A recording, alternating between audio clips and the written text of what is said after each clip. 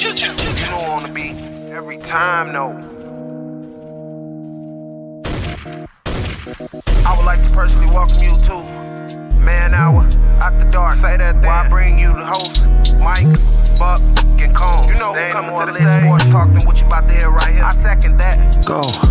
You know that it's us when we talking about sports. Giving you facts on the field to the core. Tune in, we need the support. 1 hour too short, still listen some more. On all your stations, not dropping no music. Starts like Adidas, but Nike just do it. Down 4 in the 4th, we go for the win. Michael 2 seconds, we taking it in. Buck, Mike, and Combs, you know what's going on. Man, now we're after dark, no LA, we the big spark. No 4th and inches won't cut you short. Got the best talking, it's all sports. Buzzing more than buzzer beaters. We coming live all through your speakers, go. And what is going on, Man Hour Nation? It's your boy, Beastie Brandon Combs, and we are here, Game 5 of the World Series. The Houston Astros trying to stave off elimination versus the Atlanta Braves, who are trying to win their first World Series since 1995. Can the Braves do it? I may have changed my mind after the other night. I may have changed my mind as to how long this series is going to last. But before we get to all that, let me bring in my partner for the evening, Soup. What's up, brother? On, Soup Boss? Hey, the Astros are trying to find out if they can do what's right and stop people from destroying the Death Star. You know, it's time to, twist that story around, make it all out like it's like they're the bad guys when really you're trying to deconstruct a stable environment here. So huge game for them. Obviously, everything moving forward is a must-win game. But how if they win this game, how they win it, I think is going to be the determining factor if they have a shot or not moving forward. Yeah, absolutely. Hopefully everybody is back from trick-or-treating with their kids. Get the kids, let them have a couple pieces of candy, get them all settled in, get them into bed, and join me in the Soup Boss for this game, because I'm telling you right now, you guys are in for a treat, especially if the Braves win this thing tonight, man. This is going to be something special, something to watch. I think this is going to be a great game. You know, I changed my mind after yesterday's win as to how long this series is going to last, Soup. At first, I had said 7. I had said the Braves would win games 3 and 4 at home, and then they would lose game 5 and lose game 6 on the road and win game 7. However, after the way they won last night, I think it ends tonight. I just what's your reason for that? It's not like they went out there and that was a gut-wrenching loss last night for the Houston Astros. Yeah, that was a gut-wrenching loss. You were playing well. You had them going. They weren't swinging the bats very well. And then gut-wrenching losses against the Sox too, man. This Astros team is not built to. But none of those gut-wrenching losses isn't put them the down 3-1, though. This isn't the Brewers. This isn't the Royals. This isn't the Athletics. This is the Atlanta Braves, who are 7-0 at home in the postseason. Okay, well, if you just want to say that's it, that's the way it is because of it. This could be a really boring show for our people. So, if you're selling it that way, man, I watched the Red Sox go out and smack 3 grand slams against them. I watched them demoralize them in games winning 9-2, and then they came back and destroyed them. Like, I get everything you're saying about it, but losing a game 3-2 on back-to-back home runs in the 7th inning, that's demoralizing. Like, I think you and I got to start doing some dictionary lookup here tonight. Like, it sucked, no doubt, going down 3-1 instead of tying it up 2-2. But demoralizing, where I'd put an ability for the Astros to still come back, nah, not to me. I think it comes down to if they win tonight, how did they win? If they win 3-2, they're happy going back home. Yeah. But I don't know if they're energized. If they go out tonight, let's say, and win like 11-1, 11-3, I think not only do they win, but they go back home energized, knowing, okay, we've got it back. We got our bats back. We're back alive. We did this before. We can do it again. So, obviously, what's going to be crazy is this Atlanta fans. Like, how pumped are they going to be all night to get this team to win it while they're in Atlanta? It's going to be huge. Yeah, it's going to be crazy. I don't think that even if you are the Astros and even if you tear them up tonight, I don't think you can really go home happy, because the last time you tore them up was in game 2, and you haven't won a game since. I mean, you beat them 9-2. You beat them pretty convincingly after game 2. You're still going. You have no choice. Like, your back is against the wall in every game. For being such a huge baseball fan, you're confusing me within 2 minutes of us being on the show. They go back home with 2 games. Yeah. With down 3-2, but if they win this game and beat them like 11-1, 11-2, and you're telling me like that's not enough. If you have home field advantage, you go back technically. If you go by homes in away games, you go back home down 3-2. Like, that's the sense of it. I don't. If they won tonight and then the next 2 games were in Atlanta, then I can understand what you're saying. But I think I don't know. I don't know if it's just because of your hatred for the Astros, like so many other people in Sports Soup, and what it is. But man, remind me to not bring you in for any type of like rah-rah speech for a team who may be down a little bit, and to get them inspired, because I don't know, man. I've never seen someone count someone out so much. And 3-1 hole is a huge hole, but you get a big win and you get to go home for 2 games in a stadium that you know how to play in. Yeah. I'm not counting them out. Not yet. It's just a matter of you've got their backs against the wall.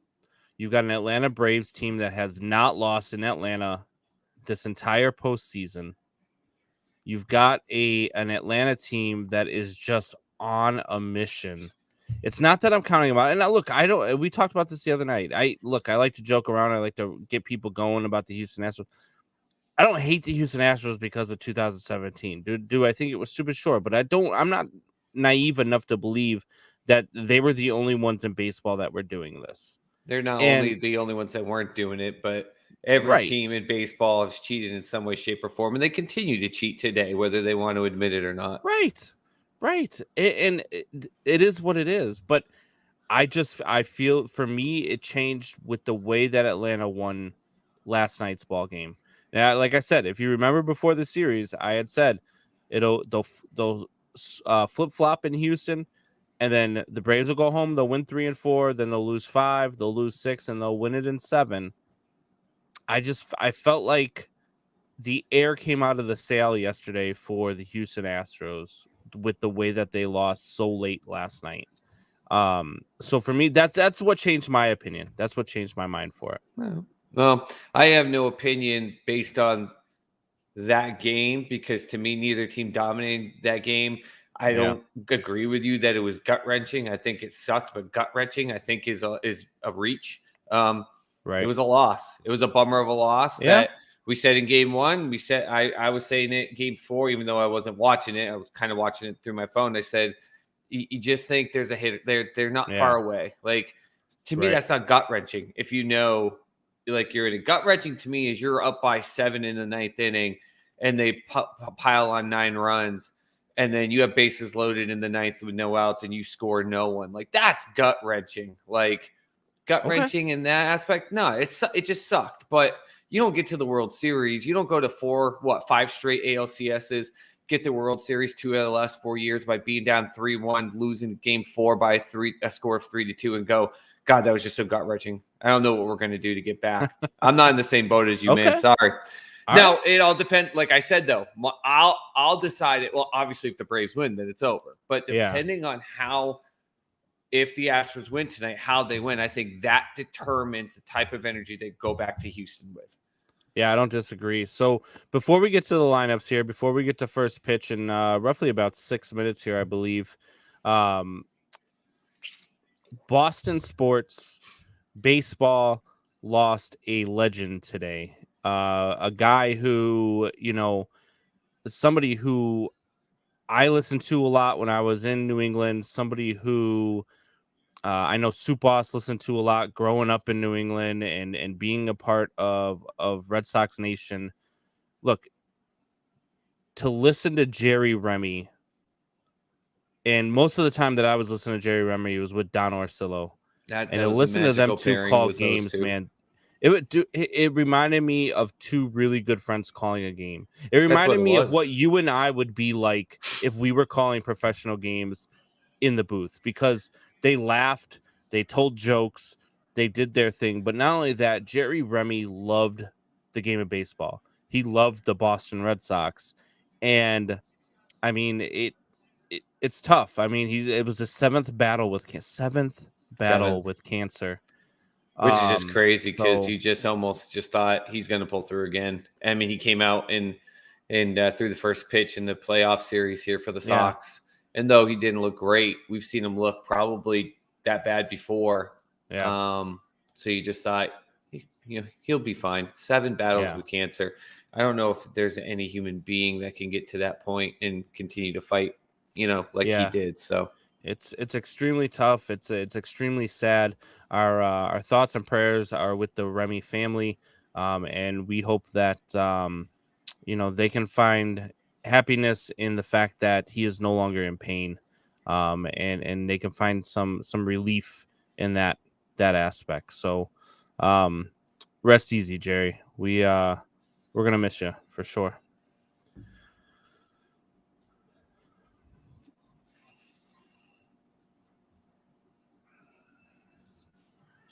All right, so let's transition back here into the game. We're gonna definitely probably have some Jerry Remy stories as we go on throughout the night. I got to meet him and his wife. They were awesome. Yeah, and there were times where, and that's, to me, that's what sometimes a good announcing team can do, is almost have you forget that there's a baseball game going on because you're just listening to the stories that they're telling. Yep. And Jerry Remy was definitely that guy.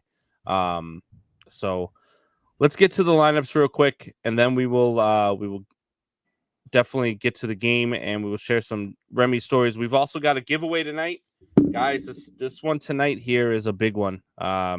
Whoever wins this one tonight is going to be a very happy person. I guarantee you that. This is probably the best piece of the series that I've given away, and we've already given away some really good pieces here. So excited for that. That'll probably happen. Let's do bottom of the fifth. Bottom of the fifth, we'll do a giveaway. JJ, if you end up getting on, man, start get some other people on here. You won something in game 2. Absolutely. Get people. No, game 3. Yeah, game 3. Get people over 3, here in game 5. Yeah, absolutely. So the Houston Astros lineup looks like this tonight. Jose Altuve is at second base. Michael Brantley in right field. Carlos Correa at short. Yordan Alvarez in left. Yuli Gurriel at first base. Kyle Tucker in center field. Alex Bregman at third base. Martin Maldonado is behind the dish for the Houston Astros. And Framber Valdez, game 1 pitcher, looking to keep the Astros alive, is batting 9th. That is the Houston Astros order. What do you expect to see out of Houston tonight going up against Tucker Davidson? Everything that they can do in the kitchen sink. Like I said, it's going to be depending on how they win, that what type of energy they get back to Houston. They don't want to crawl back to Houston. They want to go back to Houston with their heads up a little bit. They're going to do everything, but that means Dusty's going to really have to be more aggressive himself. We talked about how in game 3, him bringing out Siri and then not running him until they were 2 outs. That's the type of stuff you're going to have to go away with. And even if that means that you have pinch runners earlier in the game, but you send them when you do that. If you bring in guys that are going to hit, don't miss spots. You're going to have to be perfect with your location. We're going to see some big strikeouts probably, but that's because I think they're going to go up there with every intention of putting every ball over the wall. So if the Brave staff is smart, do you expect to see how you saw it in game 1 early and often, or are they going to be a little bit more patient tonight? I think there's certain guys that you're going to see no matter what. Like, let's face it, Correa and Alvarez, they swing early. That's just what they do. The rest of the guys, the Brantleys and stuff like that, I think those guys, you'll see them be a little bit more patient. They'll wait for them to pick their spots. I don't think you're going to get a whole 1 through 9 hitting the same way for the Astros. I think some of the guys are just going to be known, hey, if you think on that first pitch you can put it over the wall, just swing. And Altuve got that home run in game 4, so he feels like he's got his strength to do it. You can do that, but you're going to see guys like Brantley, Bregman, Tucker, even Maldonado. They're going to wait on it. What's going to be big to me is that 4 spot with Alvarez. And is he up there? Is he up there swinging hard, or is he up there? He did a great job in game 3, laying off of the ones they wanted him to swing at. the breaking balls, but he just missed some swings. So does he do that and pick a better swing, or are they just saying go for it? Go for it. Yeah. So we'll see here as we have first pitch starting right now. Yeah, so Jose Altuve leading off for the Houston Astros. We'll get to the Braves lineup in the bottom half of the first. For me, it's Jose Altuve. Jose Altuve has to be the trendsetter here. He has to be the guy that starts them out and starts them out quick and sets the tone here. So let's see what Altuve can do. As Altuve takes strike one up in the zone.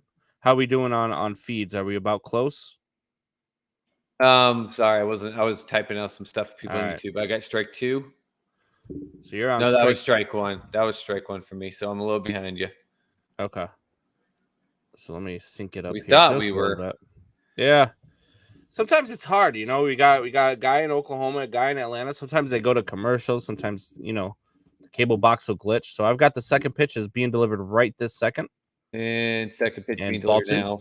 Ball two. All right. So you're like a second ahead of me, which is so funny because, again, this is the TV that used to be always ahead for me, and for some reason with the World Series, it's behind. So it is what it is. Hey, what's going on, Jonathan Briggs? I see you in the comments, man. Hey, I'm telling you, we have a big giveaway tonight. It's a big piece. You know, if you're a baseball person, you're gonna love this piece as you get strike two to Jose Altuve. It's a 1-2 count now. So get as many people as you can onto the stream. Give everybody a chance to win something. There is I'm telling you, when you see this piece, you're going to be like, holy crap. And good layoff by Altuve. Didn't go chasing at the heat up and away. So we've got a 2-2 count. JJ, you're such a big baseball fan and everything, but you like to talk about it. Copy the link to the YouTube page. Share that on your Facebook. Get people in here. Tell them, they comment, talk. We're going to talk about the things that you guys talk about too. I'm going to try to stay active as I see things. And we got a foul by Altuve to keep it 2-2. Yeah. So there, it looks right here. Altuve's been very patient, trying to see what's coming. He's not swinging he hasn't swung at any bad pitches. He's laid off the two pitches that have been outside of the zone. He hasn't gone fishing. So this is an at bat where Altuve is trying to see what Davidson has here. Yeah. So here comes the 2-2 pitch to Altuve. Swing, pop him up. Swing, pop up. Yep. The Dansby Swanson is underneath it and out number one. So one down, but you got to think you got 6 pitches through. That's not a typical Altuve at bat, even when he's usually a little bit less aggressive than maybe normal. He's still only getting 3-4 pitches in. So he saw it through. Got to, you know, and those are things that leadoff batters will take that back and let them know what he saw. And that's going to be why you may not see Tucker get through the first rotation. If all the batters do this to him, there's no way they're going to keep him in there for the second rotation after they're sitting there saying what they're seeing up here. So, right. And then Brantley taking one. Yep. So I think that's what they're going to do. And they're going to force the Braves to go into their bullpen. Not like their bullpen's done anything wrong. In fact, it's probably been just a little bit better than their starting pitching, barely. Right. But they're going to try to tax him and tire him out and see if they can just beat him down here. And here's the 0-1 pitch to Brantley and down low. And you see him, he's just sitting up there. He's got that bat. He had it on his shoulder, very relaxed. Really wasn't looking to swing. Maybe you take a hack, but I almost guarantee you he had zero intention, even with the 0-1 pitch, to swing right there.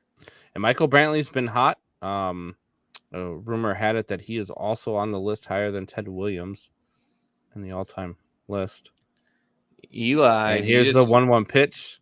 Brantley swings at it. Fouls away. Eli, you went and did some trick-or-treating. We did trick-or-treating last night, dude. Candy didn't sit well in Dad's stomach either down here in Oklahoma City. Who's overrated? Michelle saying that her team did terrible. And Buck Michelle's a Bucks fan because it's New Orleans. They never play well in the regular season. She's a Bucks fan because Gronk is there. That's nothing wrong with that, baby. Yeah, the Saints are going to be in trouble as Brantley takes ball two. Saints are in trouble with Winston going down, getting carted off the field. That's a big blow for them. You know, you're still missing Taysom Hill. Taysom Hill is still out with a concussion.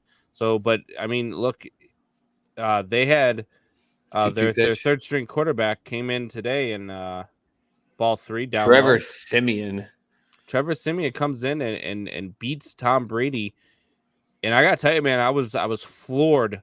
First and goal with after the 2-minute warning, and instead of running the ball and forcing them to call timeouts, they throw the ball, and then Tom Brady comes back. You expect him to go down the field. Instead, he throws a pick that ends the game. It's just Davidson here with a 3-2 pitch. Misses for ball 4. Brantley on first base now, and here comes. Did Brantley not think that was somehow a strike? You notice he was just kind of like looking back, like I don't think he knew what the count was. Oh, maybe that's it. Yep. Okay, that would make sense. Yeah, it looked like he lost track of the count there and was like, "Oh, it's ball 4." Okay, looked like he was about to take another practice cut. And Buck chimes in, says, so the Braves no longer play in Atlanta. Well, they've never really played in Atlanta. They've always played in the suburbs of Atlanta. There's a lot of professional teams, Buck, that don't actually play in the city. Hell, you've got 2 professional NFL teams don't even play in the damn state that their city is in. Yeah. Correa goes up there. That's a good pitch. So here, called strike. Called a strike. Now, we've seen now with Brantley and Alvarez, we've seen them go deeper in this. And even though Correa wanted to turn on that was a good pitch for him to go at. He held himself. They're going to try to tax him and see if they can force a good pitch here. He goes up there hacking for the second pitch and misses it. Yeah. I've got the NFL Sunday night game, by the way, off on the other screen, not to get away from baseball, but they're showing the whole Dak Prescott when he's hurt, doing that stupid running through hip dance thing. Why the hell does that A, happen and B, get attention? It's insane to me. I don't some of the stuff now with the NFL, it almost seems like they're trying too hard. Yeah, they are. And Correa right back at the pitcher, up the middle, double play. Ends the inning. Went off the pitcher's leg, which we saw with Morton in game 1, but not with the same force. But it slowed it down, so they easily scooped it up right around second base. Pick up, tag, and then throw out. Easy 4-3 double play. And again, it's a game of bounces. I almost wonder if that goes flying through his legs. You've got a first and second situation right now with only one out. So yeah. So the Braves will be coming to the dish. Let's get to the Braves lineup here. Braves lineup. Adjust my visual. Oh yeah, where did it go? As I just lost it, so bear with me here for just one moment. We'll get to the Braves lineup in a moment. I believe Jorge Soler will be leading it off tonight, as he did in game 1. This is the first time leading off since game 1. He did have a pinch hit home run in game 4 last night. Then he had Freddie Freeman at first base. Ozzie Albies batting third at second. Austin Riley in the cleanup spot at third base. Eddie Rosario batting fifth in left field. Adam Duvall in center. Travis d'Arnaud, the catcher. Batting eighth is Dansby Swanson, the shortstop. And then the pitcher, Trent Davidson, batting ninth. And Davidson had a pretty nice inning there. He was a guy who comes into this game where Atlanta did not know what they're going to get from him. So if you get 4, maybe 5 innings out of Davidson tonight, you are extremely happy in Atlanta. I don't think he's getting through this first line. I don't think he's getting any further through the first 9 guys. Just the way that Houston's doing it here. I think Atlanta's even ready after that double play ball. Yeah, because they're stretching through, they're going through, they're looking at everything. Maybe he gets Altuve, but if Altuve gets a hit, they're gonna pull him. They're gonna go straight through this bullpen and look to lock it down. You get a day of rest. Maybe you'd ask him to do a little bit more, but you can tell the Astros aren't up there hacking away. They're looking at the pitches, they're seeing them, they're bringing that back, even by getting the double play and getting only one base runner in that inning. They're going back saying, okay, this is what he was doing. This is how he's throwing. So, yeah. Hey, Buck, I said there was 2 football teams that don't even play in the state in which they're named after. And you said Kansas City is in a state. And I never said Kansas City's not in a state. The New York Giants and the New York Jets don't even play in the state of New York. They play in New Jersey. So that's Buck who I says was the mentioning. trash can banged twice. Yeah. Oh boy. But he does pick the Astros to win tonight. It's all going to come down to this guy right here as we get to see Valdez getting ready to pitch. He on the other hand, they're going to throw not had a everything great at it. But postseason either.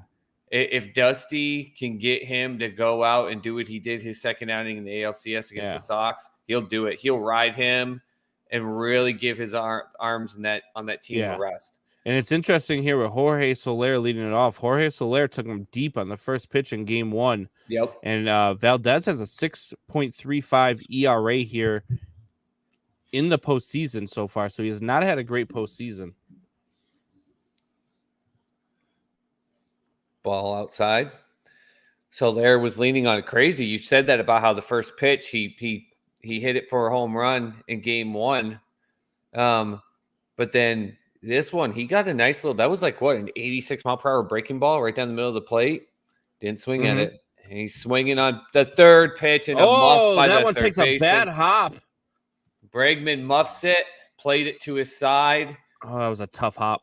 It was a tough hop. They'll call that a hit because of the way it hopped. But Bregman didn't get in front of it. That's why you get in front of the ball, kids. Even at third base, as much as it hurts, you can't let that ball come up and hit you right in the jimmies if you have to. It's the World Series, baby.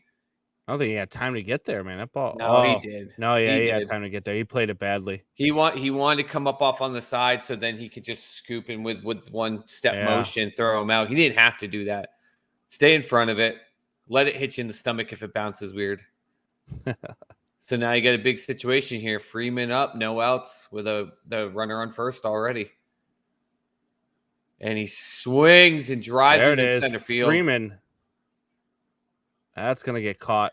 It's going to be tough to hit one in Atlanta tonight. The ball is not going to carry well. It's cooler out tonight in Atlanta. Have you in this World Series, outside of that home run that we watched Darno hit, every time I think one of these balls gets blasted, it's not even close. And yet the other home runs that I've seen hit, I think are just like basic line drives outside of Darno's and they're home runs. I'm like, oh, that's a home run. How about that? I'm just not seeing it. Yeah. Here's Ozzy Albies here. Swinging at the first pitch. So the Braves are out here swinging at the first pitch. Turn 1. Can't get the speed for turn 2. Yeah. Albies is too fast for that. Braves doing the opposite of the Astros. They're going up there, and outside of Soler laying off that first pitch, they're going up there hacking Freeman and Albies. I always call him Albies. Both of them swinging on the first pitch. Yep. Albies, he's only 5 pitches in, and he's about to face the 4th batter of the inning. Mm-hmm. So swinging often, swinging early. Maybe the nerves to the Braves trying to close this out in their home field in front of their fans. They're a little nervous. They're trying to go up there and hack to win this game early. Yeah.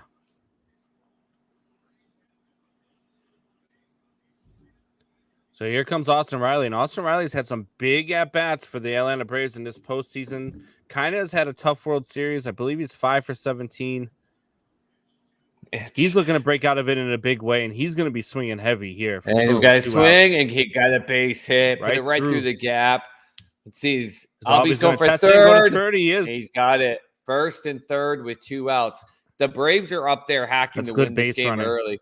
They're doing good base running. They're doing what the Astros were trying to do game 1, but they're already more successful than what the Astros were doing in game 1. So yeah, they're up there swinging early and often.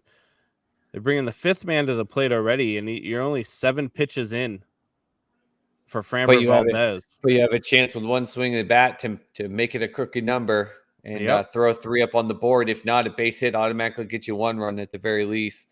That's chain in the mouth. Buck there. Look at it with the chain in the mouth. I love that stuff.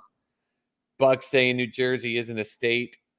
That's true. I have to watch my mouth because my sister lives in New Jersey, Buck. So she's not a big fan of it recently either, but I have to watch what I say there. That throw to third allowed allowed Riley to get to second too, and now you've got your hottest hitter in this postseason, and Eddie Rosario had a big home run in Game 4 at the plate. Let's see what he does here. Time. Love you, Eli. Eli just came on. Hey, Eli, if you're still on, we'd love to get some type of work together. Daddy will chat with you this week about trying to do something for TikTok. Maybe you and Noah doing some editing for us would be cool. Yeah, for sure. First pitch. Takes strike one. Wait a minute. On the last hit, did he go to second or he did go to second? Yeah, Riley is on second base. Yeah. Runners are on second and third. I thought it was first and third. So a base hit right here. You're already putting 2 on the board. Yep. Big at bat.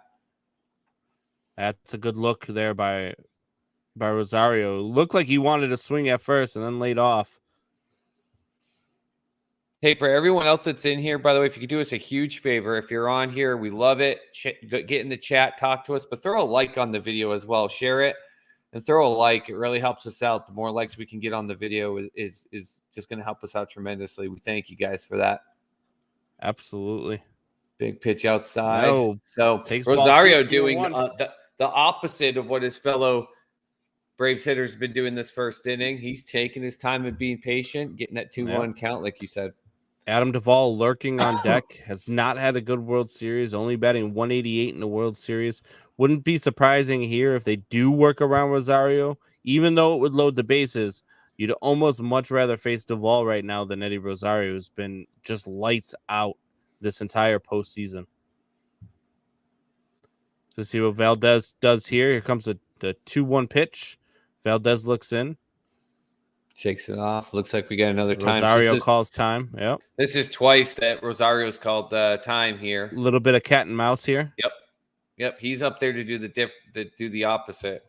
Yeah.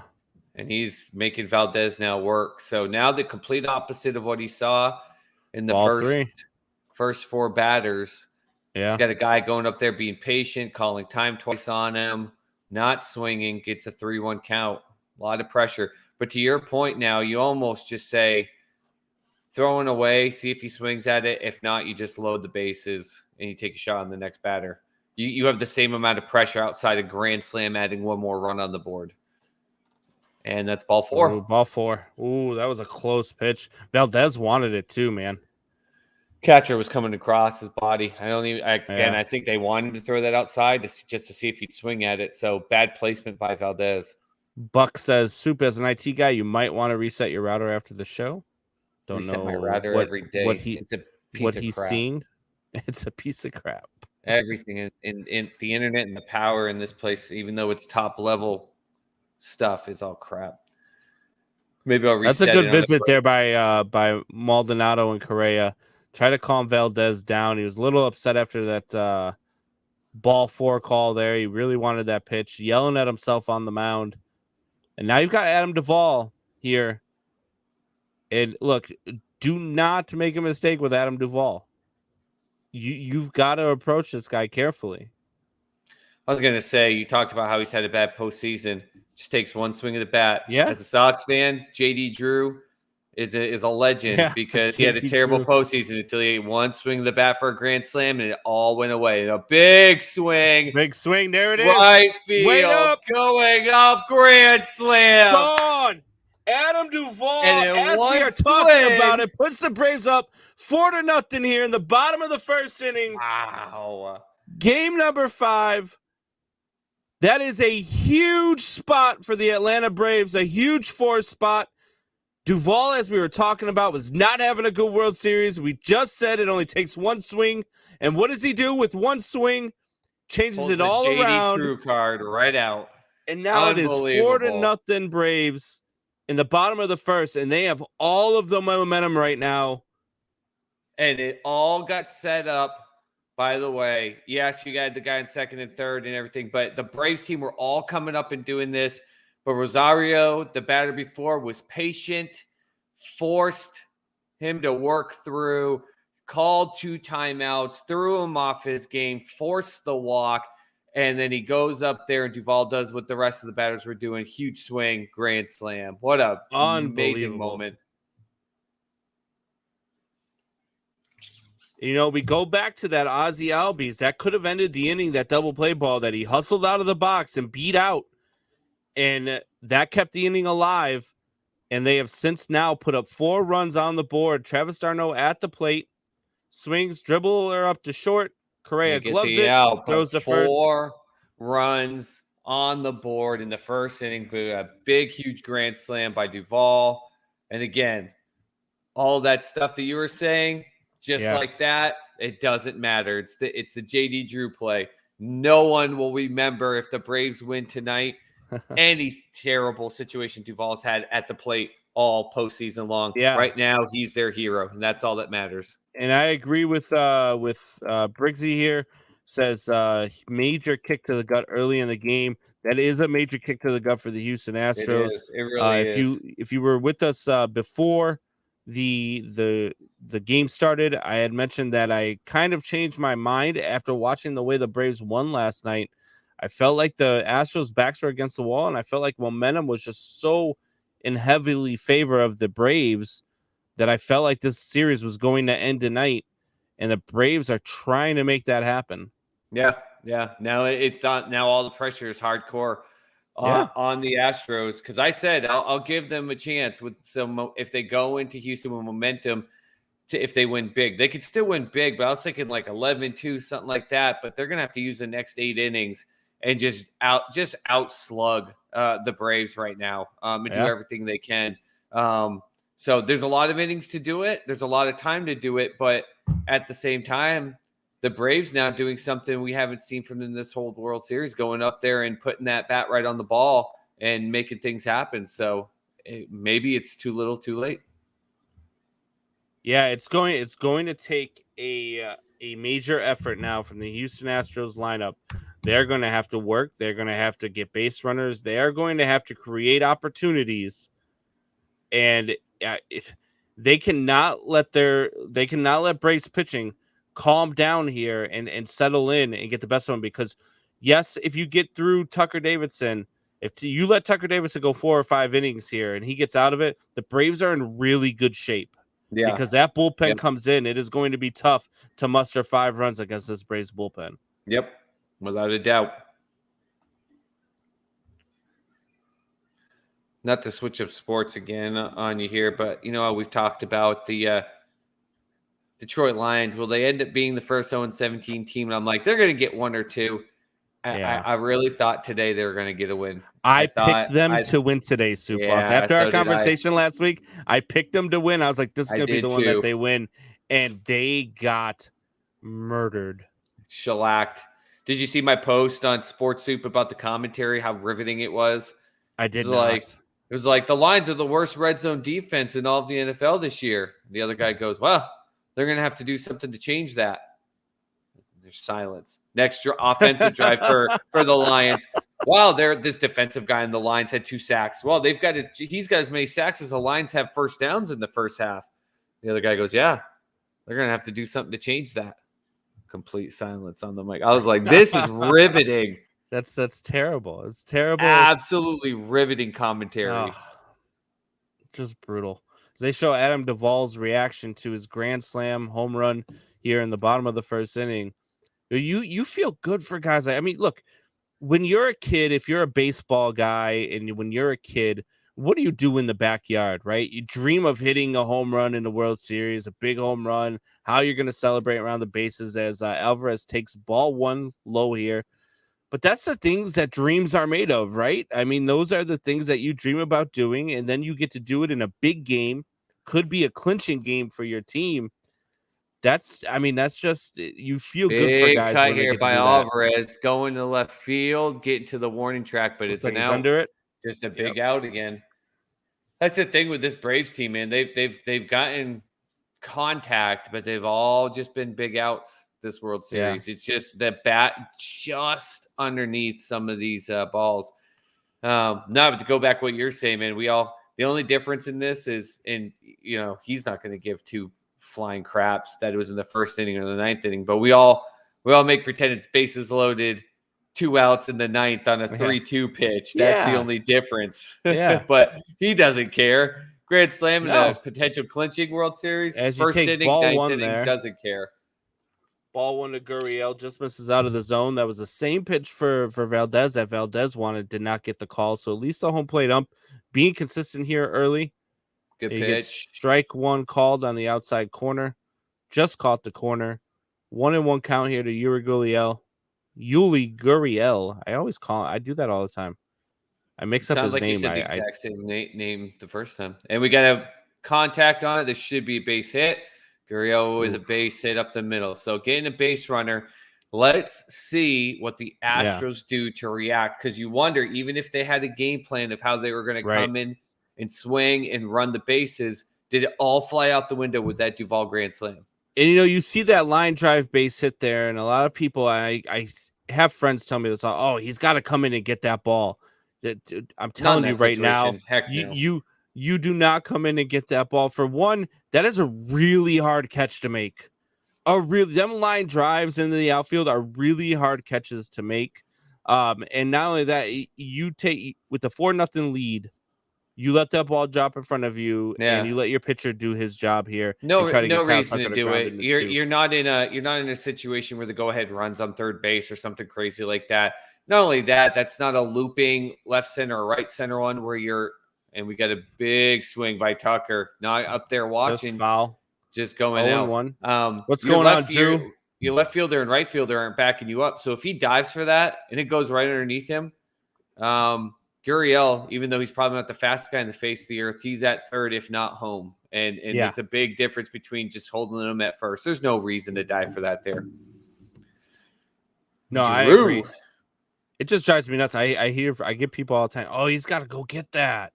You go get that. You go make that catch sitting on your couch at home. You go make that catch and tell me how easy those line drives in the outfield, man, are tough. As you get ball 1 here, it's a 1-1 count now to Tucker. That's a tough catch. It's a tough play to make. Yep.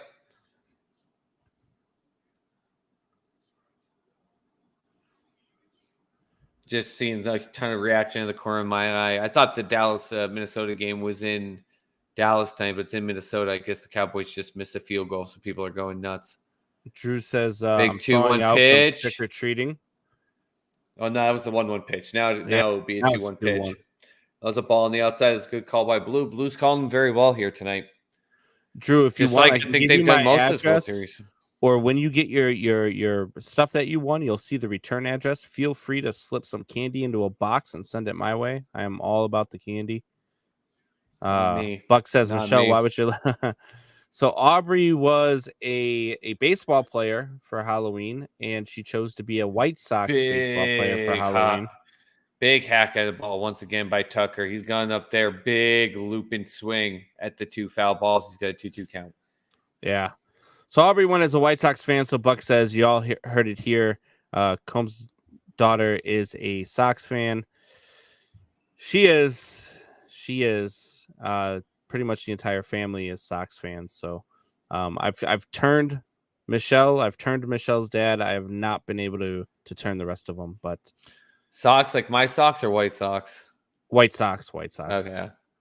So here's Tucker with a 2-2. Ooh, that one missed badly. It looked like it crossed him up there, didn't it? Yeah. Oh, big time. They didn't want that. They were looking to catch the edge of the plate, get a strike. Nowhere close. Catcher came all the way back in. Heck, if Tucker wasn't, a good 6 inches inside the box there, he probably could have gotten out of the way. It wasn't that very fast thrown of a pitch, but nonetheless, obviously it was nowhere where they wanted to be. Big 3-2 pitch right here, man on first, and ball 4. So Davidson now has him in on first and second. Houston's got a little bit of pressure.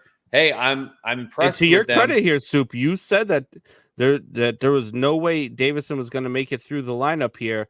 If he doesn't get Bregman here, you almost have to start firing up that bullpen right away. Bullpen, they will, because you got a 4-run lead. This lineup is they're lethal. They can put 9 runs in an inning on the board, and they're coming into this game and looking at the pitching situation and when they're going to swing completely different. They've done the first 4 games. They're coming in here with a different strategy, and it's seeming to work. We'll see if they can get some runs on the board. There's ball 1 to Bregman. So now you're falling behind Bregman.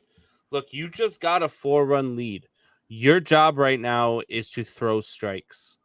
And Davidson is doing the Astros a huge service here by missing the zone and giving them free pitches to look at. So we got a big 1-0 pitch here to Bregman. Need to throw a strike here. Need to see if you can get Bregman swinging. Nope, ball outside. Ball outside. And again, he's missing the spot.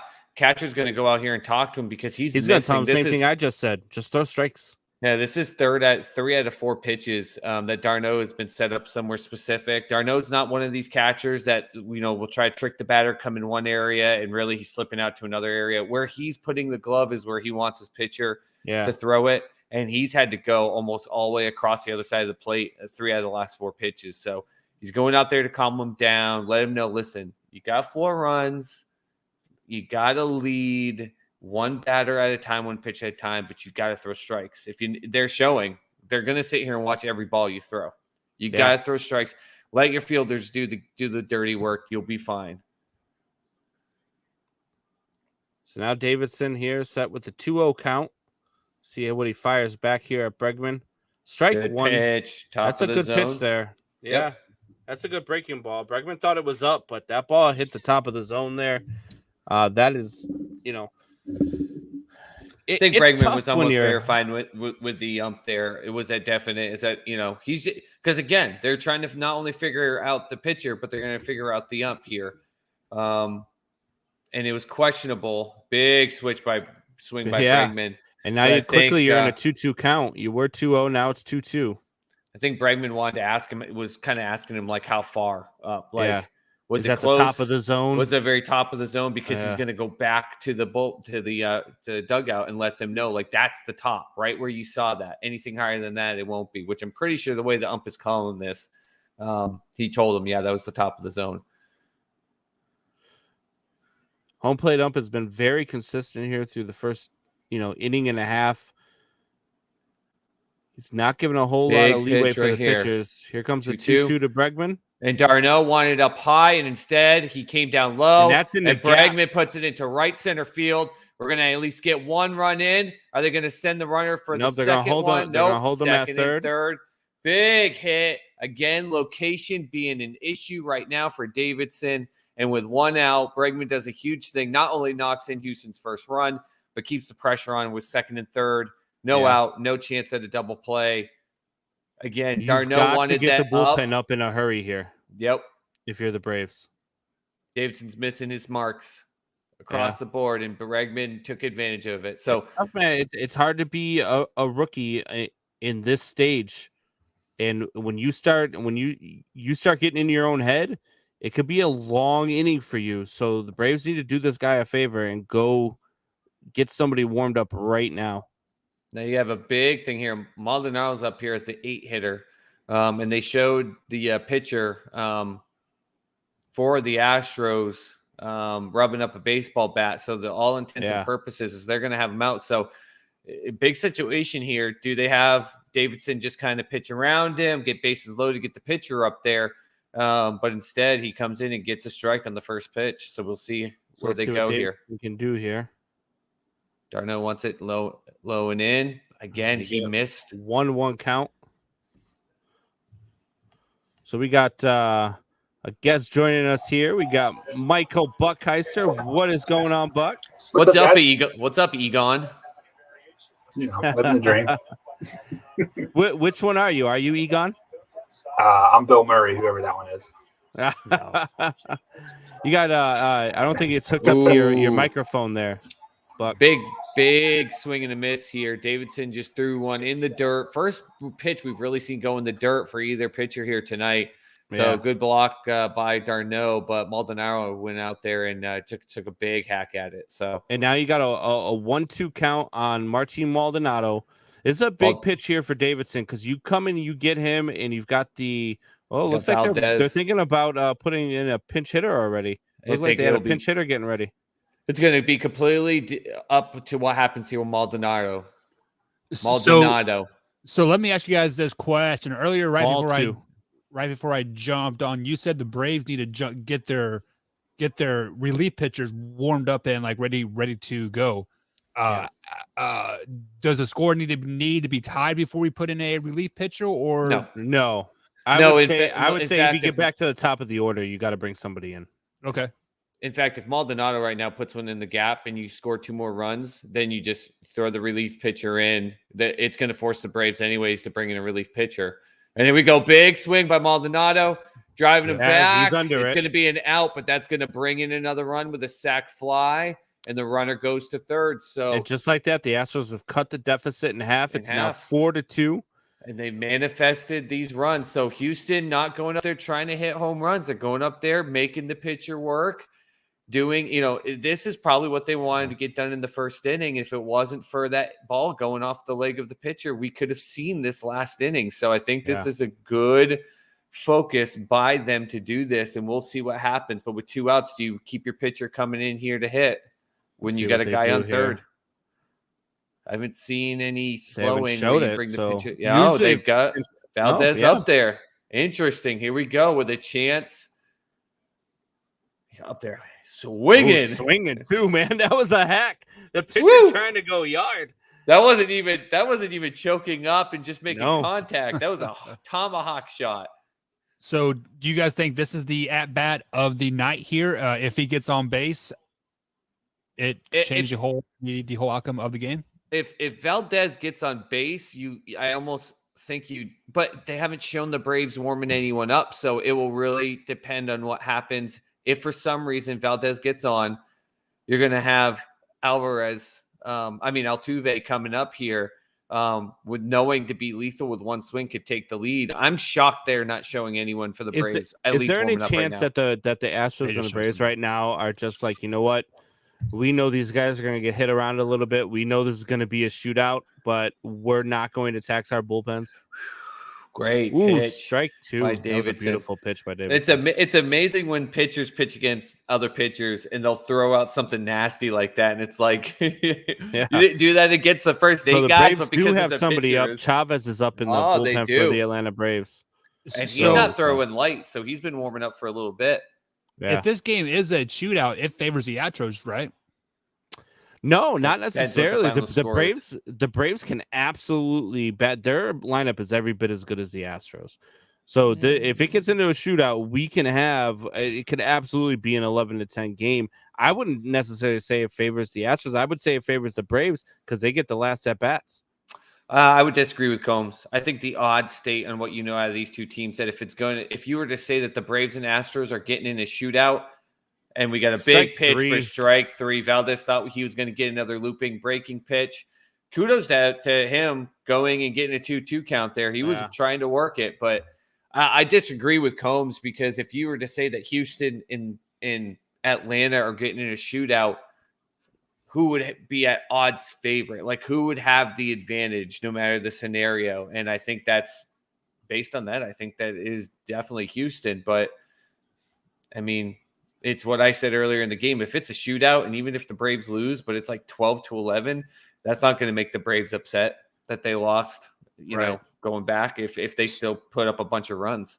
So as a common, fan here, we saw Chavez warming up in the bowl. Can we say that word? The bullpen? I would say barn arm, but that's not nice to barn animals everywhere. So, yeah. But so stupid. Can Chavez shut that down and then warm it back up again, or once he's warmed up, he is warmed up, and So Chavez, I think Chavez is that guy who they were like, all right, if we need somebody in a pinch, we're going to bring in Chavez. I think, to be honest with you, I think they'll go with a long reliever here. They'll probably right now in between innings while they're at the dish, they will probably get a one of their long relievers up. One of even it could even be another starter if they really want to go for it here. But for the Atlanta Braves, I think you've got guys like Luke Jackson. I think you got guys like Huascar Ynoa. You can go get him ready. And if you get a Noah ready, that's a guy that you're looking to have eat some innings for you.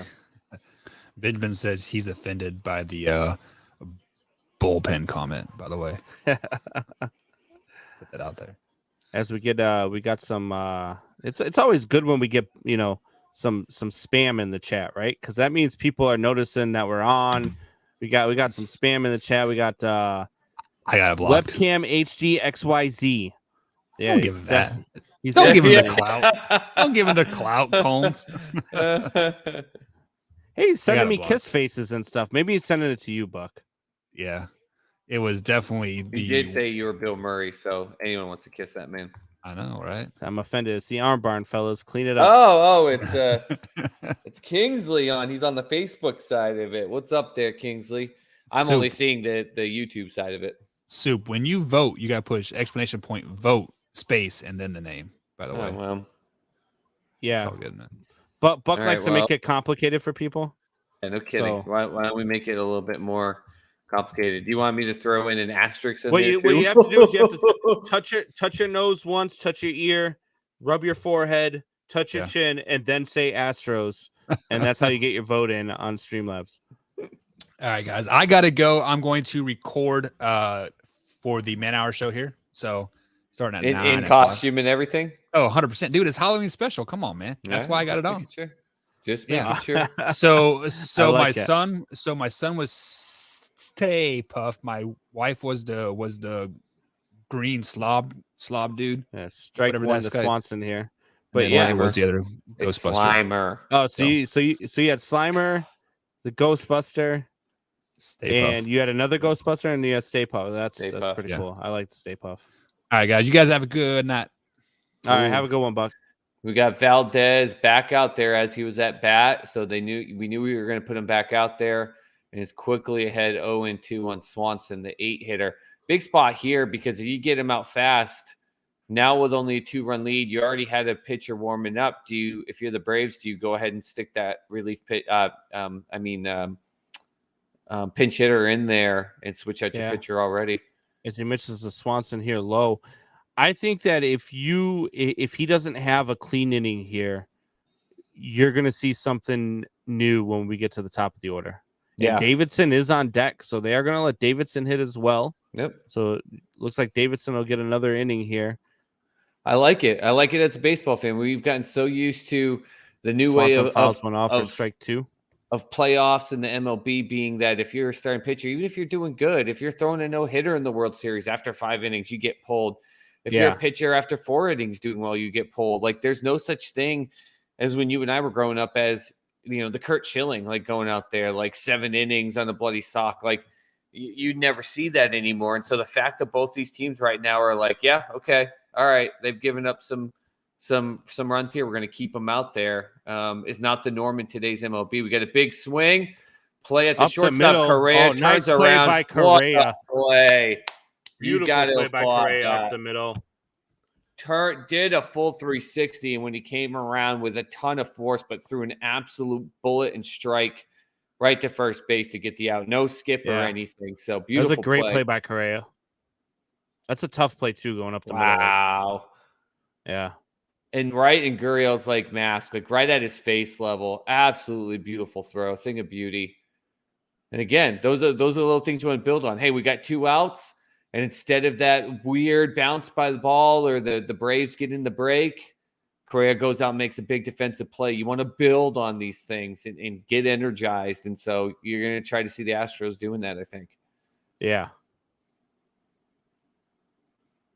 Tucker Davidson career 0-for-6 with 6 Ks. So he's trying to do anything but strike out right here. He takes strike 1. Strike 2. He's already down 0-2. Oh, sorry. Strike 2. As I've got big interception through here. And a big swing. So 2 quick outs. We've got the great play at shortstop by Correa for the first one. Valdez goes out there, makes quick work of his pitching counterpart, 3 straight pitches. Strikeout, and quickly he's got 2 outs. So he needs to get this right here. Get this out. Let your bats, who just did really well, get back out there, top of the lineup. We see, I was wrong, that the Dodgers are obviously going to, keep their starting pitcher in there. Let's see how the Astros do second time around. If Valdez right now could get them back up to bat real quick. Yeah, it'd be interesting to see how he approaches Soler here. Oh, he got a nice swinging hook. Same exact pitch he threw him the first time in the first inning, and Soler both times watched it go, and you wonder if in his head he's like, man, I want to swing at that pitch. Soler later did single in his first at bat. He's 1 for 1 on the night. He awaits the 0-1 pitch as Valdez delivers it in the dirt. He was the one that 1-1. He hit that funky base hit that went weird had the weird bounce off of Bregman's glove. Bregman didn't put his body in front of it, but it definitely was quonky enough. It wasn't an error. It was more of a hit. And a big swing fouls it off. So we've got a 1-2 pitch here for Valdez, trying to make fast work right now. What an inning this would be for him to get through this lineup after giving up the grand slam, to just get 1, 2, 3 and let his teammates get back up to bat. Valdez looks in, gets the sign, 1-2 delivery. It goes ground ball to the shortstop. Correa digs it easy. Throw over to first. That's the end of the inning. It's a huge inning for Valdez there to get out of it cheap. We're headed to the top of the third. It is Atlanta 4, Houston 2. And we've got the top of the lineup coming back up for Astros. Altuve coming up. And I thought that they would probably, if they did any type of damage, they would they take Davidson out. And the Astros are hitting differently. Yeah, they're down 4-2, but I think they actually are the better hitting team right now of the night so far. Just one big hit by the Braves making a huge difference, obviously. But we'll see the second time through. This is really going to determine how this game goes. Does Davidson go out here and say, that's great, you got some hits on me, but I'm going to put out something different? Or the Astros going to work him around? And I'm telling you right now, if Davidson cannot start hitting these spots, d'Arnaud is making it very clear where he wants this ball. He's not doing anything tricky. He's not trying to fake out the batter. And he is missing these spots badly. Even against Valdez. Valdez worked him a 5-pitch at bat, went 2-2. Except for the strikeout pitch, he was missing the pitches badly. Yeah. So we'll see how quick of a leash he has here in this third inning. Maybe he can settle down, come and get him. Would you be surprised to see Davidson make it out of the third inning? Would I be surprised to see him? Okay. Will I be surprised to see him? Not if the Astros team that we've gotten to see here in the first 4 games revert back to what they were, which was they got 2 runs, they had a big, they got a big defensive inning, and they go out there and start swinging. I mean, they've got to. I know he loves to swing at that first pitch, but Altuve's got to watch these pitches and just let a meatball come. Davidson has shown he can't hit anything. So would I be surprised? No, because I've watched this Astros team allow it.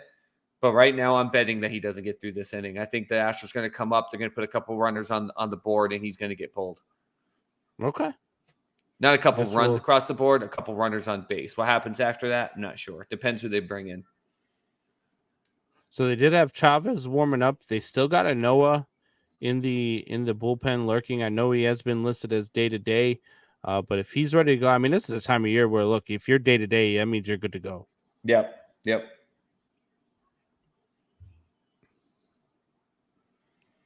What a weird week for fantasy football, by the way, across the board. So many leagues. I've never seen so many lopsided scores all over the place. And I've seen some matchups that are like low 80s against one another, and then another team in the league losing their matchup and getting like 150 points. Crazy week. So, all right, Davidson comes back out. The first pitch high for ball 1. And again, not where d'Arnaud wanted that. No, not yeah. Well, obviously, I don't think almost he's calling went to the for backstop. it. So. Yeah. That's Captain Obvious statement of the night. Ball 2 misses low. Still better than anything Joe Buck or John Smoltz is saying. I guarantee you that right now. That's true. Now, can you see the Facebook feed like Buck did? So if like Kingsley is on there or anyone else on the Facebook league? It depends on which Facebook they're seeing. Like, because, I share it. Strike 1 to Altuve. I've shared it to my Facebook. I know you got it on the Soup Facebook. I know that you might have it on your Facebook. So, well, I share the YouTube link though because I can see the YouTube comments. yeah, I feel I can get more traffic and seeing stuff. Thanks for everyone, by the way, on YouTube to continue to like. We've got 8 likes on there so far, so we're getting some good traction. And a big swing. Davidson throwing a big off-speed pitch way off the plate, and Altuve just putting everything he could to try to hit that. He's got to stay off that pitch, and here comes that old Altuve. I'll swing and hit anything, and he hurt himself. He should be looking at a 3-1 pitch right now, so he helped and now it's Davidson out. 2-2. And if you're just joining us here, bottom of the 5th, we will have a giveaway as Altuve fouls it off, so it will remain 2-2. We are going to have a giveaway here in the bottom of the 5th, another piece of autographed memorabilia, and I promise you, if you are a baseball fan, once you see this, you're going to be like, holy crap. Because when I saw it, I was like, holy crap, this is a nice piece. So I promise you, you're going to want to stay tuned and try to win this one. And a great eye. That's a hell of a pitch right there. Yeah, so I've been on take. Davidson for missing his mark. That was a hell of a pitch. He tried to get Altuve to swing, and Altuve doing a great job compared to the big swing and miss he had a couple pitches ago. So 3-2 pitch now. Big moment. And Altuve grounds it down. Oh, we got a muff. Oh, and he the bobbles it. Astros. Dansby Swanson bobbles the ball. Easy ground ball play. And Altuve's speed there. Altuve getting out of the box quick. Yep. Hustling down the line. Causes that to not be such a routine play. Swanson kicks it. And now instead of having one out, you have a runner on first base. And here comes Michael Brantley. And the bounces are going the way of the Astros. We've been seeing it going the way of the Braves all this series, right in the and heel now of the you need glove. them. Yeah. And again, d'Arnaud was looking for that to be a little up and in. It was down. Yes, it ended up being a muff play that could have been probably made, but nonetheless, this is what happens when you don't hit your marks as a pitcher. You got to hit them. It is ruled an error. It is ruled an error on Swanson. So here's Brantley here, and he takes ball 1 low in the dirt. If Brantley gets on base, he's done. He's done. He's not hitting his marks. He's looking bad. He's got a 2-run lead, and right now, if you're the coaching staff, you're looking at a pitcher doing everything he can to give away this huge lead and momentum and crowd noise that they got in the first inning. Brantley gets on, he's done. And we see an advertisement for Hawkeye. Here comes the 1-0 pitch. Great pitch. Good Strike pitch for him. 1 low in the zone. Every at bat, he's got 1 or 2 pitches. Yeah. And then you just go, how then when he is missing, he's missing by so much. It's not even close. So, and that's going to hurt you too moving forward is when you're missing by that much, some close ones, they're harder to get that call. It is. So here comes the 1-1 pitch to Brantley. And he lays off of it. Lays off a ball in the dirt. There's a nice stop there by d'Arnaud. Stop by d'Arnaud. I think d'Arnaud was calling for it low, so I don't think that was really a mismark there. He's getting in the realm of where he wanted him to throw that. Trying to throw some breaking balls here, some loopers in, keep it away for Brantley that where he could scoop and lift it. But then I think they're going to try to come at him away with some speed. But if you come to him with some heat inside because you missed the mark, he's going to turn on this thing. And he's going to make them regret it. And Brantley's such a smart hitter. It's going to be really hard. I know he's setting up low. You want that ball low, but you've got to at least get it somewhere close to the zone because he's not going to swing at junk. Here we go. Huge 2-1 pitch. Down and in. Great call by Blue. Sticking with right on the zone. We saw in game 1, Combs. That was getting called for a strike. And instead... And is this the same ump as game 1, or is the ump from game 1 going to be right below the knees? Game 6. I think he'll be in game 6. It's not the same ump from game 1, but when you're missing your zone, it goes back to what we were saying. When you're missing your zone by so much, you're not going to get those close calls. And he walks Michael Brantley. And again, Brantley doesn't seem to know what the count is. He's now been walked twice in this game, and he's almost like confused at what the count is. And here you go. They're gonna come and get him right now. Hey, what? I don't want to give them any pitch attention and change for the Braves right here. We got, I don't know if you've got the admin ability, but whoever this commenter is on YouTube, we've got to block that, get that off. Yeah.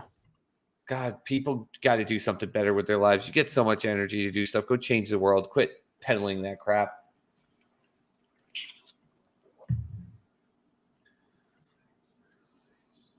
And we got as Combs said, big pitch and change.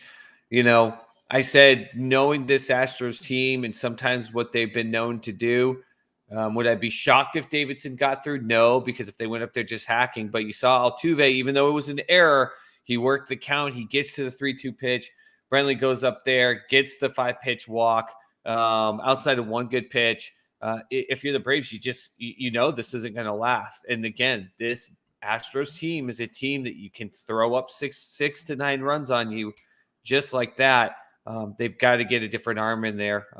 And we'll see right away how they're hitting in terms of location, because the Astros are doing a great job. Unless these pitches are right in the zone and are strikes, they're not swinging.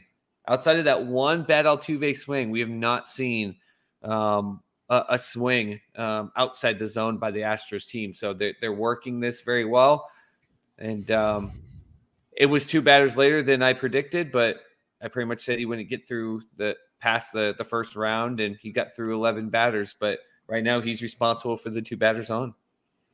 Yeah, absolutely. And you've got the Atlanta Braves now getting into their bullpen in the 3rd inning.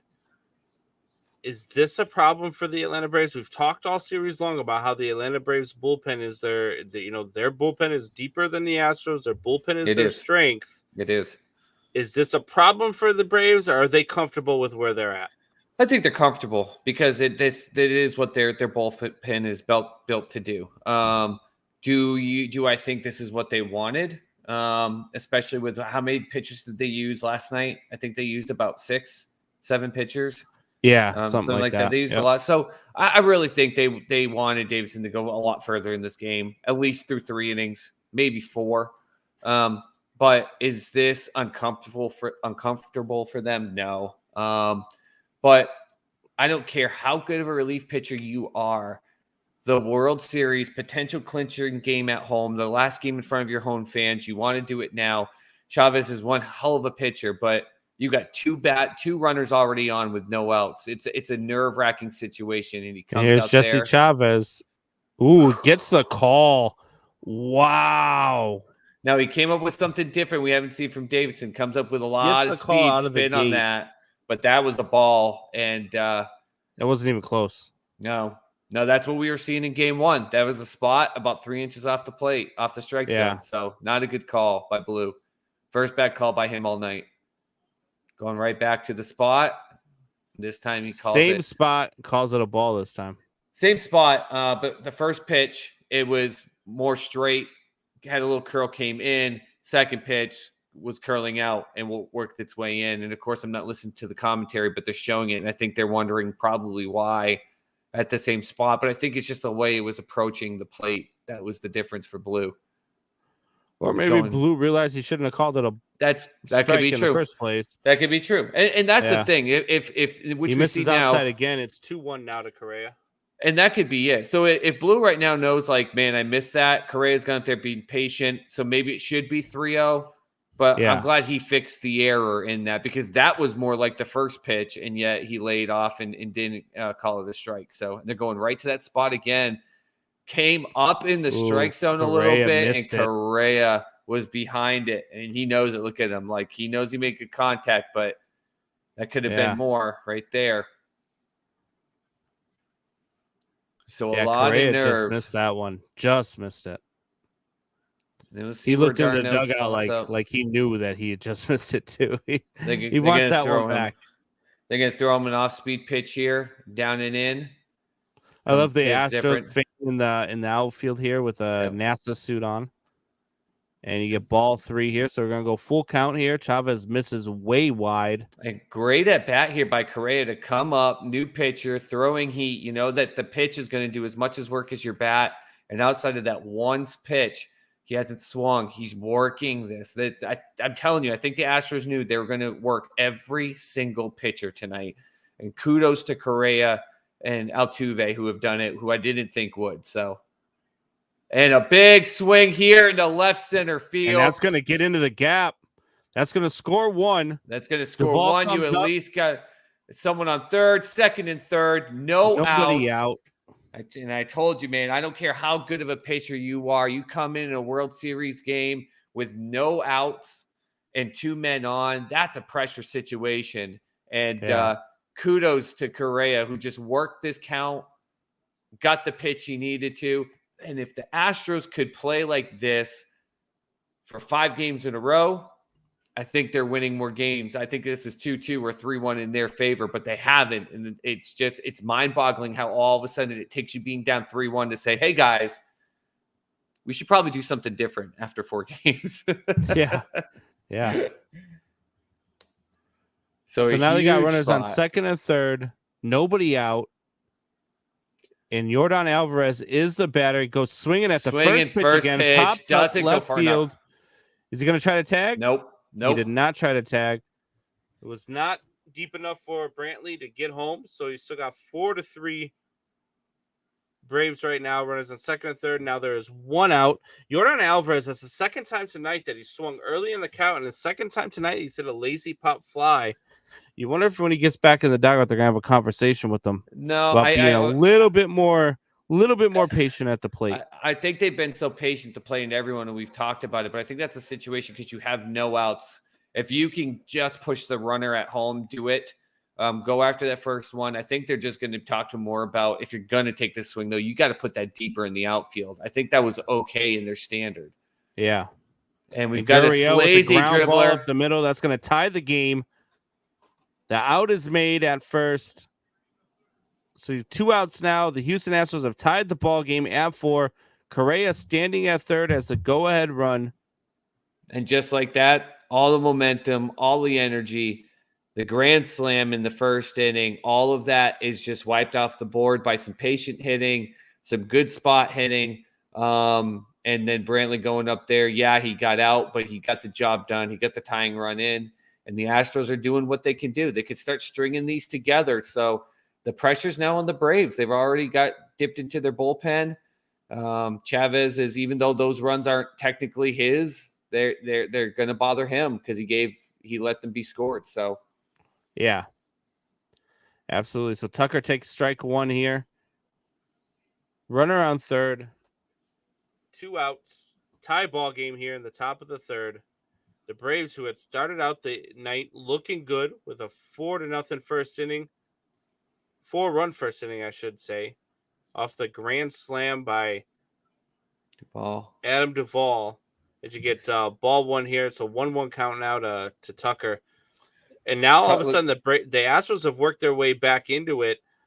Momentum is completely on the side of the Houston Astros right now.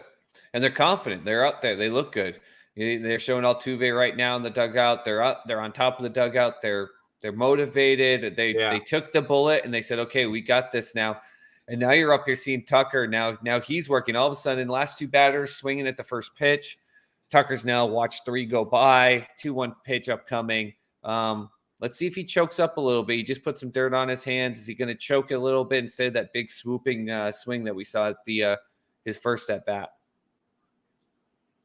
You see Rick Kranitz in the dugout looking on, hoping his pitching staff can figure this out here. And Chavez misses in the dirt. So 3-1 now to Tucker, who's a great situational hitter. And you've got Bregman on deck. So you do not you don't want to give in here to Tucker. You want to go after Tucker and make Tucker beat you. Yeah, because Bregman will make you pay. He's the one that started this swing of momentum coming back. So and a big pitch, and he walks him on 5 pitches. So now Chavez is allowed 2 runs to come across, even though they weren't his. He allowed them to come across. The guy on third is his, and the guy in first.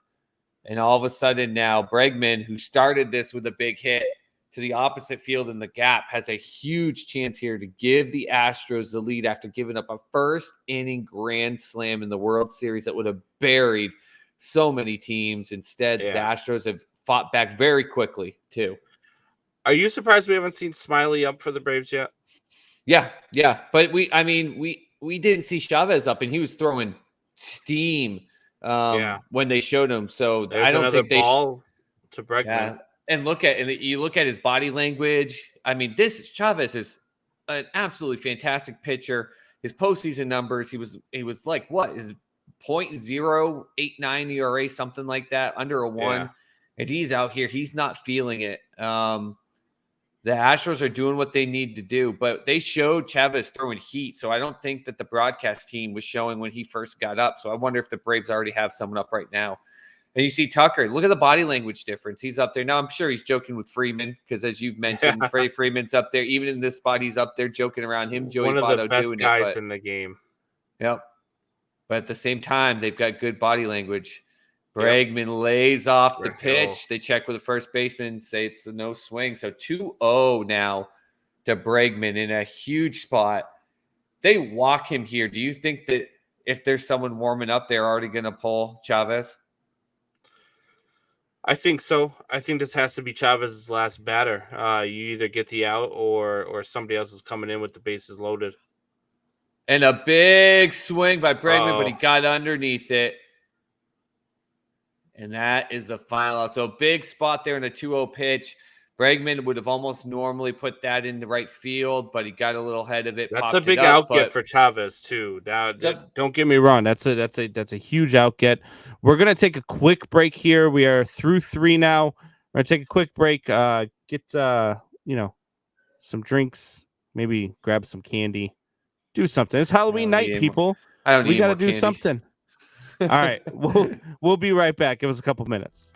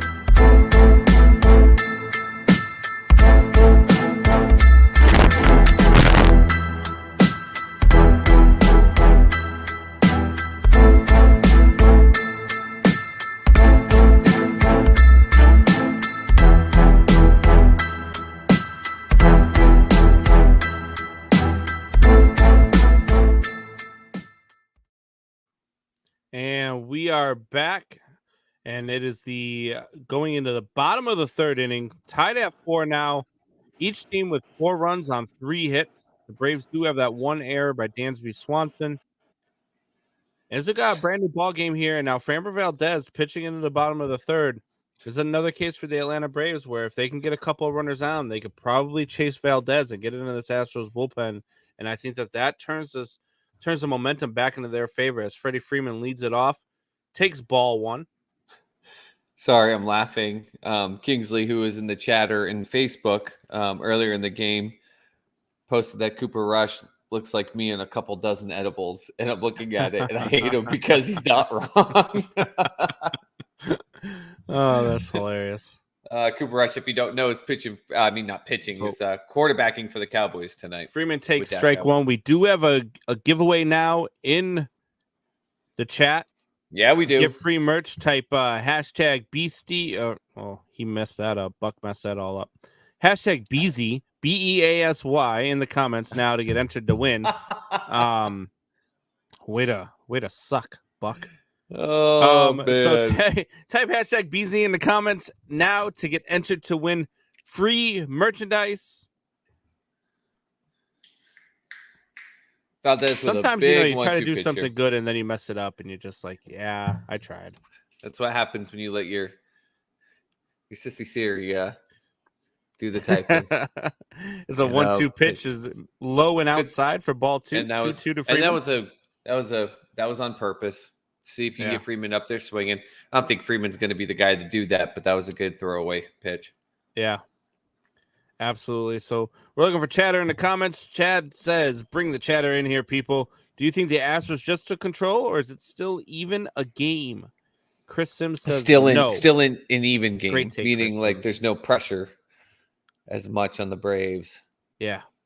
Hey, Chris Sims, what's up? Chris Sims just says no. I think with a 3-1 lead, I don't know that there's pressure on the Braves at all in this game, to be honest with you. Do you feel like there could be pressure on the Braves with a 3-1 lead? And a big swing by Freeman absolutely destroys this ball. Blasted. Almost hit the State Farm sign. Wow. Freddie Freeman is a guy that has just been waiting to do something like that in the World Series. He's looking super serious coming around the base, but you know he is pumped. I can't wait till they show him in the dugout. He is all business right now. Freddie Freeman, and this is a guy before the series started. I told you I'm not a fan of either team, but if there's somebody I'm rooting for to win a ring, it's Freddie Freeman.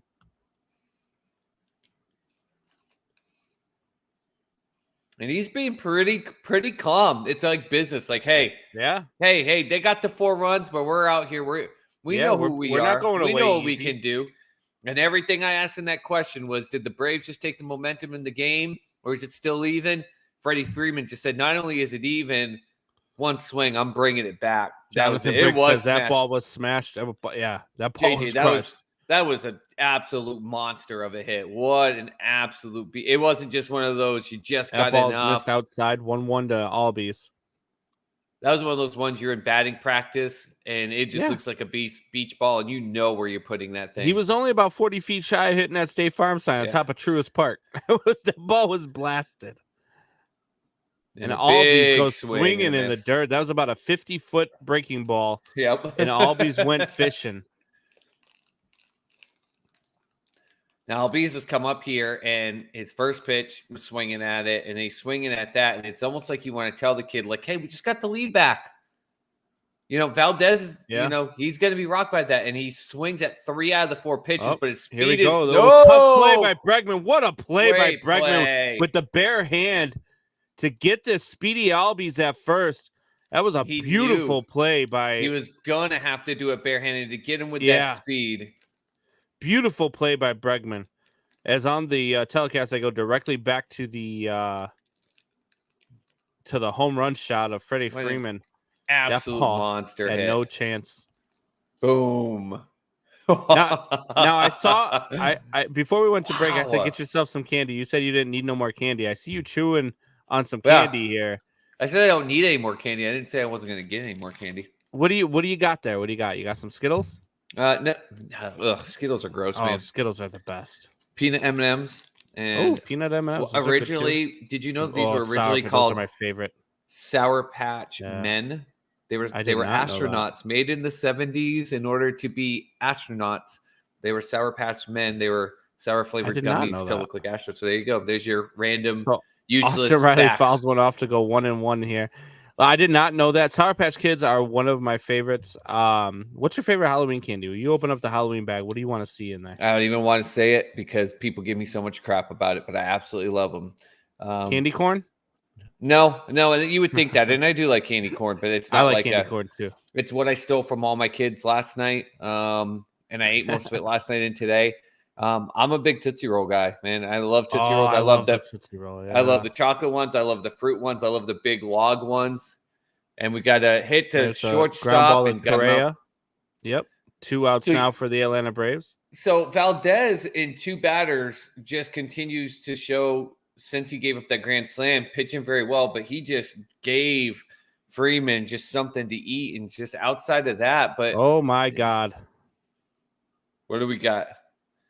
Oh goodness gracious! Oh my God, what is going on in the chat? Let me go ahead and quick block that real quick. Eddie Rosario up at the point, and then with Chris 2 Sims outs. with the absolute comment of the day. He's talking about Sugar Daddy's the candy because we were talking about what's your favorite candy. If you saw the advertisement that just came up on YouTube, you know why that's an appropriate comment. Man. Strike 1 to Rosario with Valdez throwing some heat, trying to get out of this inning after giving up. I just went to the bomb. YouTube page. Strike 2. That ad is not on the YouTube page. I can't even block it right now. In the YouTube comments, you mean? Yeah, I don't see it in the YouTube comments. Oh, I see it.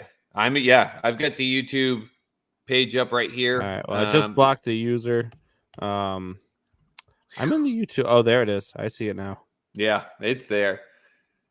And a big 0-2 pitch. And Rosario lays off it. We'll go to 1-2. Big out here for Valdez. I mean, you give up the huge monster bomb, but again, you want to give that offense a chance to go out there and as I've shown Rosario's crazy catch from last night, that really shut down the rest of that game to secure that win for them. But Valdez here, you want him to kind of come out and you gave up the bomb, but get these next 3 guys right out. Yeah. Let your offense go. Okay, that's all right.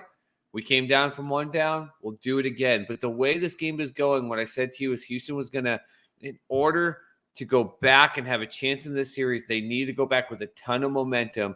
And it just seems like it's going to be one of those big scoring shootouts. Even if they win, you're not going to have enough momentum. You've already given the Braves 5 runs. And he misses here, ball 3. So now Rosario's worked a full count.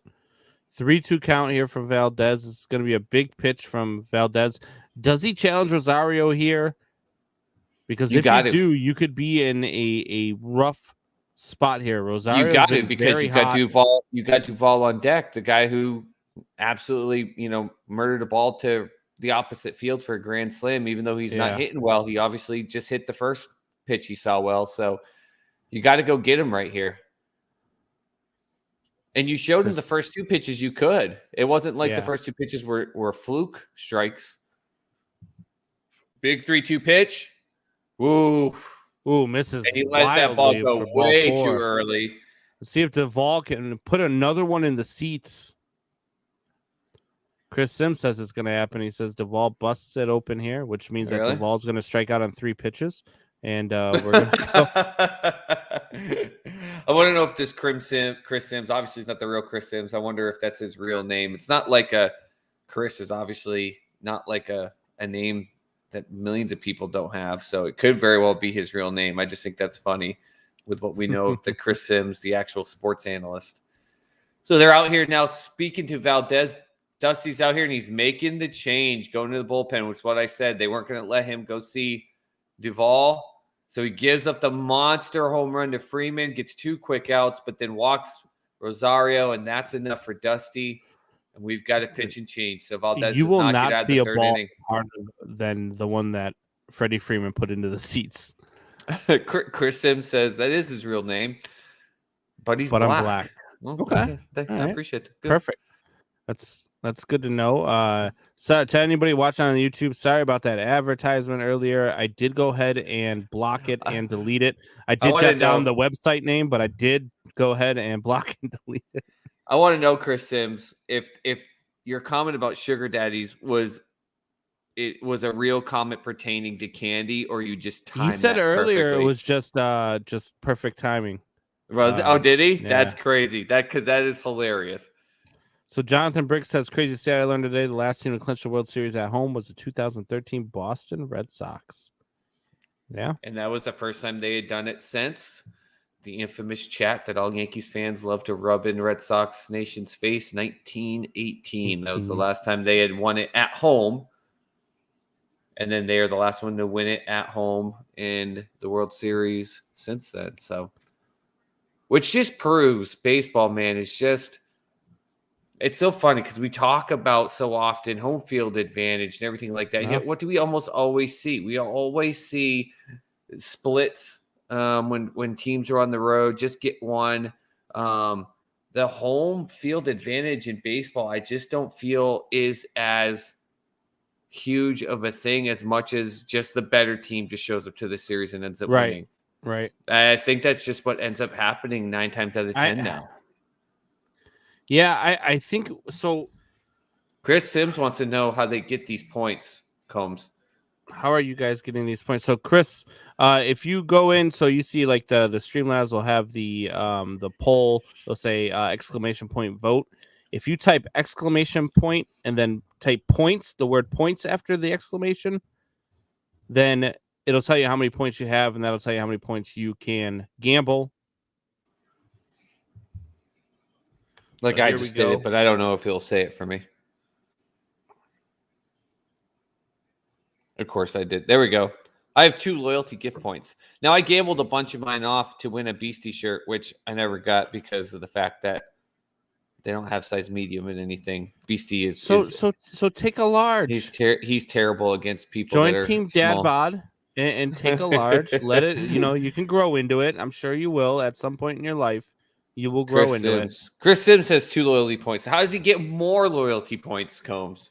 So for every comment, every like, every share, you get loyalty points. So if you blow up the chat, you'll get a bunch of loyalty points. I believe it's every 5 minutes or so you get a I believe you get another loyalty point. Buck really knows how this works. I don't really deal with a lot of this stuff. This is all him. But if you like, comment, and share, for every like, comment, and share, you get more loyalty points. So and you do have to be a subscriber to win. So if you're not a subscriber to the Man Hour, you must be a subscriber if you're going to win. So Chris Sims, if you are not yet a subscriber,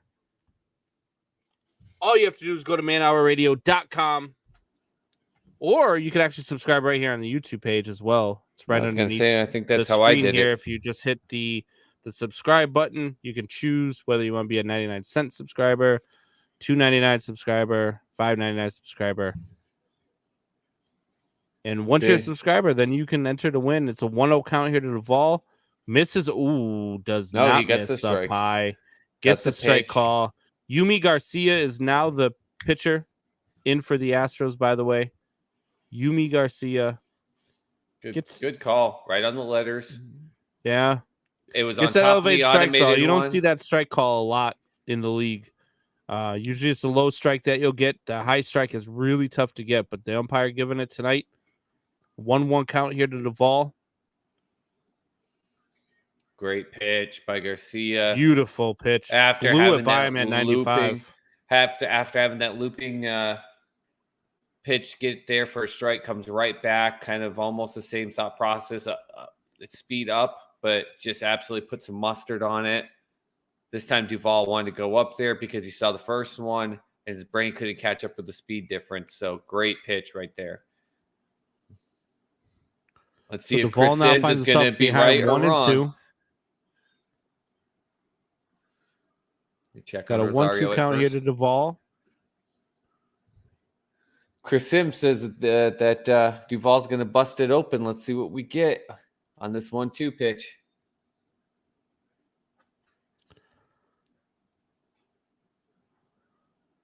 I'm going to agree with Chris Sims. I think we're going to get a home run here. Duvall's going to bust this thing open. It's going to be 7-4 Braves after this next pitch here. Ooh. Went swimming. He wanted to make it 7-4. Yep, he did. He did. Fouled it off. It looked like it would have been ball 2, but Fouled it off, got the bat on it. Most Going certainly to have would a have been ball riveting two. Thursday night football game as we're going to have the Jets versus Colts on Thursday night. Hey, man, I'm sitting there watching football today and the garbage games that were on. Yeah. And the fact Jets that and Bengals. and the most exciting one is when they switched it over to the Jets Bengals game with the Jets coming in and coming back from behind. And Yeah. that was the most riveting game of the whole day. Outside of my Patriots beating the Chargers. That's a big win for the Patriots there because the Chargers are good. Chargers have been hot, and it just proves the Patriots a big win. A bounce here or there. I'm not saying it because I'm a Pats fan. The Pats are a bounce or two away from a couple of these games of being 6-2, 7-1. It's the Saints game is the only game where they really buried themselves too much, and they could have beat the Cowboys. They could have beat the Bucks. 2-2 pitch to Duvall. Big cut by Duvall. So he's making Garcia work at least. Yeah. That's the thing. So Garcia's now 6 pitches into this at bat against Duvall. Duvall's pretty much seen every pitch that he has. And now Duvall's got to go in there and make Garcia throw strikes here. Can't go chasing. Don't give it to him. 2-2 pitch. What do you think of those weird, fancy style seats in right field at this stadium? It's a ball. It's the same seating style as the Monster in Fenway. Yeah, but that's the Monster. Those were created after the Monster had been there a while in order to add more seats. This stadium was built with that in mind, and it's weird to me that with the energy you could be pumping with a nice packed right field, right in the outfield. Here you go with the tomahawk chop here in Atlanta. The fans are into it. They are loud right now. You see, Bobby Cox was there. I think Game 3. I did. And he had the big like the styrofoam thing that you get. Yeah, that's an iconic moment for the Braves. Big Duvall fouls it off. Duvall. And do it again at 3-2 here. So again, I mean, Duvall's hanging in there. 8 pitches this at bat so far. And Duvall's making him work. Seeing everything that he's thrown. He's fouling off the close pitches. He's putting a bat on the ball. He's going to force Garcia to make a decision here. Do you try to get him swinging with something bad, or do you throw something in the zone? Well, I was going to say that you go right at him, but after he missed on that big swing on the 95 mile per hour, he's caught up to the heat to throw them all off. So, and he does it again. And here's a pitch, fouls it off again. Garcia's coming up with him, and after he missed for a big swing and miss, every single heater Garcia's come at with him, he's put the barrel of the bat on the ball. So you almost think right here you just want to give him, now that he's been doing this, just a breaking ball that maybe will cut the bottom of the strike zone, just in case he lays off it or he gets buckled up. You still get this strike 3, but you almost want to throw him off now. He's starting to catch up to your speed. You see him shaking him off though twice. I wonder if Garcia is not wanting to go that. Just let me go get him. Yeah, that's what he did. I guarantee you, fouls it off again. I guarantee you, they wanted him to throw a breaking ball there, and he said no. Yeah, 10 pitches at this bat. So even if Duvall gets out here, he mission accomplished. You didn't want Garcia to come in and get a 1 pitch out.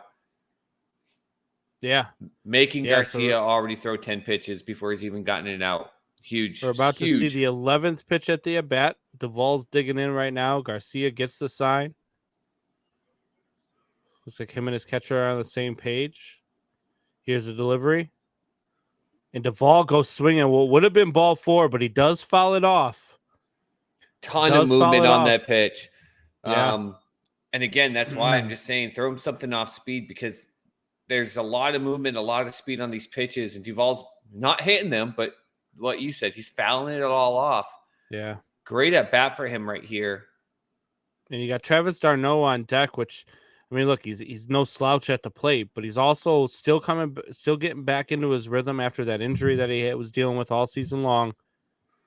You almost just want to throw one in the dirt here. If Duvall swings, he swings. Pops him up. He pops him up. Correa heading out there, shallow left field, secures the ball for the 3rd out, but still forces him to throw 12 pitches just to get 1 out.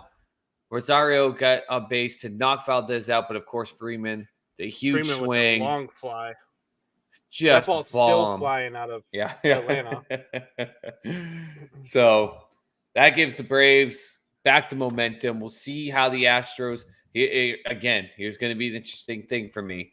Do the Astros go out and do what sometimes they do? Now, are they going to start cutting at the pitches as quick as they can? Or are they going to keep doing what they've done, just kind of chip away again? Because if you can just work this through, make the relief pitchers, get a couple guys on base, then you get 2 more runs. You're only up by 1 run, but you're forcing them to work through their bullpen.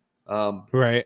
If I'm Dusty, I'm preaching it. Like, don't change what we've done. They've obviously have had a game plan that even Correa and Altuve have listened to. Stick with what we're doing. We'll be fine. Not to mention, with those bats, they've manufactured it all with hits. If they keep doing this, they're going to end up getting the type of pitch that Freddie Freeman got, because that was a gift. That was just an absolute hanging pitch right into the hot zone for him. So, yeah, Freeman did not miss any inch of that baseball at all. Nope. You got Chris Sims he says the Astros are going to win tonight. Is that what he said? So he's got the Astros. He voted the Astros. That means the Braves win 8-4. I'm with you, Sims. I got the Astros winning tonight. I was just kind of hoping they would kind of put a little bit more of a dominating performance, but still, a win will be a win. I just think it doesn't give them as much energy going back home. You know what's going to happen with the way that they've been giving up some runs here. We're going to get to the bottom of the 9th, tied at 6. Jock Peterson is going to come in and pinch hit and become the first player to ever hit a home run versus the same team. God, you've been waiting with for this 2 different record. teams. He's going to get the record. He's going to win the World Series. It's going to be Jocktober all over again. The amount of stupid quote unquote records that have been made in this World Series drives me nuts. It just proves that we're looking for everything to be a record. And I guarantee you, if it was this way with the World Series over the last 3 decades, the records would be through the roof of the weirdest things. Like the last guy to take a dump in the 7th inning stretch and to come in and get a bunt single the opposite way while tripping over the base was in 2012. Like, speaking of records, did you see the Patriots the Buccaneers and Saints game? Yeah, I was watching some of that before we're getting ready to get on this game, and it's as Chavez is still in the game, throws strike 1 here to Maldonado. I'm not shocked with the outcome because I picked the Saints because Tom Brady always had issues with Denver in the regular season. The Saints are his Denver of the regular season. They just have his number. He's uncomfortable. We got a ball up the middle, but they're shading him that way. Right there up the middle. And a huge scoop by Freeman. Plenty of time with the catcher running. Plenty of time, but still that ball going down and away. Didn't have a big bounce. He had it kind of stretched, but bent his leg in an awkward way, but got the scoop to get the out. Yeah. Now I picked. It's just that team that regular season, man. That's now 3 straight regular season losses to the Saints since joining the Buccaneers. But he beat them in the playoffs. That's where it matters. And if they meet each other in the playoffs, I'll pick Tom Brady and the Buccaneers. But regular season, for some reason, can't do. I was just shocked that when it was Trevor Simeon coming in, because with Taysom Hill, I didn't know that he was in concussion protocol. So seeing him come in and do well enough to win was kind of shocking. But really, their defense is where you get. Zach Greinke is up to bat here now. Zach Greinke pitch hitting. So you're going to see Zach Greinke coming into the game. First pitcher to pinch hit in the World Series since Clayton Kershaw in 2018 against the Red Sox. I forgot about that scenario. And he gets a hit to right field. Zach Greinke comes in a pinch hit situation and laces a ball the opposite way to get on first. Freeman's over there just going, up with him. What the hell is wrong with you, man? You're not supposed to do that. And again, you got to respond some way. One of your starting pitchers just pinched hit and got a hit. and you just saw him raising his arms up over at the, those guys are having fun. Like that's what the Astros need. They need something to keep them going and having fun. And they show Freeman giving him crap too. Like, stop trying to show me up, buddy. This was supposed to be my inning. Yeah. Now you got a big spot now with Altuve back up. As he misses here, ball 1-0 to Altuve. So they're going through their third time through the lineup now. In just the fourth inning with 1 out, and Altuve's up for his third time in the game. Altuve hit an abysmal 200 for the series, but again, he had the home run last night. He got on base, even though it was the error, but I think it was because he got out of the box quickly. And Altuve's an extreme contact guy. He's not going to stay down forever either. He gets that high strike call there. Holy moly. Not only was that not on the digital thing on our screen, but Altuve is about 6 inches too short for that to even come close to his letters. Yeah. That's not a good call. That's a tough call. Altuve, up behind the plates had a very good night, though, so we'll give him a break here. And now, but see that, there you go. Swings. Now Altuve swings, and he's got to swing at a pitch like that because that ball was called a strike. That's why he's shaking his head no. He's shaking his head no, and you call it all the time, Combs. I think Altuve's doing what they've been working on. He gets a ball. It's going to be 2-0. I don't think he swings at that. He should be at 3-0 right now instead of 1-2. As AJ Minter's warming up for the Braves. Way further back in the batter's box than normal, and he looks like him up. He is. He pops him up. Soler is under it. Out number 2. Greinke still at first base. 2 outs now in the inning. Bottom of the fourth. 5-4 Atlanta. 2 outs. Zach Greinke is on first. He did come in with a pinch hit. Yes, you heard that right. Zach Greinke pinch hit, and he had a pinch hit single. And we're going to have a pitch and change. Here we go. And AJ Minter is going to come into the game. I am still surprised we have not seen Drew Smyly warming up for the Braves. Yeah. Are they going to try to maybe keep him for late inning stretch? Let him do kind of the Bumgarner thing. Remember when the Giants won? Bumgarner came in. Yeah. I mean, I just remember what by the way, just a throwback Thursday to yesterday was, I think it was to the date that Bumgarner came in that World Series against the Royals. Yeah. And pitched the 5 through 9th inning and was just an absolute force for 5 innings. What a moment. Here's a question for you. So the Braves, obviously losing Morton hurts them. Yep. You head into game 6. Your pitchers who are going to be available are going to be Drew Smyly, Huascar Ynoa, and Max Fried. Do you save Max Fried for a potential game 7, or do you start him in game 6? Yeah, I think you have to. I think you have to. I get you.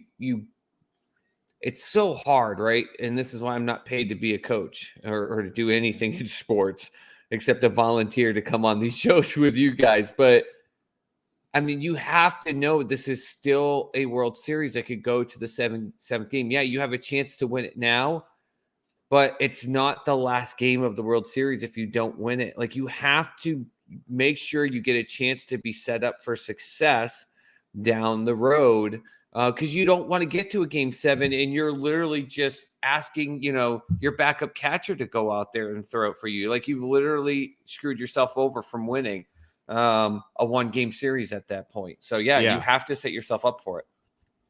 Yeah. So, I mean, essentially at that point, it's probably a bullpen game in game 6 for the Atlanta Braves, then, is what you're saying? Yeah. So you would, probably come out with a Noah, maybe Drew Smyly, and then kind of. Well, they're already tapping into their bullpen early tonight. Yeah. But you got the off day tomorrow. You do have the off day tomorrow. But is this going to be their 4th pitcher of the night or their 3rd pitcher? Who are they taking out right now? Third pitcher of the night. Chavez just came out. Chavez. Okay. Yep. Man. Again, it's going to depend on what type of Astros team we see here. And it's crazy. They've got 2 outs, and the one guy that gets the hit is Zach Greinke. So are you a big college football guy? I like college football a lot more since I've moved down here to Oklahoma. I liked it. I was the weird guy in New England because I liked it, but I'll still take an NFL Sunday over NCAA Saturday. I like them both. Let me ask you this. Is it crazy that Alabama, who lost to an unranked team, is ranked ahead of a team like Michigan State or Ohio State or Oklahoma? It's why I hate the begin, because is it crazy in a way? Yes, but at the same time, you got to remember where they're start. It's why I think how do you rank teams before any of them play? I almost wish that they would wait until week 5 to start rating the teams, because then I think it's more on a fair level change. Instead of Michigan State starting outside of the top 25 by week 5, they're coming in at 2-0-2 quickly here for Minter. They're coming in, and who knows, that game, Michigan State, instead of it being 6 versus 8, you may have it being 4 versus 5, and they're now ahead of Alabama in the standings. So, but I mean, unfortunately, that's a standard of the system of what happens. It takes you a lot longer if you're ranked outside the top 25 to get up the board, as opposed to you being in Alabama or Georgia.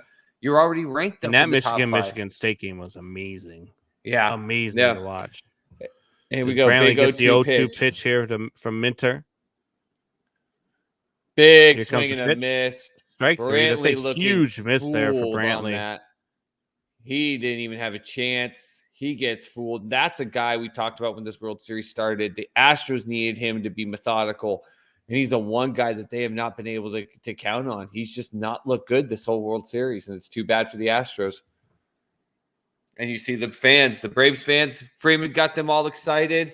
They come out, they shut down the Astros. The fans are back in it, so momentum swings back Atlanta's way. Yeah, absolutely. That's going to be a big one for the Braves. If they come out here and they get a run or two on the board, I mean, it completely shifts momentum back in their favor. It's hard saying that, though, because of what we've watched already today. With the 4-0 lead, you already thought the momentum was extremely in their favor. Houston battles back. Houston's not. Neither one of these teams is going to go away if they fall down. No, absolutely not. The only way the Astros go away is if the Braves end up getting to, a 10-run lead going into the 8th. Looks like it's fixed here. So give free merch, type hashtag Beastie. Number of points you want to gamble in the comments now to get entered to win some free Beastie merch. Over here, proving a bunch of people into soup. Love it. If they get into soup, they get to see that we're on the stream. Maybe we'll get some more people in here. There we go. In fact, I'm going to go back and bump that post.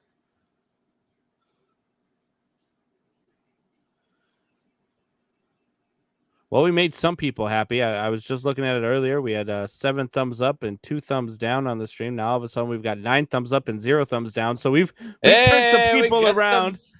We've got some change. Some people are like, all right, I guess it's okay. I'm going to bump the post Michelle and for us. Hits up hashtag Combs is old.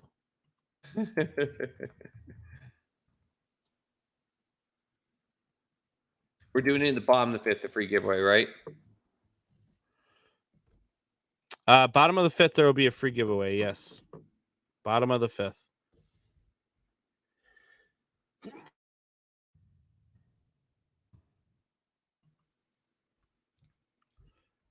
So going back to college football, I don't know. I feel like Alabama's loss to an unranked team in Texas A&M is far worse of a loss than either, Michigan's loss to Michigan State.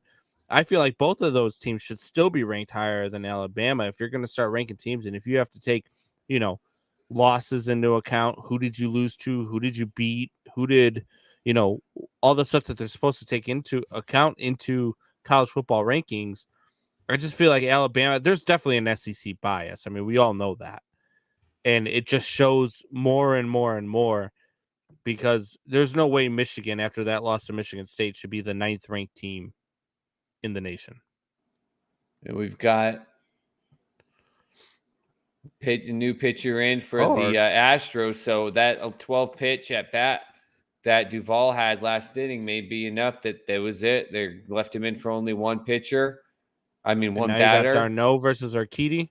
So now the Astros hit their third pitcher, so even up on the pitcher count. So pretty even game outside the fact right now the Braves have just one more batter that's rounded the bases. So yeah, when it comes again to me, it's hard for me. I hate getting in the conversations too much because I think it sets up with college football, the ranking systems, and we got to hit up the middle, gets past Base hit the for pitcher's Darno. leg.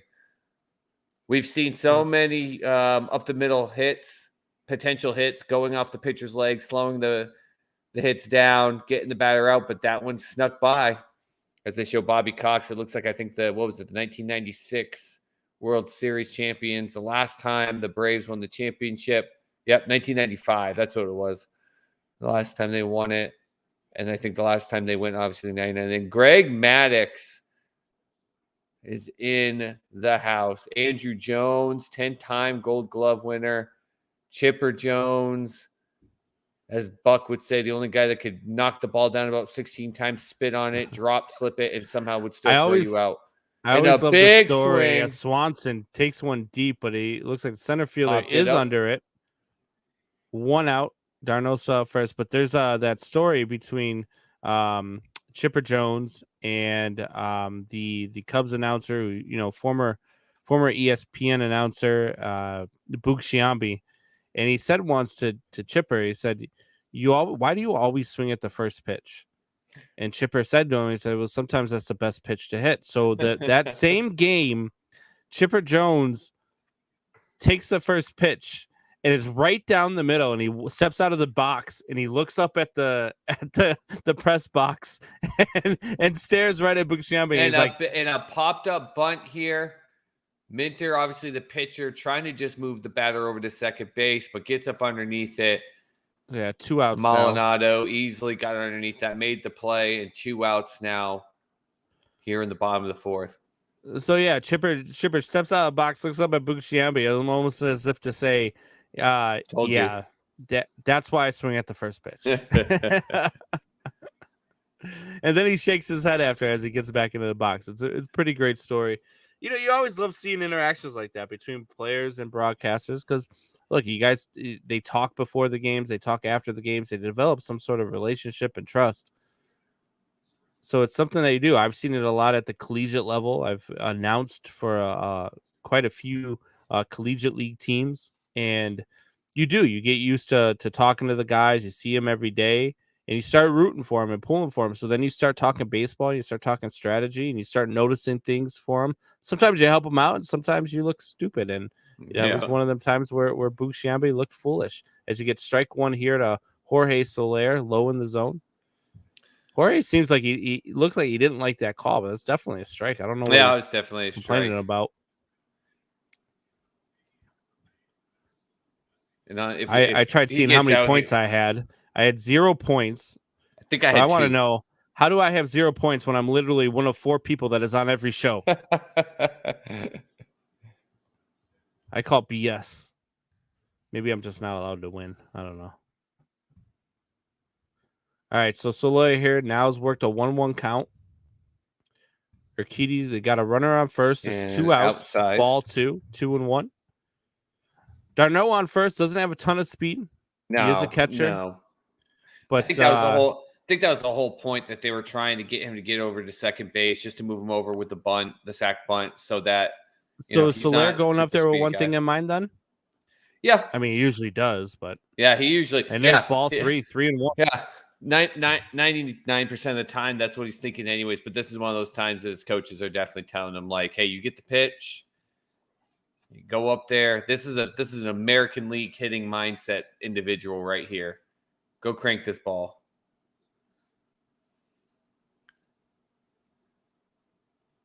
Going through it's not shaking him off or anything. And nasty pitch. Great pitch right there. That thing looked like it wanted to almost be a breaking ball, and then it came in with some good speed. Kind of like an old school fork ball. Yeah, exactly. Soler was a little confused. I was a little confused. So still got the barrel of the bat on it, but that was a great pitch. Now we got a 3-2 pitch. So big pitch right here. They're willing to make tomahawk this. chop. calling for it up and in. Absolutely Soler crushed. crushes But it. It's going to going stay foul. Oh, Soler almost. And what's crazy, the catcher, that's where he called for that pitch. That was where they wanted it. So they almost tried to his third home run of the series for Soler. Woo! Just missed that one. Just out ahead of it. Look at him. Look at that. He knew he got it too. And it's a game of inches, man. Game of inches. And, just a little bit slower on the swing. And that thing's, feet rose into left field. For a home run and a big swing and a foul ball. And now he's, battling with them, staying alive here is Soler. 3-2 count. Urquidy again. They're making these relievers for Houston work. He's at 13 pitches now. At least if Urquidy gets out right here, he's thrown 14 pitches and he's gotten 3 outs as opposed to the guy that came in last inning and it's 12 pitches just to get one guy out. Yeah. Clearly didn't have his best stuff. And here's Soler, 3-2 pitch. And bounce it up the middle. This should be an easy out. And Altuve steps on the bag and easily gets. Darno looked like he was a little shaken up there. He didn't. On the slide. It's not exactly get up right away. Not exactly a guy that you would think has actually got the best sliding technique or ability in the face of the air. So that was probably awkward for him. So going back to that college chatter, by the way, when you're talking about it, it's why the preseason ranking is so hard for me because technically, if you look at it, Bama loses to Texas A&M, but Texas A&M though unranked. Now, if you look at what they've done this season, they're actually ranked 13th because not only beating Bama, but they've done amazing in other games. So they're obviously a better team than originally thought. So they still have 2 losses, and they're ranked ahead of undefeated. And then Mississippi is ranked 15th. So Bama technically has, played against 2 ranked teams and is 1-1, and then Michigan hasn't played anyone ranked, and the only team that they played ranked, they got beat by, but they got beat by. But this is where I get with the SEC team. bias. So you get Alabama, who loses Texas A&M. Texas A&M is unranked at the time, right? And everybody starts complaining, oh, they lose to an unranked team, we're losing to ranked teams, and we're not moving up in the rankings. But you guys, get to stay there. You move them down to 5 so that they can move up to 4 the next week and get back into the playoff. Now all of a sudden, Texas A&M is jumping 1-loss teams and undefeated teams, and now all of a sudden they're ranked 13th. So now all of a sudden it was a good loss for Alabama. I don't like. I get it because SEC is where the money is, and I said it when we did the Man Hour. If you have to come out and make a statement and say that there's no bias towards it, if you have to make a statement, there's something to it. But at the same time, I just think it's based off of who has already been successful in the past. And you put them on that preseason ranking based on 5-star recruits and what they did the year before. And that's always going to have a repeat. And then every once in a while, you have a team like a Notre Dame that got put in the beginning. They fall and they plummet because they weren't actually that good of a team. But the year before, they went into the playoffs, so they do this stuff. But, I mean, right now, Cincinnati's number 2. Like, Oklahoma is in the Big 12, which everyone gives shade on the Big 12. They're always ranked in the top 4 or 5 to start the season, and they still are. So, like, I get the SEC thing because right now Georgia's 1, Bama's 3, but, I mean, they've got Cincinnati number 2. They got Oklahoma number 4. And if you look at the top 10, it's only Georgia and Alabama right now in the SEC that are in the top 10. The next team is Auburn at 12. So, yeah, I get what you're saying in some aspect and element, but I think part of it has to do with all that preseason ranking. I think you just get rid of that crap. Just don't rank them until you're 5 weeks into the season. It'll be a heck of a lot easier. And we can see when you do have bias a heck of a lot more clearly, like you're saying, Combs. I mean, it just strikes me as funny that a team that was unranked jumped, 17 other teams in the country that have less losses than them, and now all of a sudden are ranked number 13 with 2 losses. It's mind-boggling to me. So here's Carlos Correa leading it off. AJ Minter still on the mound, only threw 3 pitches in his first to get that 1 out in the top of the 4th. It's a 0-1 count now to Correa. Minter, big spot with for the Correa pitch. here. How does he set the precedence for Fouls the it off Astros here as we're now into the 5th inning? 0-2 now to Correa. Yeah, you look for a guy like Correa to be a leader and set a tone. So you look for him to go out there and make Minter work a little bit, but Minter gets the strike call on the first pitch. You foul off the second pitch. Now you got to go to work here. Here's the 0-2 pitch. If you're Minter, do you go right at him, or do you throw a couple away and see if he swings? I try to get him. I try to get him swinging. That's what he. That's how he got 97 up in the zone. That's how he struck out Brantley in the last inning. Was up and in, right at it. Did the same thing here. Just he's able to. You see here the Braves bullpen, 11 and a third inning pitch from Minter, 5 hits, 1 run, 13 and 2/3 from Matzik, 9 hits, 3 runs, 10 innings pitched from Will Smith, 4 hits, no runs. This bullpen is deep. This bullpen is good. Braves have a lead here in the 5th. Here comes and the a 0-2 big pitch swing to by Correa. Correa. Puts that in the left center field. It's going to be stopped for a single, though, but still setting the precedence here real quick. That's a good start for the Houston Astros. They need base runners. They need to get back into this game. It's 5-4. Need to push a run across here. Get back into it. Maybe put 2 on the board. Take that lead back and put the pressure back on Atlanta. Hey, I'm going to have you do just a little bit of this solo just real quick. My daughter's giving me a call, so I'm going to answer the phone on her because she called me twice. Alrighty. So I'll be right back. You, bud. All right. All right. So as Soup Boss steps away to take a phone call, we are here at the top of the 5th. Here is Yordan Alvarez, runner on first. Carlos Correa leading off the inning with a single. AJ Minter throws a pitch in the dirt. Ball 1-0 to Yordan Alvarez. Guys, we are going to have a giveaway here in the next half inning. It is going to be trivia style, so the first person to give the answer in the comments will win an autographed jersey. It's an autographed jersey tonight. It is a nice, very nice piece for someone out there listening on the YouTube page. Yordan Alvarez, here comes a 1-0 pitch. Swings and misses. Gets 98 low in the zone. Minter got him swinging, got him chasing. So you saw Yordan Alvarez's first 2 at-bats swinging early in the count and popped them both up. And then he came out with a new approach here. Looked at the first pitch, got the ball. But then the very next pitch, he goes swinging at a ball low in the zone and completely whiffs on it. If you're Yordan Alvarez here, you've got to shorten up and just try to make something happen. You've got to move Correa into scoring position as he goes again, swings at another pitch that would have been ball 2. It's now a 1-2 count. Alvarez's job has one job here, and that's to move the runner over. And that's just not the same thought process with a lot of baseball minds right now. It's swing, it's launch angle, it's do the things you got to do to put runs on the board. And I just disagree with it sometimes, especially in situations like this. You're down 3-1 in the series, and you're down by 1 run here in the 5th inning with a very good Braves bullpen. Here comes the 1-2 pitch from Minter. Alvarez fouls it away. Minter's a tall left-hander here. Throws very hard. Mid-90s, high 90s.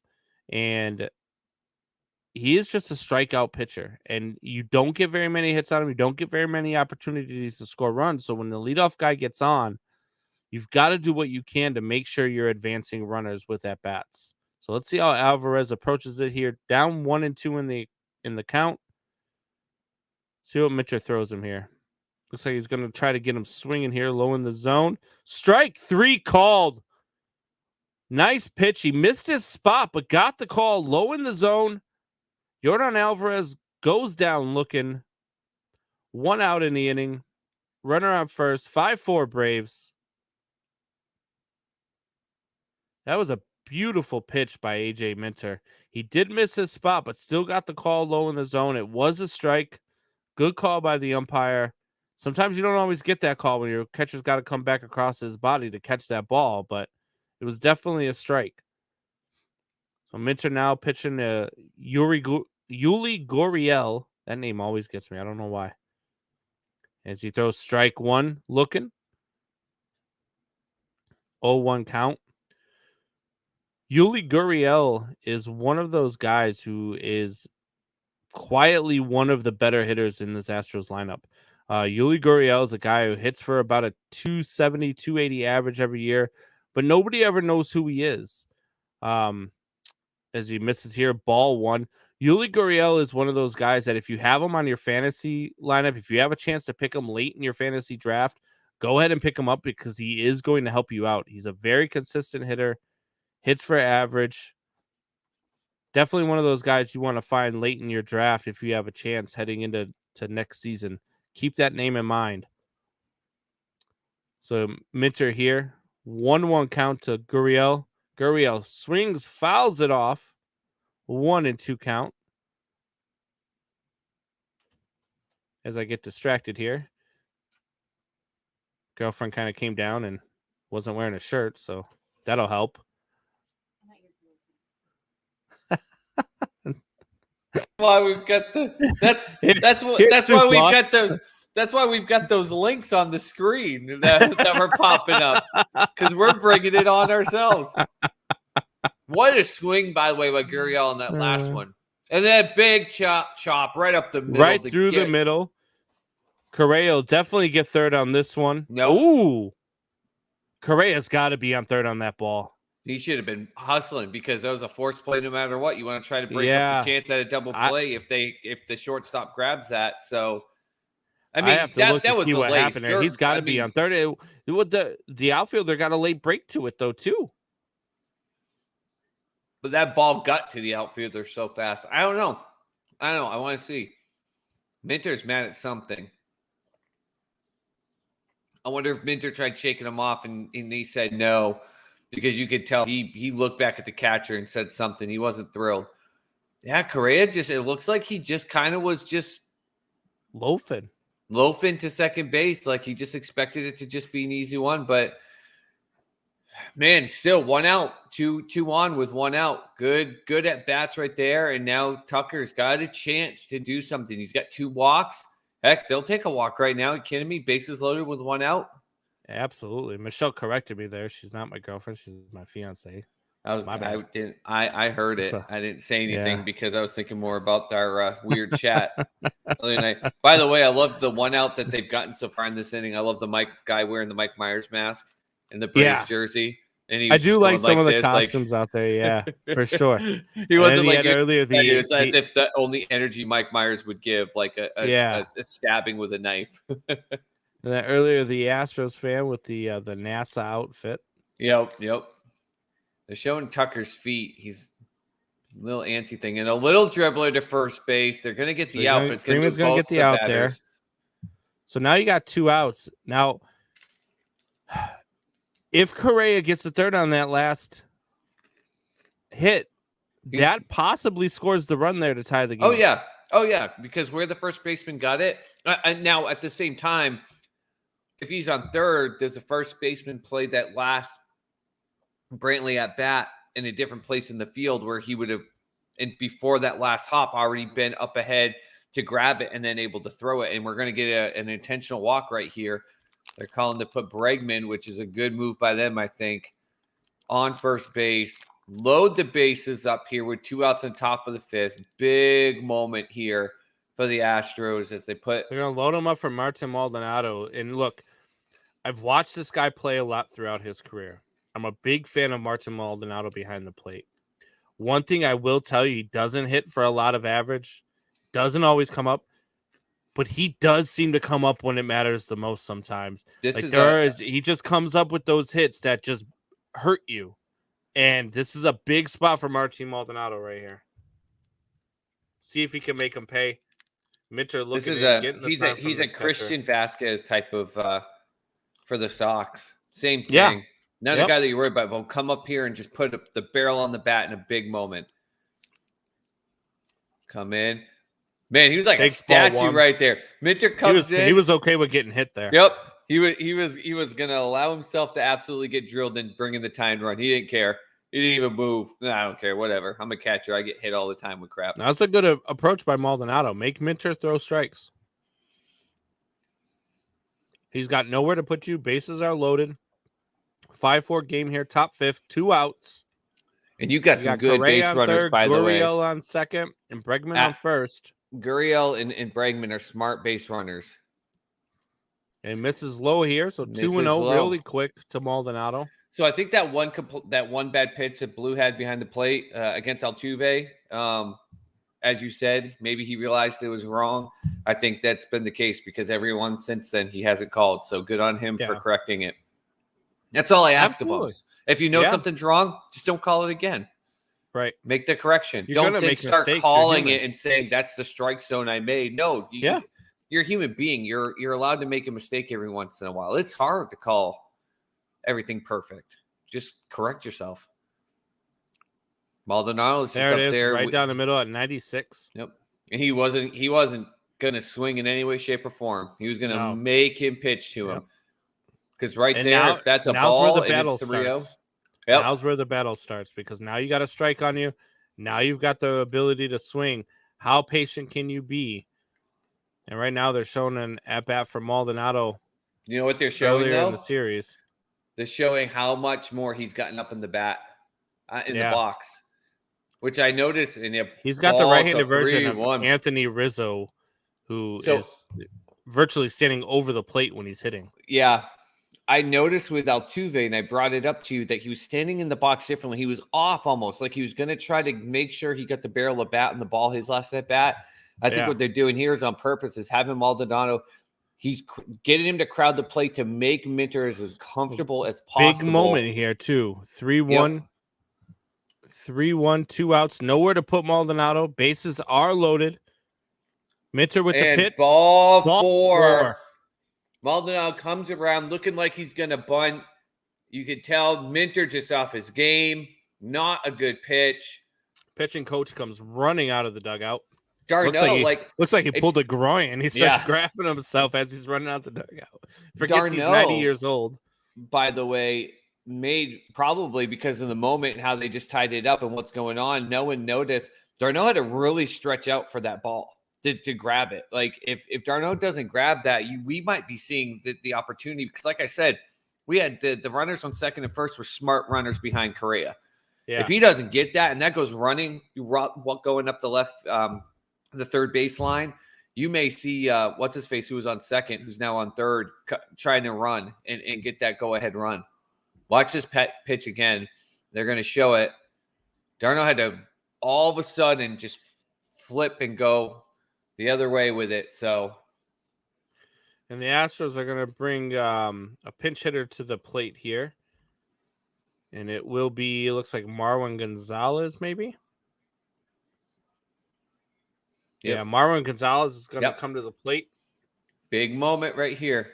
Well, obviously, but Captain Obvious moment right there. But when you're doing it in a pitch hitting situation right here, like, don't stop this momentum. You tied it again, but you got to get ahead. It's one thing to tie this game. You got to get ahead. Braves fans are watching intently. And a big cut going into left center, going to bloop down. That's going to get down for a hit. 1 run comes in, 2 runs come in. The ball hits Maldonado on the throw back in. 2 which runs does not scored. Make him out. This isn't wiffle ball. 7-5 Houston. Big moment. I told you they had to get ahead. You see the Cobra action going on with the Atlanta fans. Yeah. I told you I feel the Atlanta fans' pains here. I really told you do. In game 3 that Minter is a guy, he grips the ball too hard sometimes. And when I think that Maldonado at bat, they purposely put him sitting right over. He broke his bat on that swing. Well, hey. And that ball just bloops in there. Nothing you can do on that ball right there. Comes in, pinch hits, and gets the 2 go-ahead runs to cross the plate. And the Astros. Braves fans are holding their heads in their hands. Look, Braves fans, I've been there as a Cubs fan. If you guys remember anything about the 2016 World Series, Game 7. No. Stop. You don't have to give Atlanta fans that I've been here before, I feel your pain speech, Combs.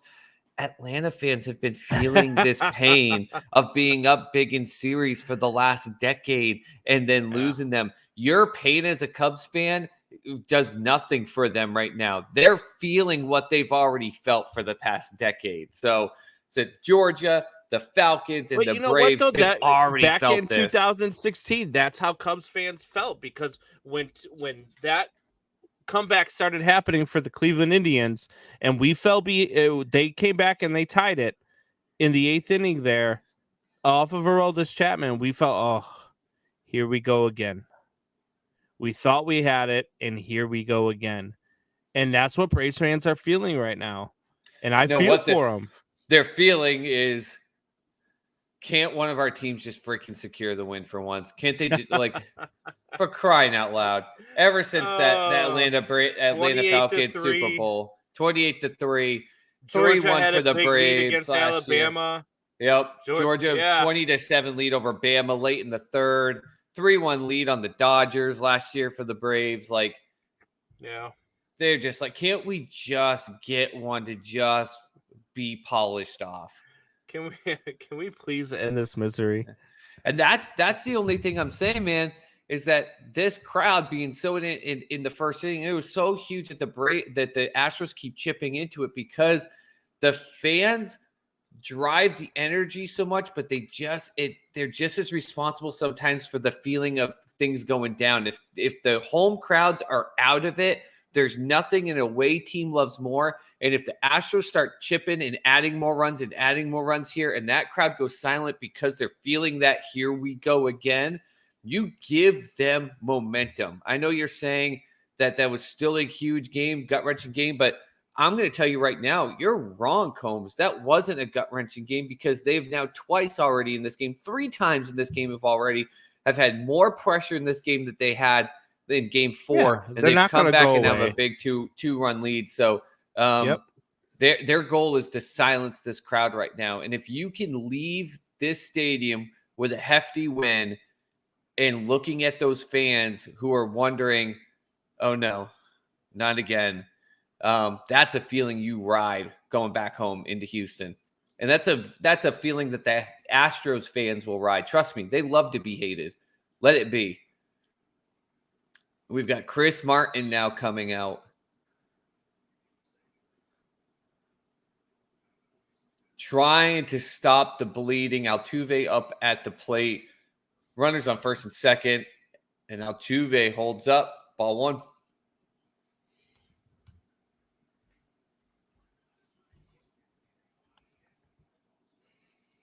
I'll kick it to you here for a minute. I'm looking up the trivia question that we're going to use. Oh, you're good.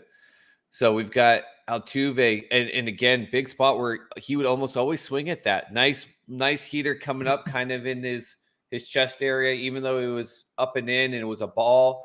Altuve is the guy, he would have looped that foul or just pulled it super hard.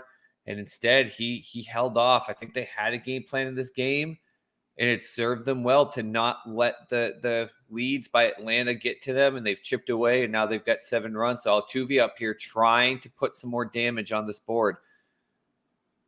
Down and away, Martin misses the spot on that pitch. Darno wanted him to hit that corner. This ump has been great on the corner all night, but he missed it outside, and he, outside of one pitch, has not called that a strike all night. So now Altuve, huge opportunity here on a 2-0 pitch. We saw it with Maldonado on a 2-0 pitch. He didn't even look, didn't even care. Does Altuve do the same right here? Does he just force him to throw him a strike? And he does. So I'm giving a lot of credit to this Astros management staff and team that they put a thought process together and they're following it. Kudos to them. Again, just why you have to do this when you're down 3-1. You should have been doing this earlier in the series, but that's neither here nor there. And now if you're the Astros, you got a 2-run lead in game 5 here. Altuve gets a green light right here. Some more. And he swings and misses. Oh, my God. Told you he had the green light. Himself into the ground. Yep. So he had the green light, here. And he wanted to make it a moment for himself right there.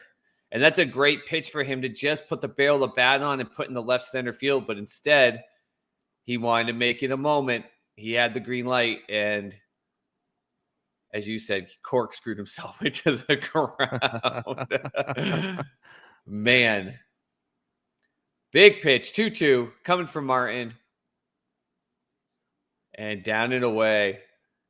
3-2 pitch coming up. Altuve making Martin work here. This is a good at-bat for Altuve. It's been a good at-bat for him all night, which is crazy that you're saying that. And then the guy on deck right now, Brantley, has not been having good at-bats, even though he's gotten some walks in, but he's just not looked very patient. No, that's Tucker that's gotten the walk. So Altuve is being the patient one and the smart hitter as opposed to Brantley. But if he walks right here, we'll see how Brantley, if he gets back to his old ways.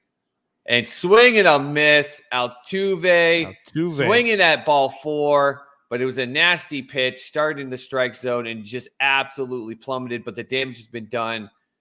Astros getting ready to head back out on defense, but threw up 3 runs. The crooked numbers on the board. And they have a 7-5 lead. So they faced a 4-run deficit. They cut 2 runs into it. They tied it up. Freeman absolutely put a ball into orbit that they're still looking for in the dark side of the moon. And they come right back. They add 3 more on there. They're up 7-5. So let's see, again, how does the pitching staff come out and how does the defense do? Can they ensure that the Braves don't get any momentum and they can turn it right back around and try to increase this lead? So first time tonight, they've gone into an inning with the lead. So, all right, guys. It's now time for the bottom of the 5th. We did promise a giveaway. It's going to be a name that player giveaway. I'm going to give you guys a clue every half inning. I'll give you a new clue until we have a winner. First person to name that player in the comments is going to win an autographed jersey tonight. Ooh. I promise you won't be disappointed. This is a Hall of Famer. It is an authentic Cooperstown Collection jersey that is autographed by the player. So here we go, guys. The first clue. This man played for 17 years.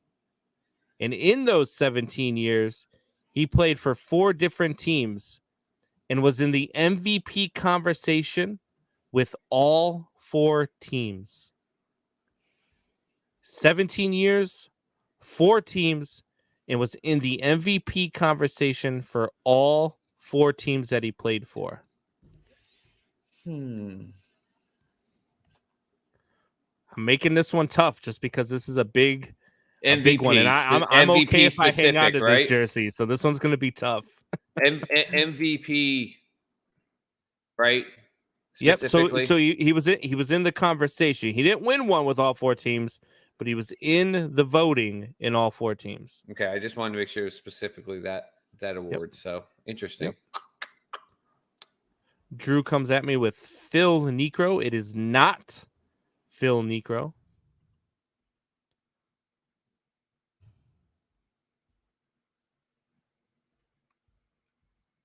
Anyone's wondering, Vikings are up 13-10 over Dallas.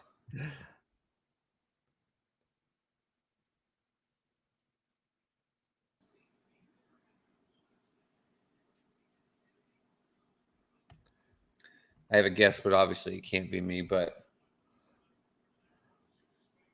I want to say if I'm right. Throw it in the private chat. I'll let you know if you're right. Throw it in the private chat. My DM to you. That's Phil. Yeah. In the private chat right here on Streamlabs, on StreamYard.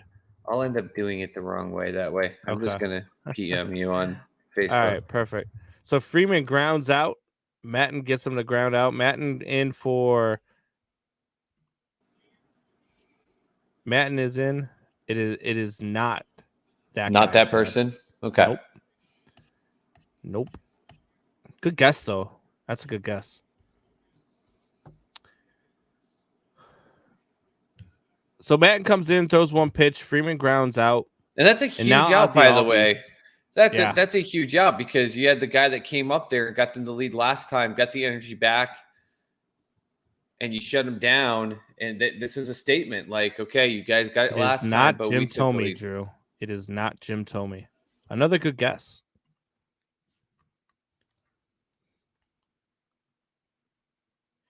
All right.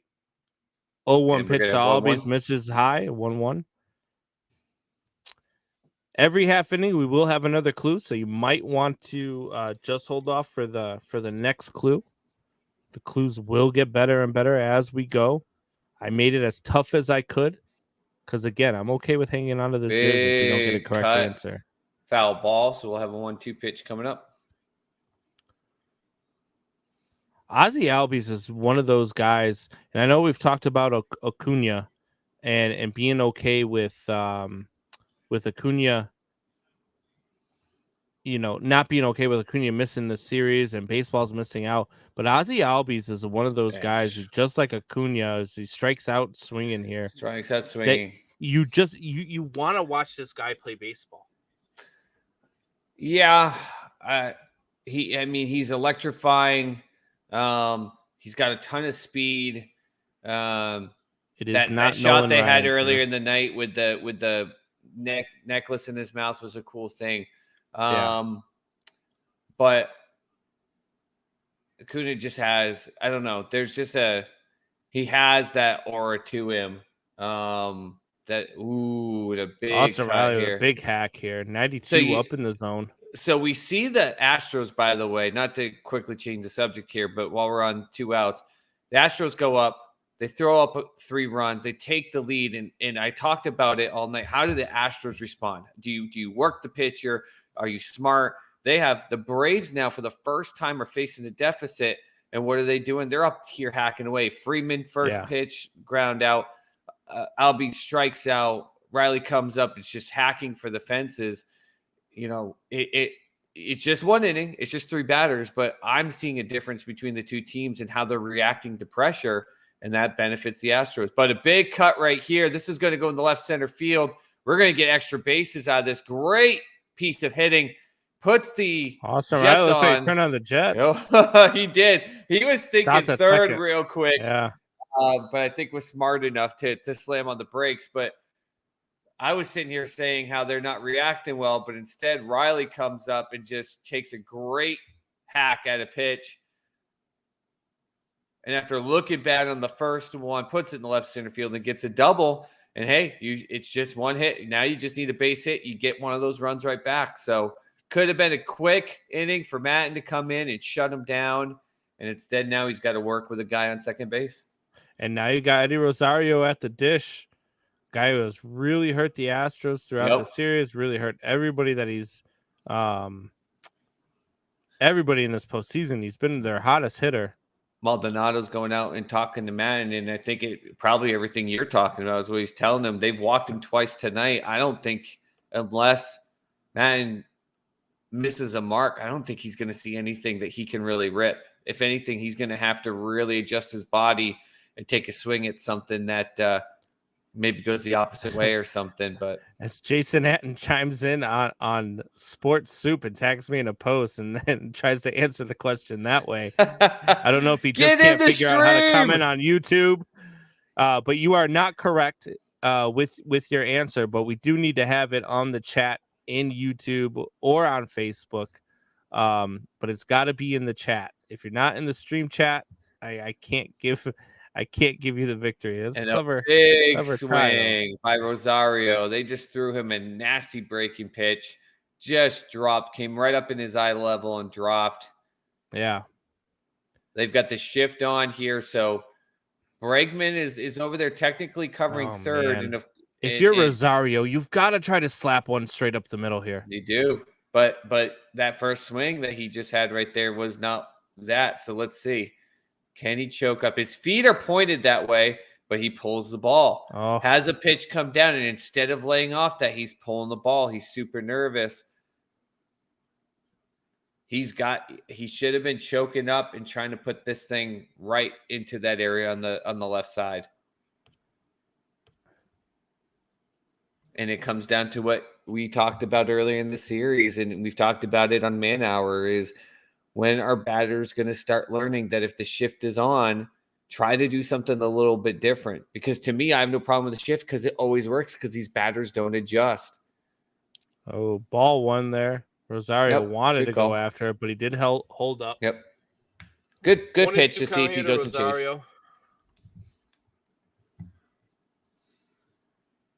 He wanted it. He's antsy right now. He wants to swing at everything. He's looking to tie this game up. Yep. You push one up the middle. It's a 7-6 game here. And everybody wants to play hero nowadays. Everybody's launch angle. Just like the NBA. Shoot the threes. How many threes can you make in a game? Ball, too. That one wasn't even close. And Maldonado comes out like, hey. Take a breath. Don't lose him. You were Drew fine. comes in with Larry Walker. It is not Larry Walker. That is the same guess that Soup had. Yep. In the private chat, but it is not Larry Walker. It's a good guess.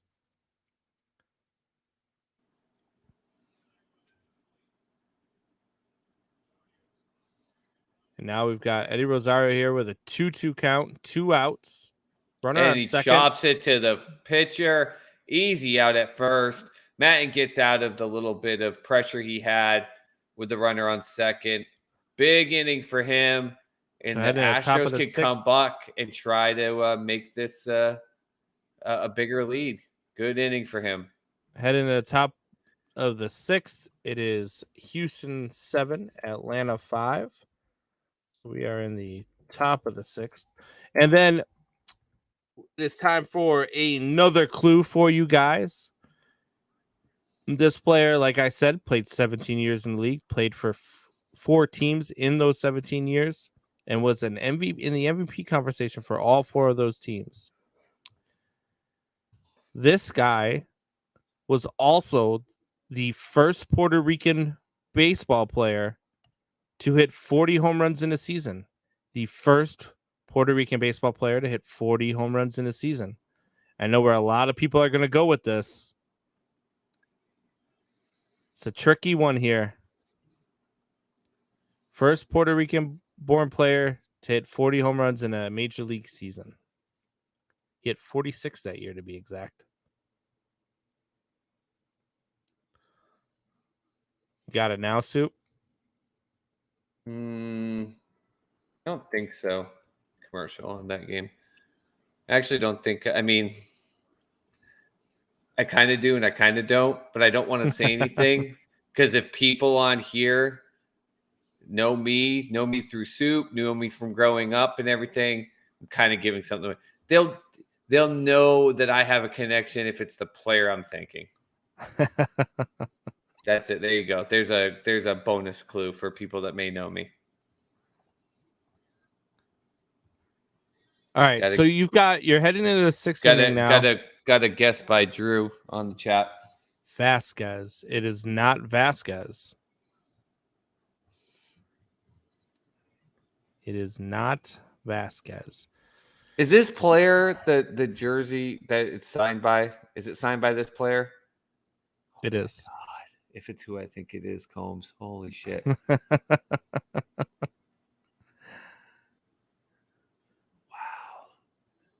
Watch me be completely wrong, but message me your guess. I'll let you know.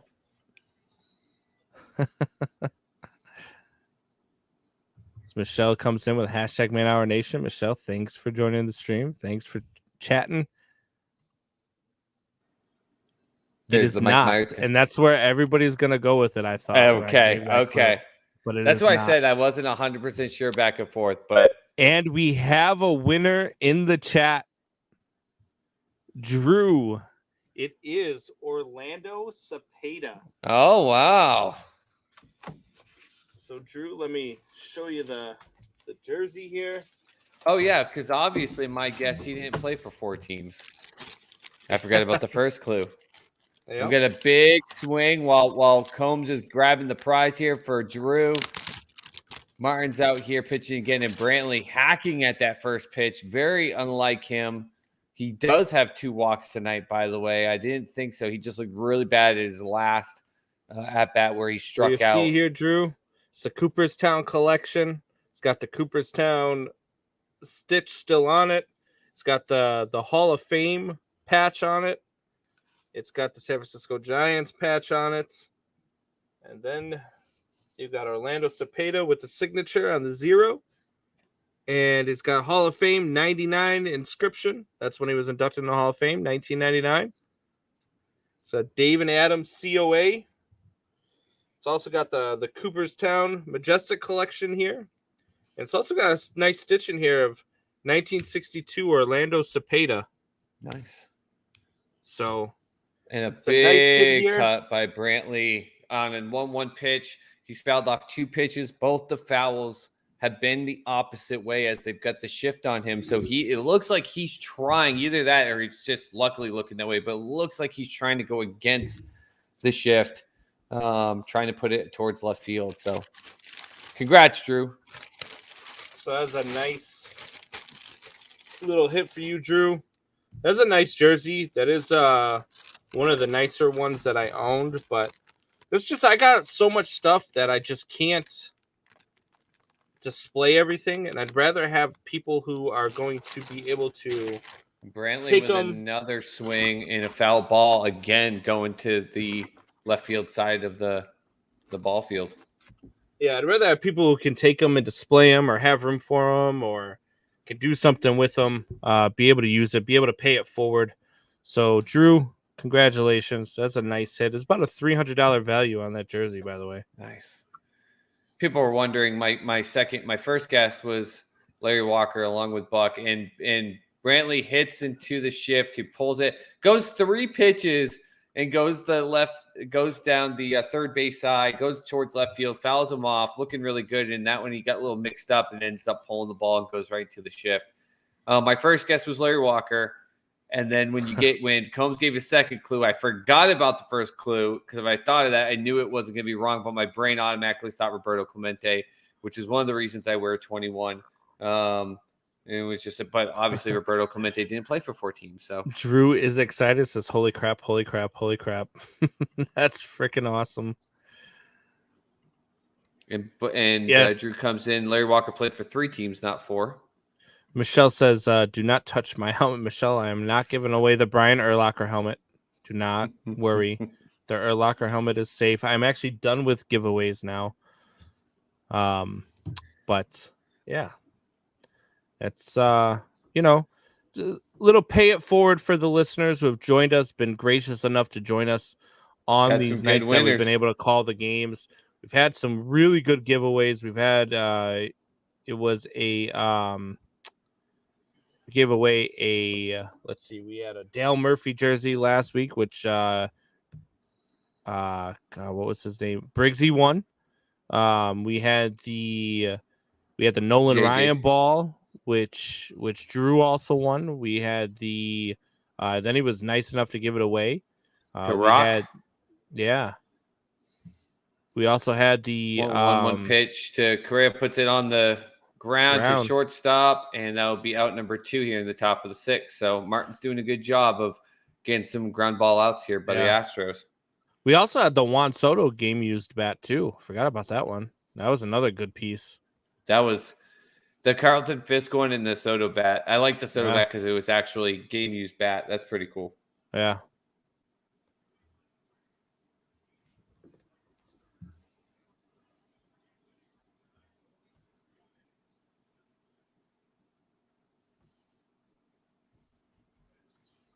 I'm just paying attention to the side of what this Cowboys and Vikings game is. And it's 13-13, but all my teams that had chances to win in fantasy, there must be like 2 players that are getting like all the points, because I went from having like 40% chance to winning like a bunch of these leagues to like 2%, and it's the beginning of the fourth quarter. Dak? I miss what happened to Dak.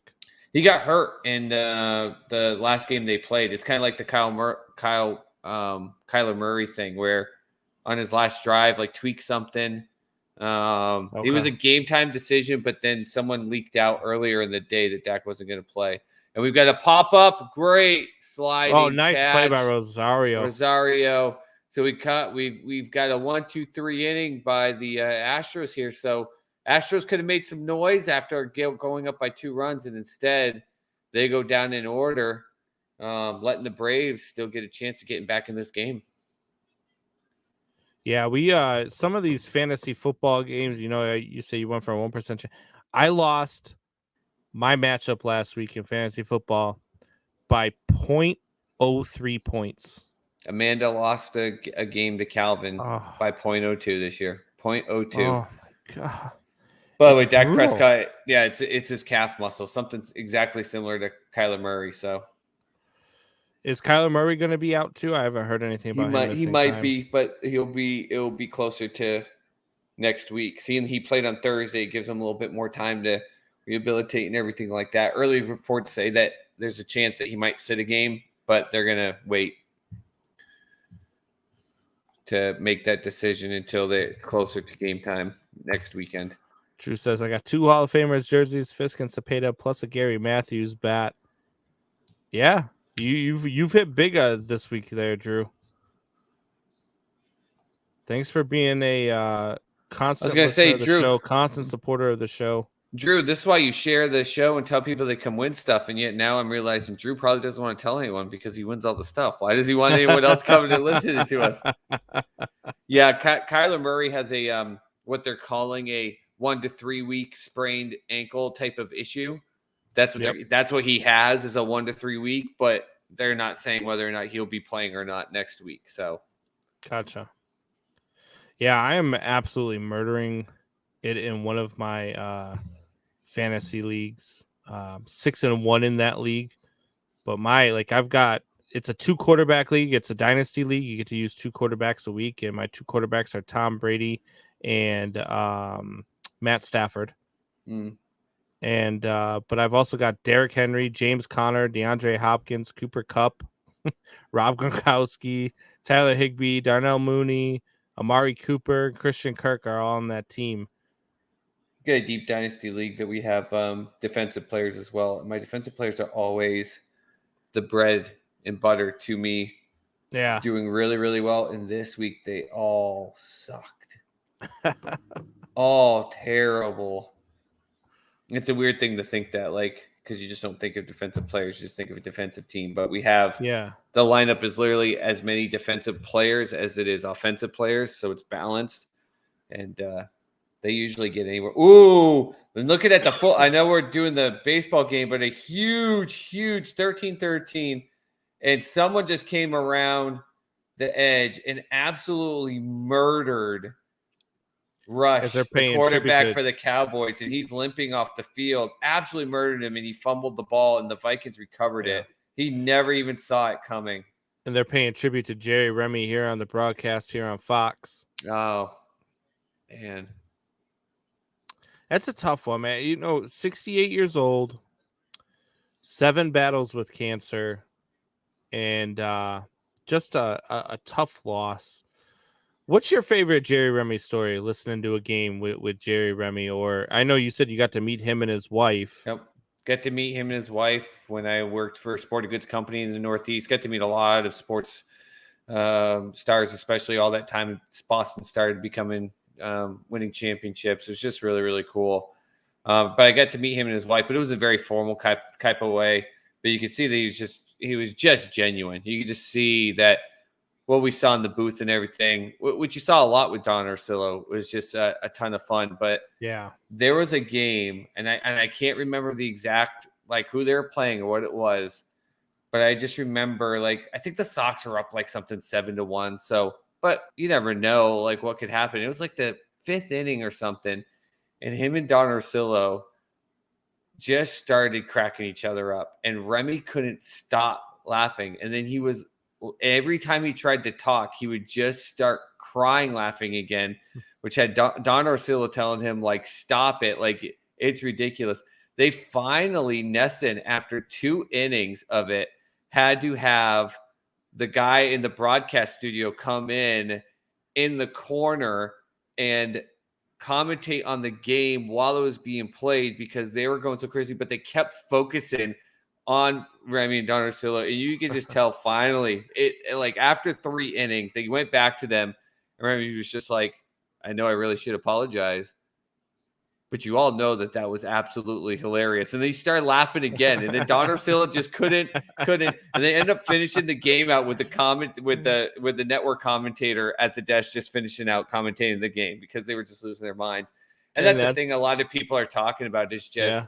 They made you feel as a Red Sox fan the game was fun. It was interesting because he would call it so straight down the middle with a lot of things. He looked at analytics, he looked at emotion, but he just loved it. He just had so much fun. Yeah. And when Don Orsillo left, it was just a shocker because they loved a huge pitch here by Matt and to Duvall. But I'm looking. They were, and I know a lot of people think that I'm partial because I'm a Red Sox fan, but seriously, no. There was almost no better combo I've ever heard. They were true friends that they became so close, and they were true friends that just had a blast calling games together. And that's the thing. Like being a baseball guy, look, I listen to a lot of broadcasters, and some of my favorite obviously are Harry Carey. I love Vince Scully. Those type of guys. Those are some of my favorites to listen to. And there's been some ones that are not so fun to listen to. Joe Bucks, the A-Rods, those types of guys. But I'm telling you, even if you're not a fan of the Red Sox, which I am not, if you're a baseball fan, listening to Don Orsillo and Jerry Remy call a game was unbelievable. And one of the things that I remember about him. Are you going to do the one where he lost his tooth? Yes. Like I didn't say that one because that's what most people bring up. The when he lost his tooth on it was and a big swing hysterical. Here. Big swing. Darno's going to get that one. Is he going to get the second? They're going to hold him at first. That's a nice swing from Darno. After Duvall goes down, gets his guys pumping, gives them a fist pump, tries to get the guys pumped up. Look, it's the sixth inning. We're only down by 2 guys. Time to start pumping it up. He was the last guy on base, though, did the exact same thing. So let's see if they actually listen to him this time, because he did that the last time and nothing happened. So, and look who's in the Red Sox against you, Stoopy. Look who's on deck. Jocktober, baby. Jocktober. Drew says we won't hold the Red Sox against you, Soupy. I don't give a crap if you hold it against me. Good. Glad. I hope you do. All they've done is, been one of the best teams of the last 20 years. So here we go. Dansby Swanson here. How much do you think? How much do you think? Because the crowd, okay, now they're on their feet. Darno tried to pump them up and pump up the bench. But how much do you think seeing Jock come out now in the on deck box is just not only getting now the fans even more excited, but does that get into Mattin's head? Did Mattin look over there and see Jock Peterson come out and understood what that means for this fan base in this stadium right now?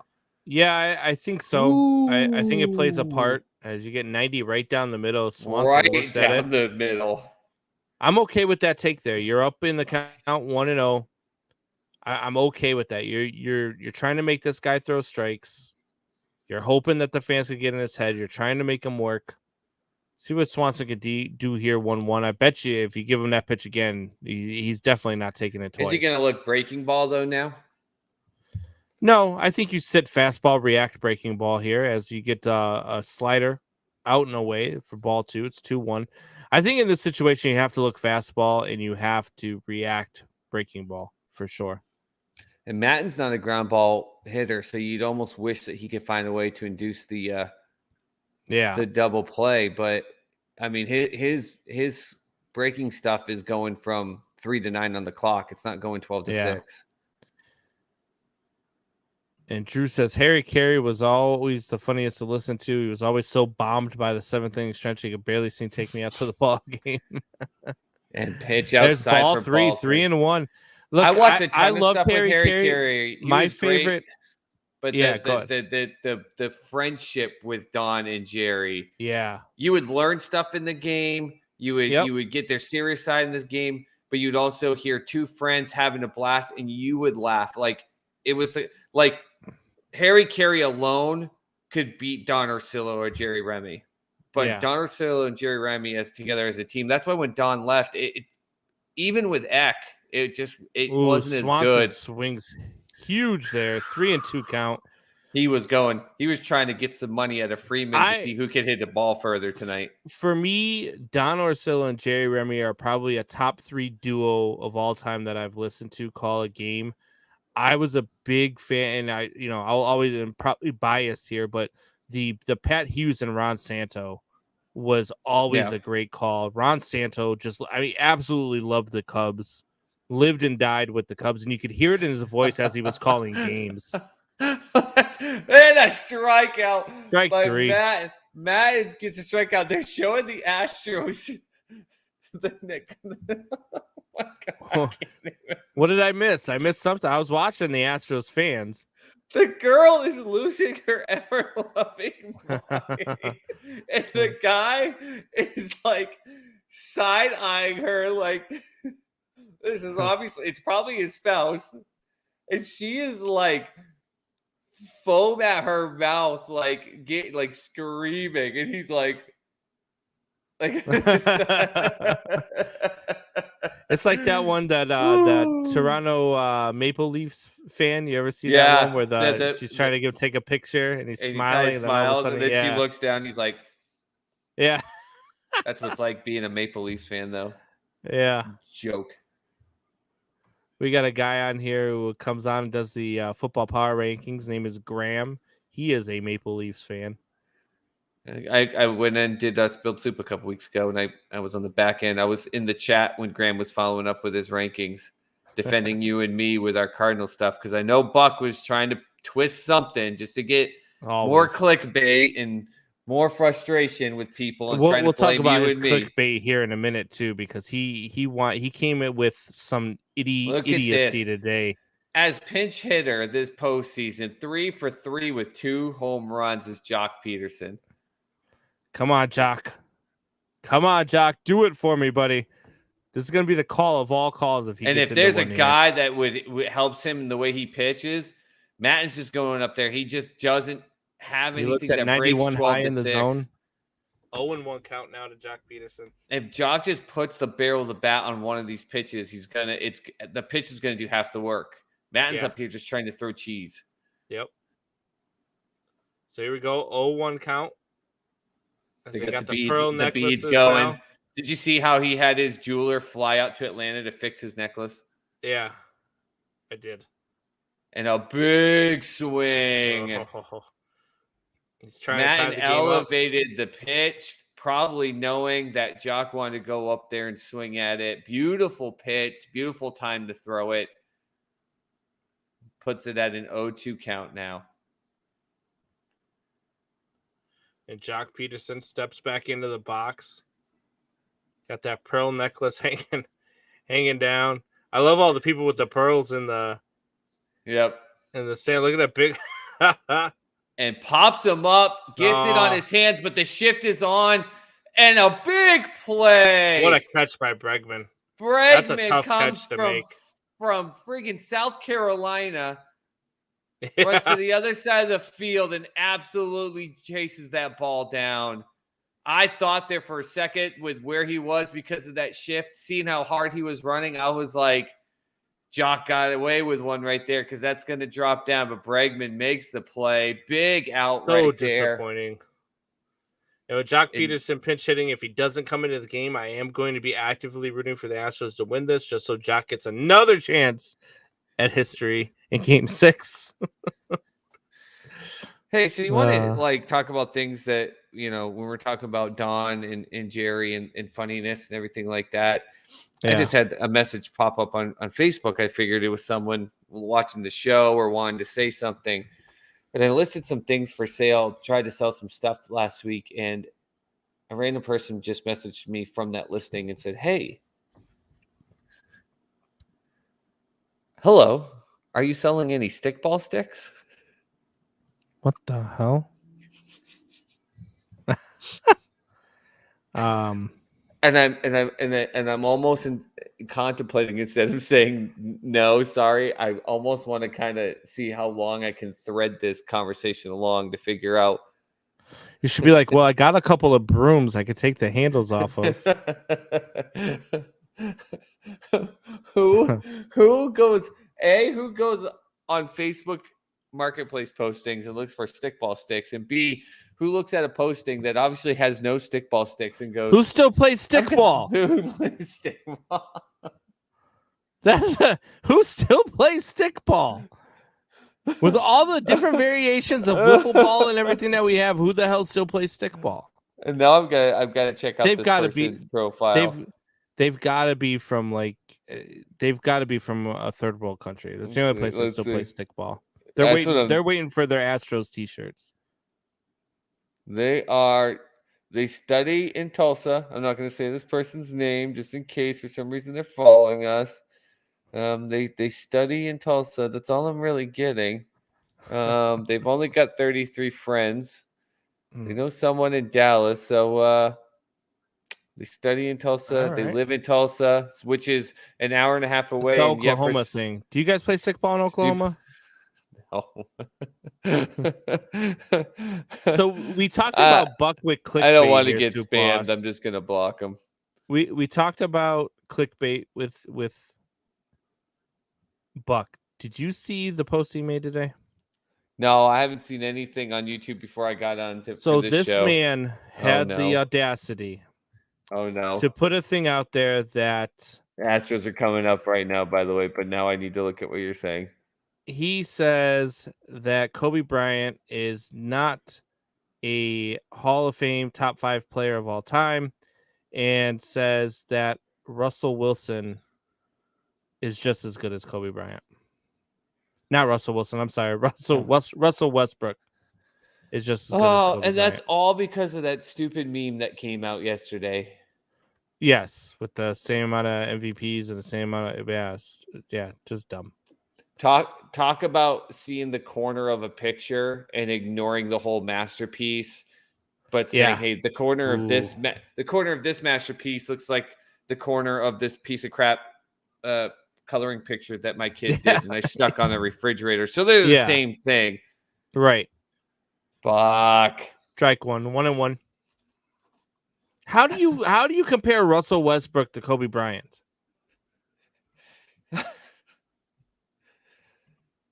Kobe Bryant wasn't out there throwing quadruple doubles with 10 turnovers and going, meh. Oh my goodness gracious, Buck. I can't even get into it. We won't end up calling the rest of this World Series. Big pitch. Smiley's out there, by the way. So you see Drew Smiley, so clearly not the Game 6 starter for the Atlanta Braves. Which says a lot right here, though. And a big swing by Gurriel. The Braves are, which they should. They're only down by 2. You still got 3 innings, plenty of time here. But the goal is to get this win here. Let's not go to Houston. I guarantee you they asked Smiley to go out there and really give him a solid outing. Try to hold on to this and let the bats bring him back to win this game for him. So I like Smiley just because he's got one of those names with the Y has to be the vowel. Hey. Here we go. Big 2-2 pitch. Swing and a miss. Got Gurriel absolutely fooled. Came with cheese 2 pitches in a row and then got the breaking off-speed pitch. Struck him out. I'm telling you right now to go back. I'm going to completely ignore the Buck thing. The whole clickbait thing. Buck, you drive me crazy. If you ever just feel like laughing, look up like Jerry Remy and Don Orsillo funny moments. And sometimes it's just Jerry Remy, like Jerry Remy's infamous air guitar that he did by himself. I think it was in Oakland. I don't know if you ever saw that. That was hilarious. But if you just look up videos of Don Orsillo and Jerry Remy funny moments. And a big swing here by Tucker. Puts it into right field off the wall. Came just short. He hits the second. And a big swing for him on Smiley to put a guy in scoring position for the Astros. He attacked Smiley right out of the gate there. First pitch swinging. Which is crazy for Tucker. He didn't miss the home run by much. Well, I thought so, but then that hit the warning track. It didn't even hit the wall. I thought it hit the wall, but it hit the ground first. So, oh, did it? Yeah, it looked like it was going to hit the wall, but it hit about. See, Hit about a foot and a half before the wall. I mean, still one hell of a hit. And in certain I thought it hit off the brick. You wouldn't know if a ball went off the brick. You still think that ball the other night was barely on the padding and the guy could have caught it with ease when it was 2/3 of the way up the brick. Oh, God. There we go. Bregman in a big spot. If you want a guy up here that can hit the right way and move him across home plate, it's Bregman. And Bregman, of course, then makes me look like an idiot. Oh, my goodness. On the infield. And Austin Riley calls off Freddie Freeman, takes that grab. 2 outs. Bregman. Make me look like an idiot. That reminds me, we were talking about Jeez. One of the Harry Carey moments is when Harry Carey, there was a game the Cubs were about to, seal it off, and there's a pop fly to short right behind the second baseman. And he goes, he's never dropped one of those in his life. And then he dropped the ball, and you hear Steve Stone, well, he just did, Harry.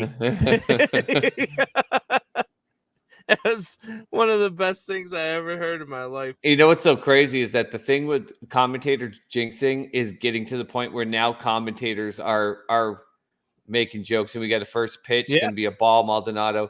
I give Joe Buck so much crap, but one of the nights, it was like a Sunday night game he called or something like that. It was in Seattle, and it was right before halftime. The field goal kicker went to kick it, and he missed it. And I noticed that Joe Buck and whoever else was commentating wasn't saying anything.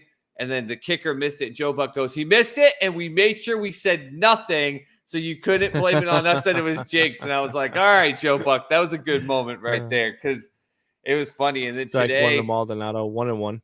Today, someone made a comment in the Lions game about the field goal kicker, and he was just like, 30 straight underneath 40 yards. And don't even bring up the J word. And the other commentator's like, I'm going to throw out the J word. And then it just came in by that much. And they're like, that it still counts. Like, quit doing it. Because you can tell people were in their feed telling them that they were jinxing the kicker. So it's getting to the point where even the commentators know you're jinxing the players. Shut up. Don't say anything. 2-1 count to Maldonado. Seattle, do you believe in all that? Do you believe in jinxing?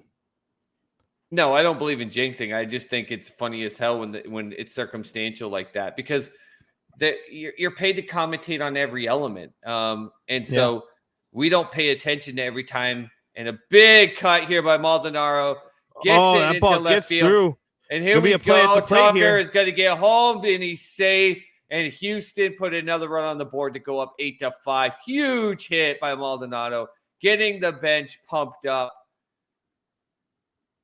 Smiley came in with the thought process, of really shutting them down and letting the Atlanta bats be able to cut into that lead, and instead comes in, gives up 2 big hits, and the Astros get another run.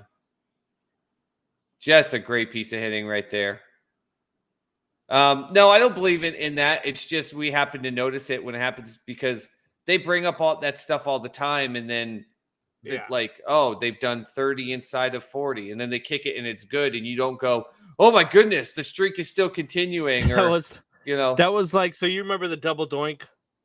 Yeah. So at the time I was watching the game with my wife at the time, my ex-wife now, and we're watching the game, and if you remember, they called a timeout right before he double doinked it, and he kicked it anyway, and he made it. Yeah. And she goes, well, what happened? Why doesn't it count? I said, well, they called the timeout before he kicked. She goes, oh no, what if he misses this one? And my head just went into my hands, and I was like, oh my God, really? And she's like, what? I'm like, you can't, don't, why would you say that? Why would you say that? And then the double doink happened, and I was like, oh, like, I didn't talk to her for like 2 days after that. I was so mad. And again, like, I don't believe in the whole jinxing, but sometimes you're just like, why would you even bring that up? Yep. You get to blame them after that. Why talk it into existence? That's what it ends up being. McCormick in here, pinch hitting in the 9th spot. He gets that call. He gets the strike, but the reason he got that strike is on the very first pitch, while you were bringing up the jinx story, was called a ball, and it was definitely on the strike side on the low end. And I think the umpire kind of looked at it. He kind of, because he did like a lean over, and I think he kind of looked and thought that probably should have been a strike. So a big swing and a miss there. I think Blue has only made 2 or 3 mistakes tonight, and he's tried to make sure that he's recovered and either did a recovery call or has made sure that he hasn't made the same mistake in the same location. So good overall night for him behind the plate. Now that I've jinxed that, let's talk that into existence. Watch the worst call ever in the 9th inning is going to happen now because I gave him credit. Big 2-2 pitch right here. Swing and a miss. McCormick was up there swinging for the fences, trying to make something else happen. But again, damage done. They brought Smiley in to try to shut him down, and instead, Maldonado, the 8th hitter, ends up getting another run, 8-5. They extend the lead to 3. It's a big moment here. Can the Braves come back? We're going to take a quick break. We'll find out. Stay with us for the final 2.5 innings. 2.5. Final 2.5 innings. Stay with us. We will be right back.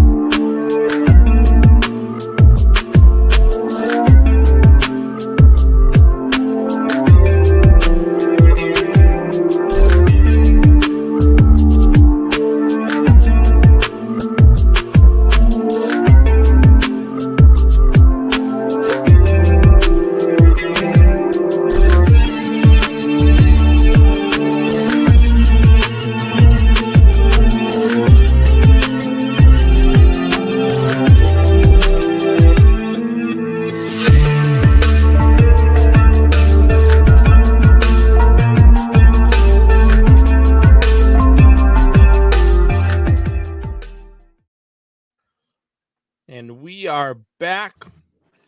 Game is still on break here as they did have the God Bless America presentation there in the go ahead into the bottom of the 7th inning. So we've got a 3-run game here. Astros extended the lead, is now 8-5, heading into the bottom of the 7th. Braves are not done yet, but they do need to start putting some runs across the board here, Soup. Yeah, you got to at least get one across on the board right now, just to show that you got momentum. If Houston can kind of come in and just really quickly get a 1-2-3 inning here, that'll be big for them. But here's the thing: the Braves coach has got to preach this, got to preach it. You can't get, I mean, technically you can get a 3-run home run. I know that, but don't go up here thinking you're going to get a big swing right away, but a foul ball by Soler. You can't get all 3 runs right here. You just can't. Go up there and get on base. That's what you need to do right now as Houston brings in Stanek. Absolutely. So, Super, are you going to be around Tuesday and Wednesday for games 6 and 7? Wednesday, maybe. Well, yes. Tuesday, I'll be traveling to Milwaukee for work, but I'm gonna bring my equipment with me. Okay. So if they're Tuesday, you're out, but if there is a game 7, we could do game 7. Game 6, I am still gonna be on. I'm gonna see if maybe Hoffy might want to come and do the game with me. But I'll be in the hotel anyway, doing nothing, so I might as well call the game. There you go. I'll be game 7. I could probably do it, and then I'll have my little munchkins here. They'll think that's kind of cool, though. They love the little setup as I pulled and got everything into the dining room area with the TV for the World Series here instead of in the little room I'm in. Absolutely. They're showing the dugout, and see what I'm liking is they're showing Houston's dugout, and you got Valdez, the starting pitcher. He's up there joking with the players, making them laugh. Like they're trying to don't get tense, don't get all stressed out. A huge pitch. Soler is trying to kill the ball, like he can hit kill it, 3-run which solo he almost shot. killed the first pitch. But again, the 2 dugout situations. Houston, stay loose, stay happy. We got this. Braves, don't try to get it all back in one swing. And unfortunately, Soler's up there trying to do exactly that. Yeah, thinking if he puts that into friggin' the state of Florida, if he'll get 3 runs for it. That's not the way it works, buddy. And he crushes this one, but got underneath it. Got underneath it, and that's an out. You see the fans trying to mess with Alvarez there. A lot of noise, but nothing came of it. If that ball gets closer to the wall there, you could have one of those fan interference incidents. Say it, Cubs fan. You can have what type of incident? We don't call it fan incidents in the rest of the MLB. What type of incident is it, Combs? That's a Bartman incident. It's not fair to Steve Bartman to call it a Bartman incident. Bartman was doing what everybody else in the stadium wanted to do and was trying to catch that ball. It was not Steve Bartman's fault. I know it wasn't Steve Bartman's fault, but it will be the Bartman incident. In the very next play, a guy who hadn't booted a ball all year, hadn't made an error all year long, booted an easy double play ball. And that's when the wheels came off. God, had to bring up Bartman, didn't you? Yep, I did. Freddie Freeman here. I tried to just bring attention just to the fact there was a lot of noise on the swing and it was still an out. You just wanted to keep bringing it up. So, I mean, it was in the same spot, too. Freeman takes a big hack at that. Did you see when Moise Alou came out a couple years later and tried taking the heat off Bartman and said, I wouldn't have been able to catch that ball anyway? Yeah. But all the pictures show his gloves like right underneath the ball and ready to catch it. Yeah. That was nice of Moise Alou, but everyone was like, that's BS. We don't care. That guy got a bad shake for that. And that's he's doing all right now. And a strike by Stanek now. That's a good pitch right there to Freeman, who hits the home run on a ball low and in. Pitch before, fastball low and in. Got good wood on it, but just went foul right with now it. Is chanting Freddie. Like Freddy Krueger? Why is someone not in a Freddy Krueger mask? Atlanta fans, Freddie Freeman, and one of you is not in a Freddy Krueger mask right now? And he swings at one down and in. That's where his spot has been all night, but Stanek lets it get just a little bit underneath the bat and gets a ground ball. Great pitch by him. And Stanek almost 2 out. overran the bag there. Yeah. I apologize. So you got 2 down every now. time I take a bite out of my toast. This is what I'm eating in the middle of the night. Ozzy Albies is at the plate. That's all right. I've got I don't have any toast here. I got some gummy bears though. I love toast. This is the way I'm keeping myself from eating all the candy. I'm eating toast. Yeah, eating toast. I love toast. Yeah. We've I was able to secure some Blackhawks tickets for tomorrow night. We got I was able to get 3 tickets plus parking passes for $60. So me, Michelle, and Aubrey will be at the Blackhawks game tomorrow night. Yeah, see if they can win their first game of the year. B swings, foul ball. Yes. I know we're talking the baseball game, obviously, but Dallas and Minnesota, 55 seconds to go. Minnesota's only up 16-13. Dallas has the ball with 55 seconds to go and have it on Minnesota's, I think, 5-yard line. Zeke just took a big catch at the 20 and ran it all the way down to the 5 about. Yeah, 4-yard line. It's almost one of those cowboy moments. You almost expect him to mess this up somehow. Interception or fumble somewhere. Big pitch. Great location. Albies didn't like the call, but that's definitely a strike. Doesn't matter. Yeah, no, that's a strike, true and true. Yeah. You might not like it, Albies, but the home plate ump has had a really good night behind the plate tonight. Let's double jinx him, Combs. Double jinx the man. Let's do it. I don't like umpires. I'll jinx them all night. You got a great batter. You just almost want Albies just get on base because you got Riley on deck. Give him a shot, and instead swing and a miss. Misses. And you've got the Astros just pumped. They're energized. Their pitcher is roaring as he walks off the mound. Everything the Astros needed to do tonight, they're doing it. You're feeling this shift. I still think they need to go out and get a couple more runs to get that huge end momentum. But I just saw. I look over. What'd they do? I don't know how they scored. But they scored, and the camera is on Jerry Jones, and it looks like he kissed his brother again right on the damn mouth. God! Oh God! Amari Cooper, huge catch in the back of the end zone, and I'm pretty sure they just showed. I look over and see Jerry Jones looks like giving a big old Mac kiss to his brother right on the face again. Jeez, same thing happened in the Patriots game. Oh, my goodness gracious. It's just weird. Heck of a throw by Cooper Rush. No, he's got man coverage on the outside. Puts it up where Amari can get it. How much time is left on the clock for 51 Minnesota? Seconds. That's plenty of time for Minnesota and Captain Kirk to come back. But they're down by 4, not by 3, so they got to get a touchdown. Plenty of time.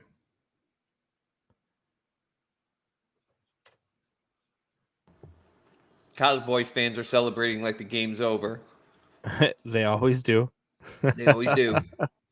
It's in Minnesota this time. At least it's not. I'm telling you, the greatest picture in sports history by a fan was that one Green Bay Packers fan in the playoffs game, and he was in the Dallas stadium, and he's like, these fools are celebrating with 1:13 to go, and it's just him. It's just him in the middle of the Dallas crowd. They're all celebrating. It's just him smiling, and it was the game that Rodgers tore him back down the field and scored the touchdown to win the game.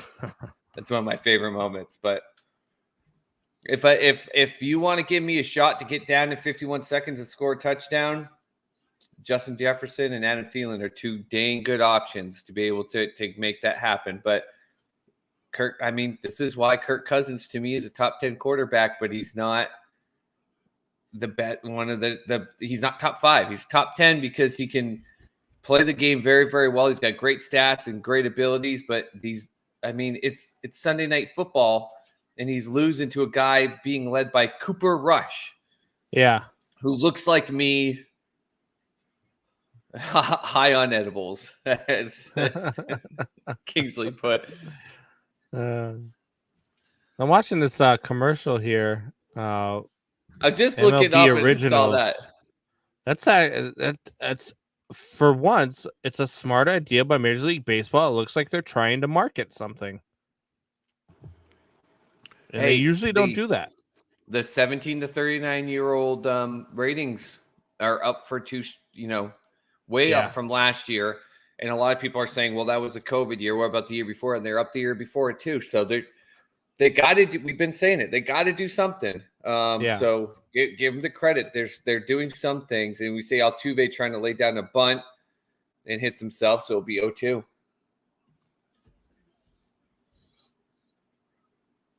Anything. Altuve doesn't know what the hell's going on right now.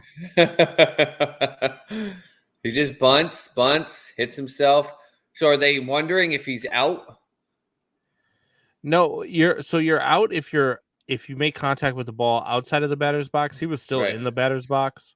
I'm wondering if maybe there were some coaches in Atlanta's dugout that were trying to ask if he was out. And a big hit by him. Pushes it through the middle. Pushes it through the middle.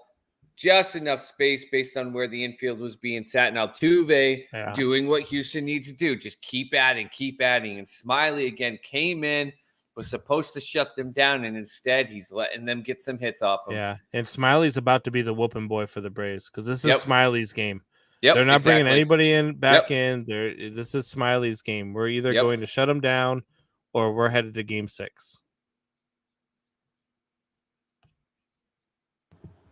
Not only is it his game, but if it gets out of control and they're forced to take him out and to have a pitcher come in and have to get 6 outs because he doesn't get anything done here, he's also going to be the whooping boy in terms of the media in the Atlanta area for just absolutely letting the game get out of hand. Jonathan Briggs says the one thing I'll always miss about Jerry Remy is him giving the Spanish welcome before every game. Mm-hmm.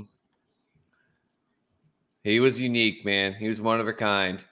Again, I don't think on his own you need to have a special dynamic with him, and it's just crazy if that Don Orsillo. They've got a pickoff play here. Altuve safe. They call him safe. Still swipes the bag. Wow. They had him picked off, and he didn't try to get caught in a pickle. He didn't try to do anything. He just went straight for the obviously steal. They're going to check this and see. Altuve seems to be a little frustrated, as if maybe he thinks he did get caught or something, but they caught him trying to steal, and he just kept going. Ooh, he's out. He's out. Yeah. I think that might be why he's mad. See, it's got to be conclusive, though. Yeah, he's out. You can see when the base moves is when he gets in contact. He's out. Here you go. Great angle right here. Tag out. Hasn't even hit the plate. Just got him right before, but that's an out. Yep. You got no choice if you're the Braves, but they've already challenged it. They already got the headsets on. Yeah, that's why he started acting frustrated, because I think they challenged it, and I think he knows. Yeah. He probably felt the tag right before he felt the pressure on his foot. You know. Dusty's out here getting frustrated about something. He's always frustrated. Probably because they forgot to pack his Ovaltine, so he's upset. Drink more Ovaltine.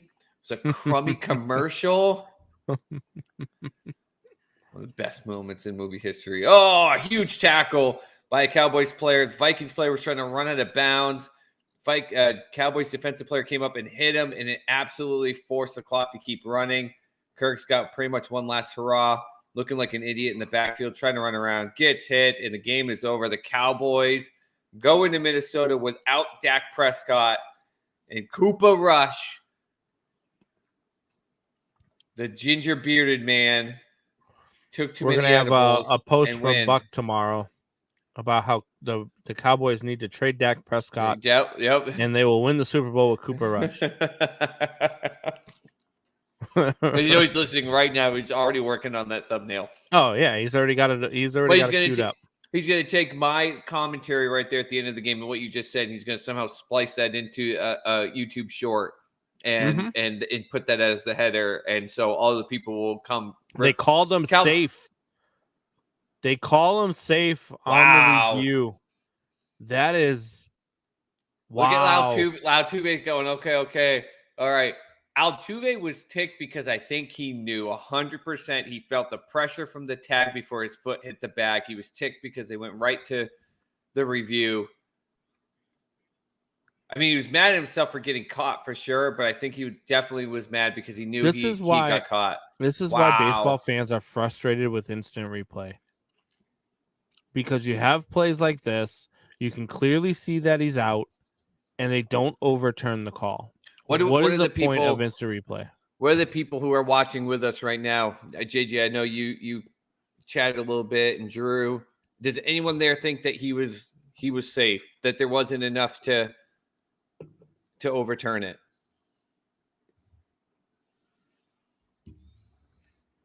There you go. Ground ball here to second base. Altuve. 1 out, runner on third. 1 out, now runner on third instead of 2 outs and no one on base here. So yeah, a big spot here for Houston. Again, can you get another run? Make this 9-5. And this could be a huge momentum swing for Atlanta. Something didn't go your way. You didn't get the call that you should have gotten. How do you get out of it? If you stop them from scoring here, as Jonathan Briggs says, looked out to me. Mm-hmm. If you stop them from scoring here, you can absolutely swing momentum in your favor. And it's huge. You still got 2 at bats. You're only down by 3 runs. Correa, I'm telling you, I know this is going to drive a lot of people crazy because of how much people hate him, but he came into the World Series very cold, and into this game through the World Series being very cold, not just away at home. And I expected him to just go up there and be the one, him and or Altuve just hacking while the other guys are waiting. He has been, and he gets a big hit, and he's 3 for 5 in the game tonight and drives in the run and makes this 9-5, as I was just praising him.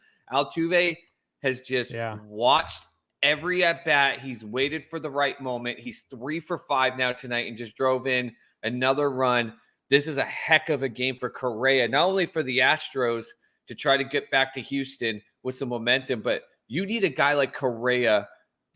I know you hate it, Combs, but you need that guy, the guy that wants to do this, because the guy that wasn't him the first 4 games of this series. He was. I might not like him right now, but I'm gonna love him next year, and then when he's in the Cubs uniform.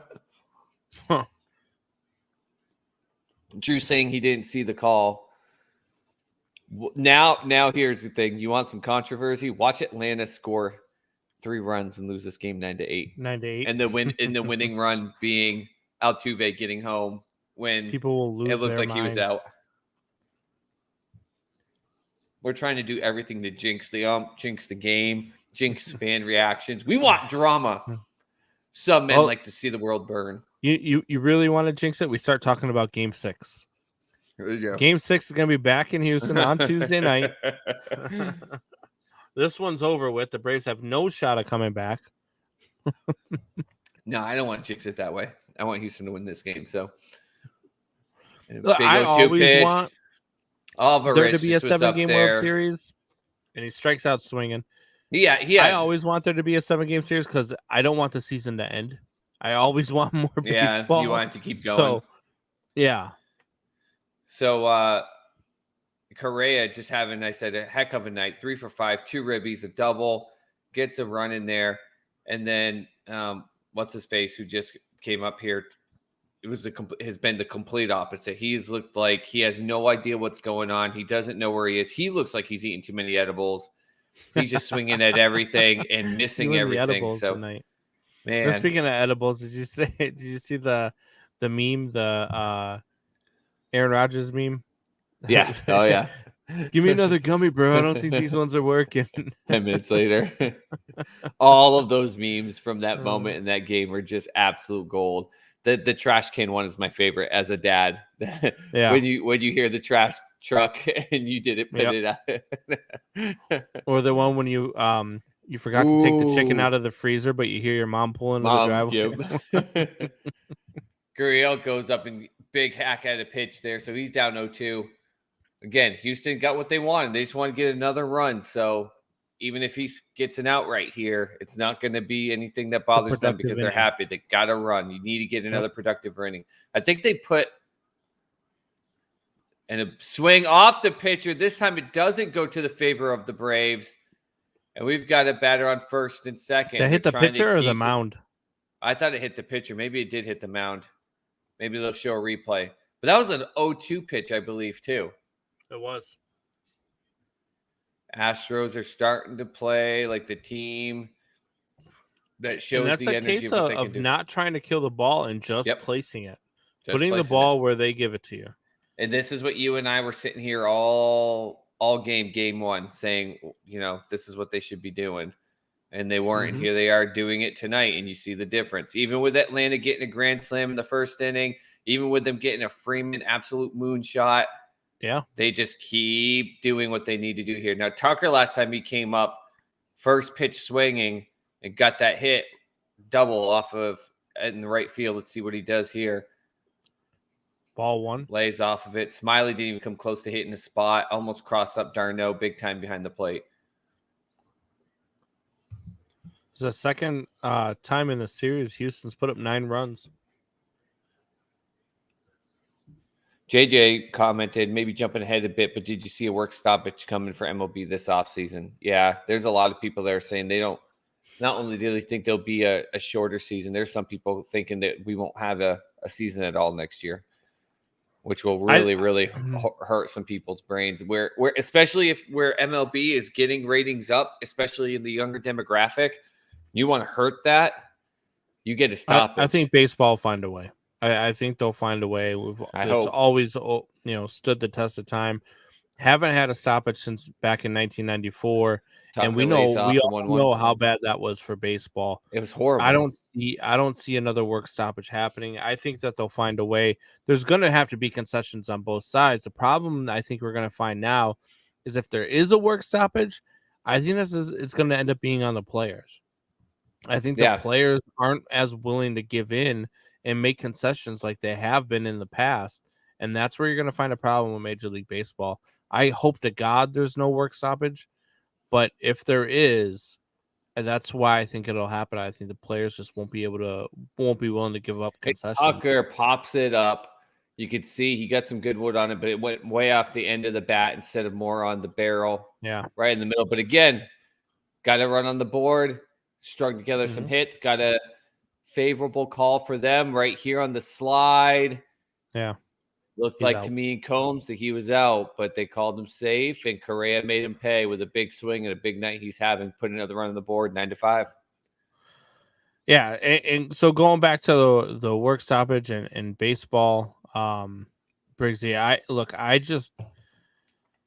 I'm not one of those who argues, that the players are overpaid and blah blah blah blah blah, because I'm not. I think if anything, I've argued this with people before. If anything, the players are underpaid compared to what the owners make and compared to how much money the game brings in and what the payroll is.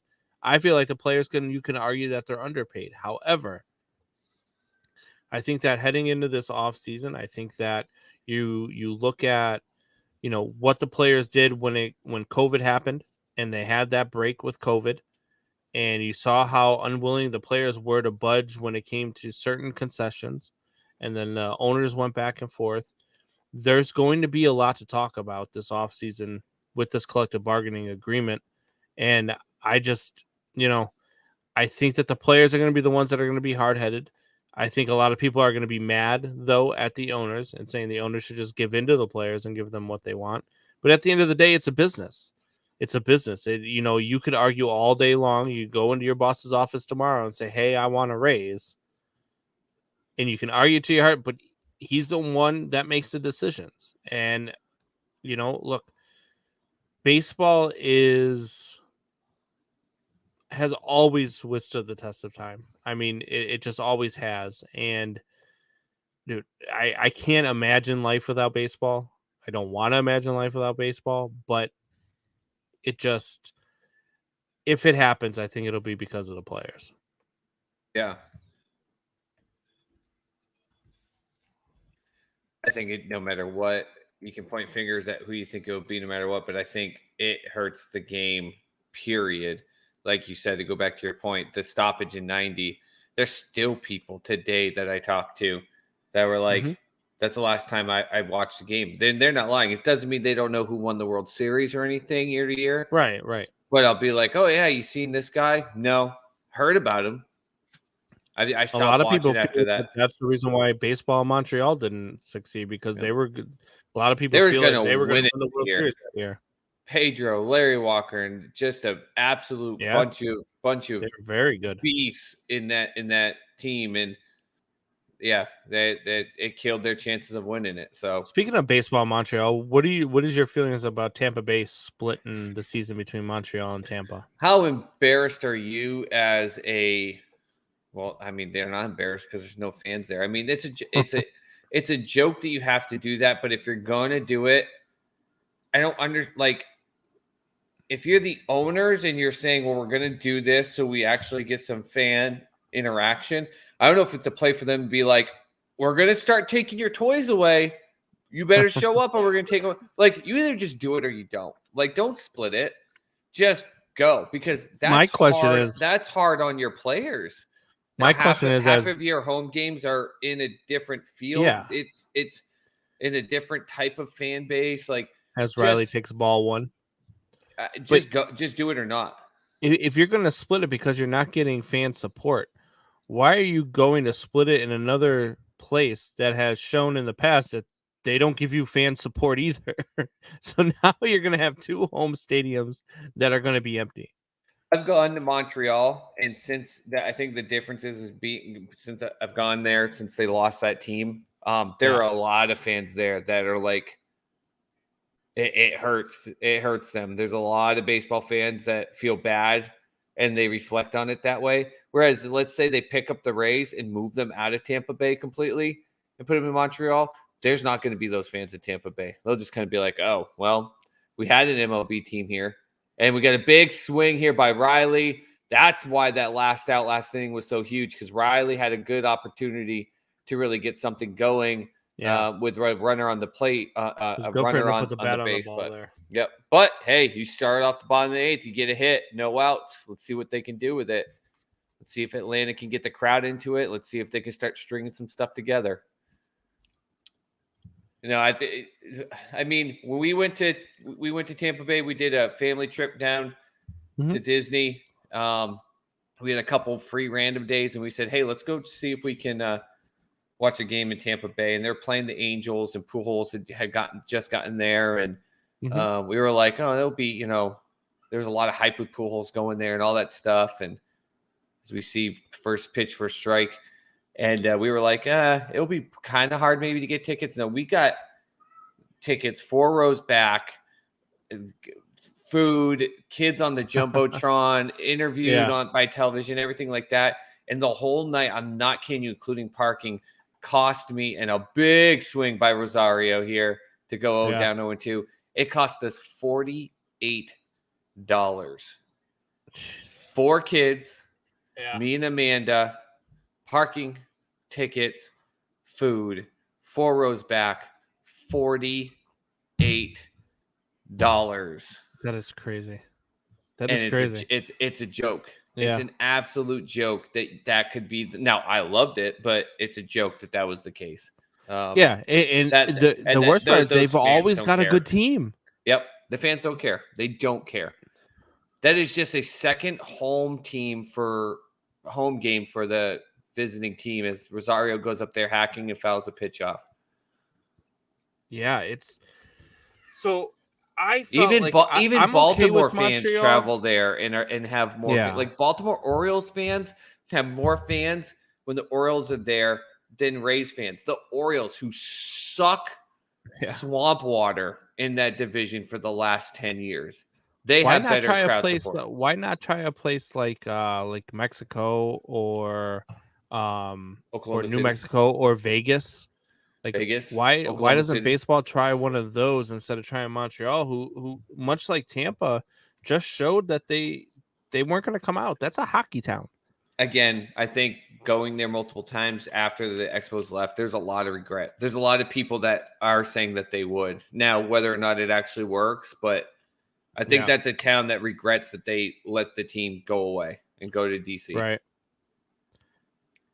As we've I love the old Expos uniforms, the old Expos hats. Oh yeah, I love the throwbacks there. When I was working for that sporting goods company in the Northeast, building my career, we had like hat racks and stuff like that, and some of them that we would just get. We do like a super deal, be like 2 for $15 or 2 for $10.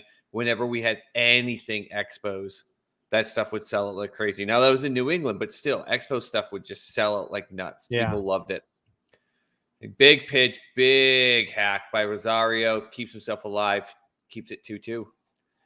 Rosario was looking bad to start this at bat. Now he's staying alive. If he can get like a little blue pit or something like that, and we can get 2 on with no out, this crowd's going to just start absolutely going nuts, doing whatever they can to get this team going here. So big at bat. Got Rosario at bat. You've got Darno on deck. Duvall on deck, and then Darno's in the hole. In the hole, yep. And Duvall This has is a big at grand bat for slam. Rosario. If Rosario can find a way on base here, the Braves are in business. Yep. Takes a look. Full count now. 3-2. Yep. And that's not where Maldonado wanted that. He wanted that down and away, right in the corner of the strike zone. Instead, it hits the ground right at Maldonado's knees, down and in. So, and we've got Rosario a visit, taking his visit time to the here. mound. Well, Rosario's taking his time because there's a visit to the mound. Maldonado decided to go out and talk to Graveman. I always wonder what the catcher says to him in a situation like this. It's 3-2. Like, did you get crossed up on the last pitch, or are you just going out there saying, "Hey"? Depends. No strike. It could be you got crossed up. It could be, hey, listen, last time when he was up, we saw his feet shifted like this. We didn't try this pitch. I know this isn't what you would typically do. We're going to do this. Briggs has a good question here. If they were to split it and they make the playoffs, where do they play the home playoff games? I mean, you can't split those. You have to kind of set up. What are you going to have? 3 different freaking. If I'm MLB, if you're letting them do this, you have to tell them it's one or the other when you get to the playoffs. And then if you're the owners and you pick Montreal, Rosario gets a hold of one. No, that ball's going to hang up underneath it. Hung up, just got underneath it. 1 down. If you're, I don't know. I mean, if you choose Montreal, if MLB's like you have to choose one, you choose Montreal. Don't you think the MLB then has to turn around and go, okay? Yeah. And fans show up because fans don't even show up for their home games in the playoffs. Yeah, I know. The radio stations literally are giving tickets away to try to get Rays fans there when they're the best team, the number 1 seed in the AL. And instead, you had like the Red Sox going in there for their series and just absolutely having home games. It was unfair. If they pick Montreal, if you're MLB, you got to say, all right, you got to head there. We can't play this maybe one, maybe another. You either got to stay where you're at or head to Montreal. So I think that's part of this. I think maybe MLB is trying to test, like, okay, a lot of the fandom there, a lot of the people said they wish they didn't let them get away. Maybe this is a way to test it. Violently misses at that one. 0-2. You see the helmet corkscrew around his head? Yeah. Violently missed at that one. This could be something that I just thought about, that maybe this is MLB's way of kind of undercover studying to see if Montreal would be able to do it.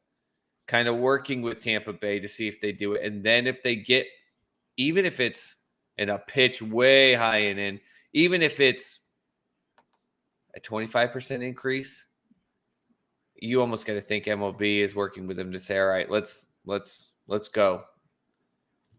Do you think COVID with Toronto and the way they had to split, make time and play in Buffalo and play, in Florida as well for some of their games, do you think that gave MLB the idea, hey, this might be okay to test the waters here, and hey, maybe it doesn't work in Montreal, but if it does, maybe the following season we can say, either they're moving to Montreal, or we can say, hey, Montreal didn't work out.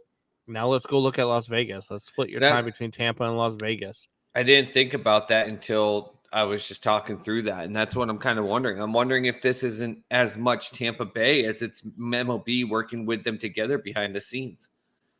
Yeah. And a cut. We got a dribbler down the third baseline. Ooh, ground out. Just gets him. That's another nice play by Bregman. Yep. Bregman's had a very good game at third base defensively. Yep. He makes a nice barehanded play earlier in the game. This is a nice play running up. It's not an easy play to make. And to make an accurate throw to get Duvall, who's racing down the line. You see him there laughing with Correa.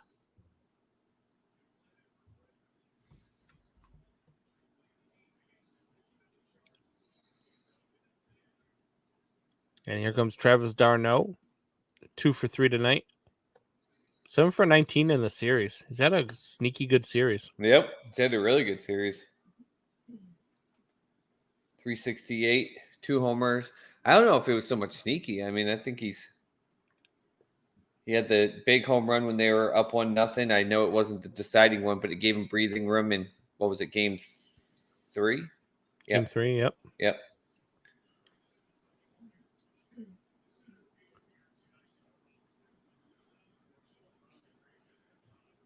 She got 1-0 count now to d'Arnaud. He's got that lazy hold on the bat, like kind of like he's waiting, and then gets it going. It's all about pace and. Ooh, I think strike to d'Arnaud. Did he call that, or was that swinging? Home plate umpire called it swinging. I think. I could be wrong. The 1-1 count out of d'Arnaud. Huge spot for Graveman here, kind of to be the opposite of Smiley. I know Smiley a little bit different, being the starter element, but still. Oh, get strike call 2 here. And that is not a strike. We jinxed it. The ump is ready to go home.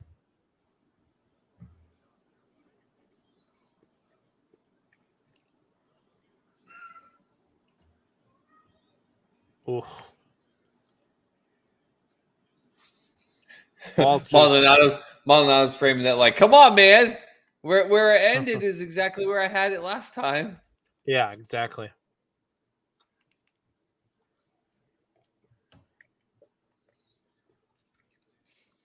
You see Graveman, I think, going with kind of like which side the calls are going to go through there as he threw up the 2 fingers. Yeah.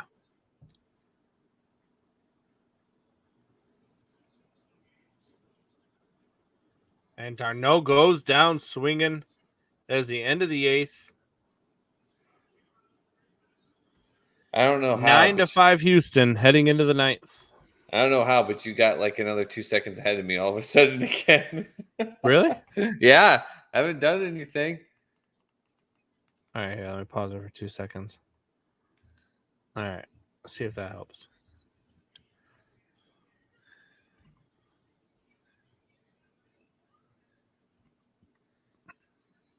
He hadn't even thrown the pitch yet when you said he struck out, and I was like, "What the heck?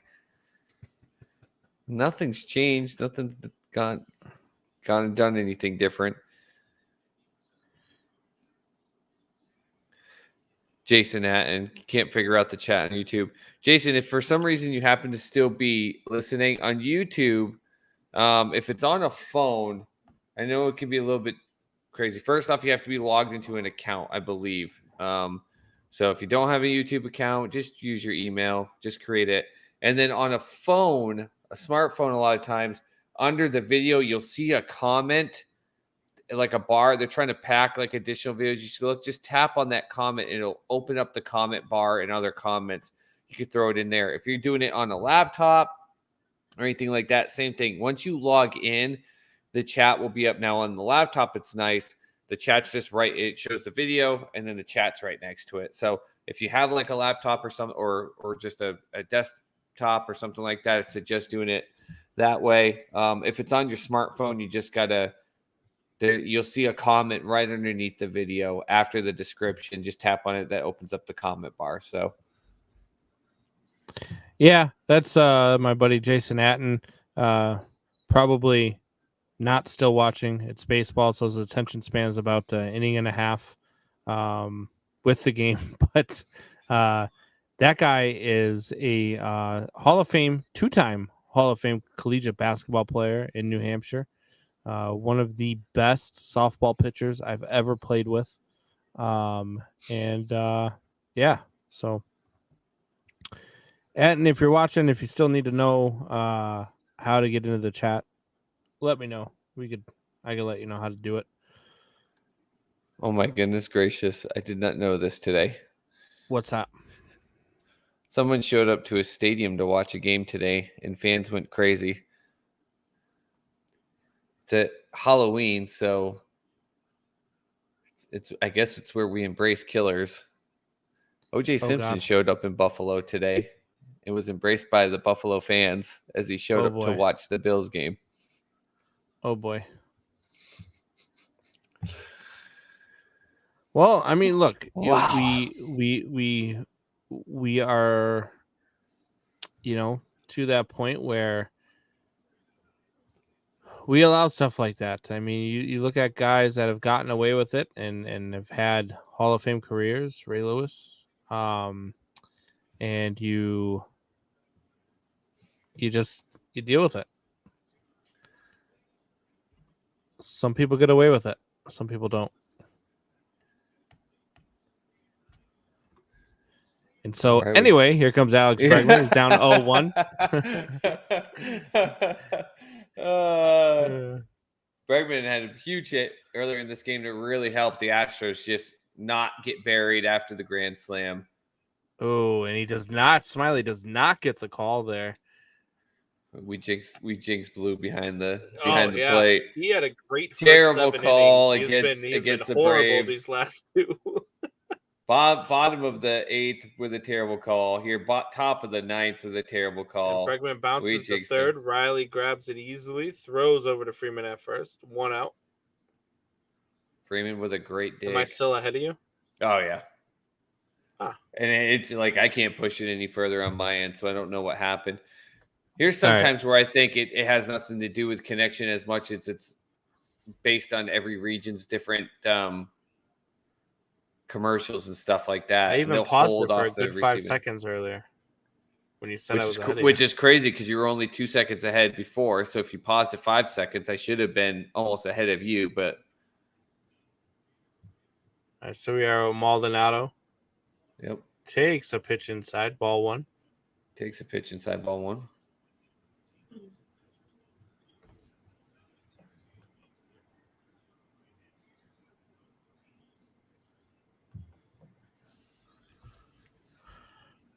By the way, what do you think about Mike White, Jets quarterback?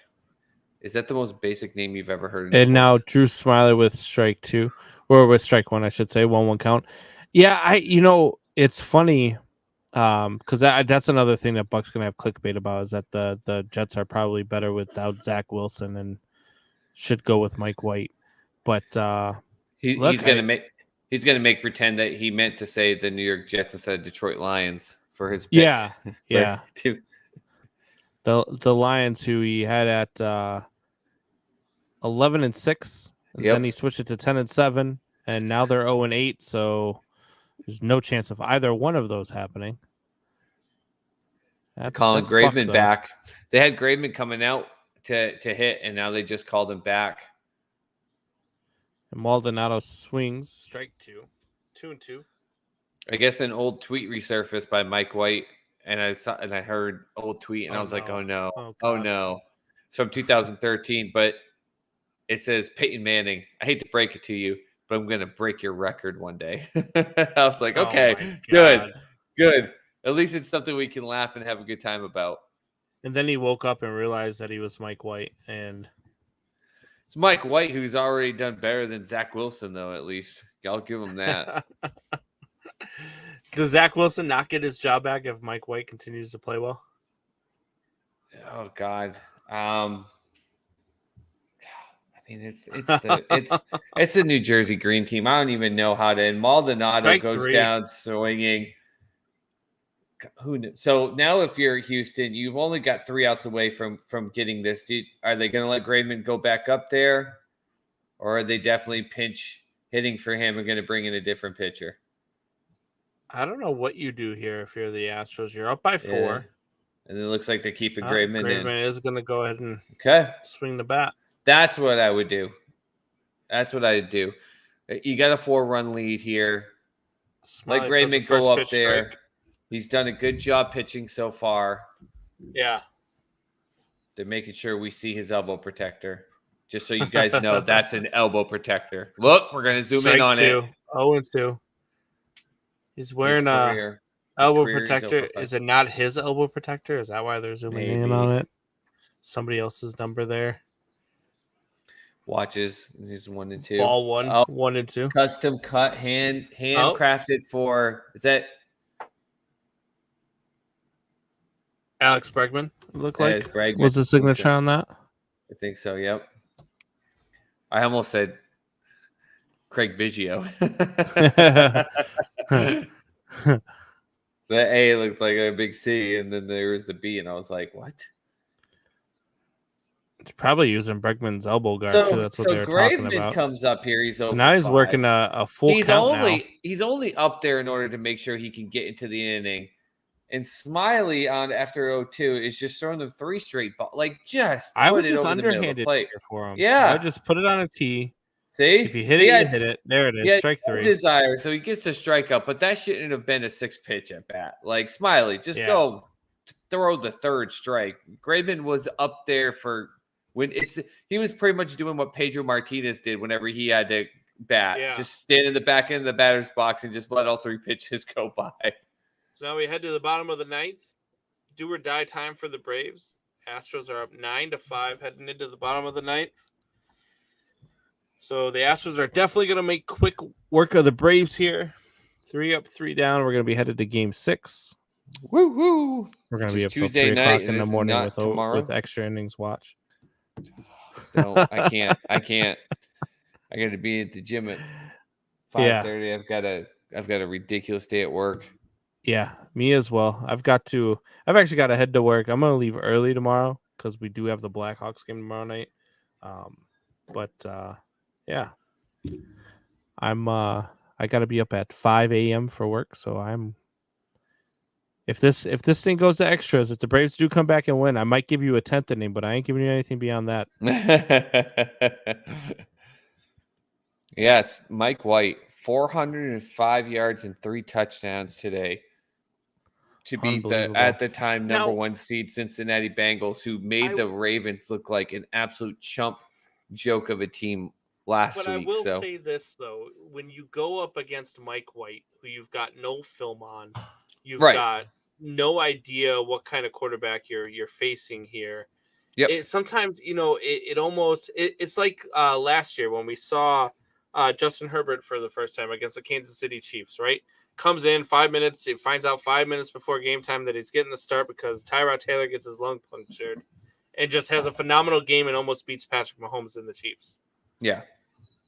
So, I've always said when it comes to people that are skilled, you can't jump automatically when players have some good games and automatically think that they're going to be the next greatest thing. And when players aren't obviously good right away, you can't automatically just think that they're just going to be, the worst pick ever. Like, there's so much that happens not only for defenses to be able to study film to allow them to figure out how to play an offensive player once they get to know, but there are offensive players that don't do as well to start that get to watch film and see where they made mistakes if they have good coaching and everything like that. Like right now, Justin Fields, if he had dropped to the Patriots, which who I was hoping for, I wanted him first and then Mac Jones. And it was funny to me that they're the 2 that dropped. But I'm telling you right now, if Justin Fields is sitting on the Patriots roster, being shown some things that he can do differently, he's having a far better rate of what he's doing right now because there's a lot to it. So that's the way it would be. Mike White's been in the league for 4 years. I mean, if he was something that was amazing, he would have, we would have known by now. We would have known of who this.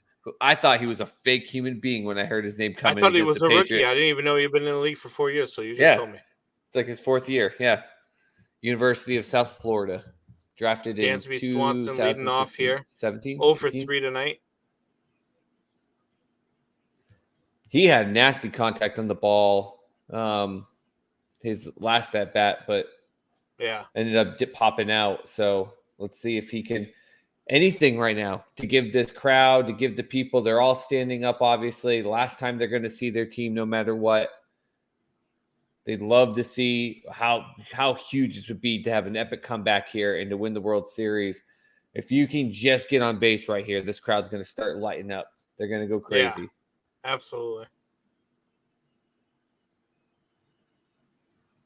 You see fans in the stands wearing the rally caps.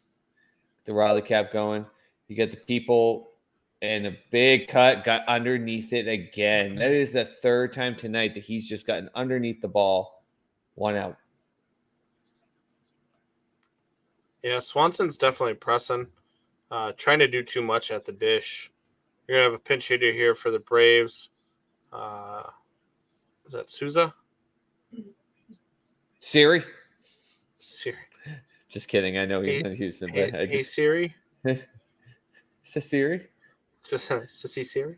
Is it Siri?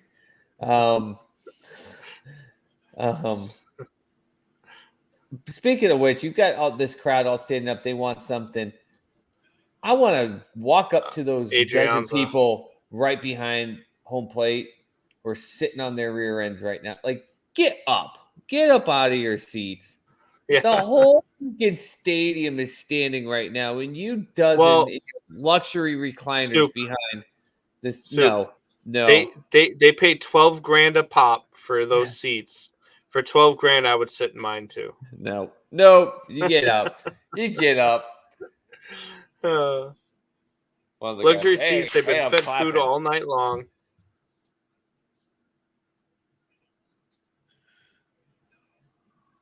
Alex Cintron, the hitting coach. Yep. He's a former relief pitcher too. Yep, I remember him. And now he's a hitting coach. Odd combination, isn't it? Yeah.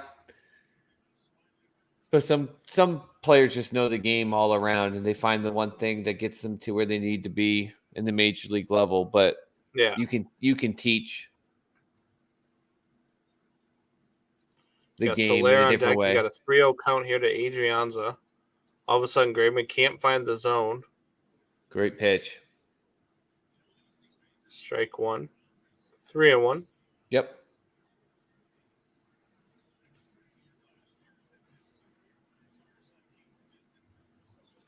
Dusty there with the mask and the gloves and the whole 9 yards. Is he wearing safety goggles too? No, I think those are just glasses. I could be wrong, but 3-1 pitch is fouled off. Now 3-2.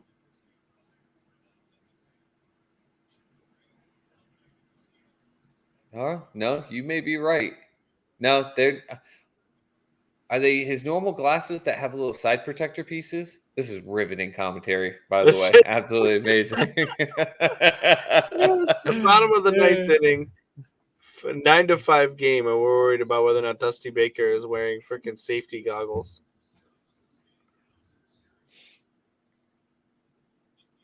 Full count to Adrianza. Steps out of the box.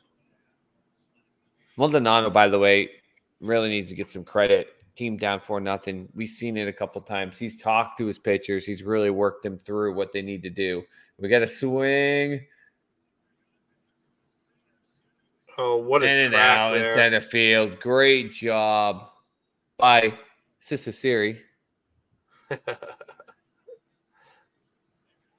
we've got 2 outs in the bottom of the ninth, and the Astros are looking to put this final nail in to send the Braves fans home, crossing their fingers in hopes that they didn't just watch their team for the last time this year to go away and to drop this 3-1 lead. The Atlanta fans have seen enough of this heartbreak. They were hoping to be able to celebrate it tonight. Atlanta fans have got to be saying to themselves, oh my God, not again. Yep.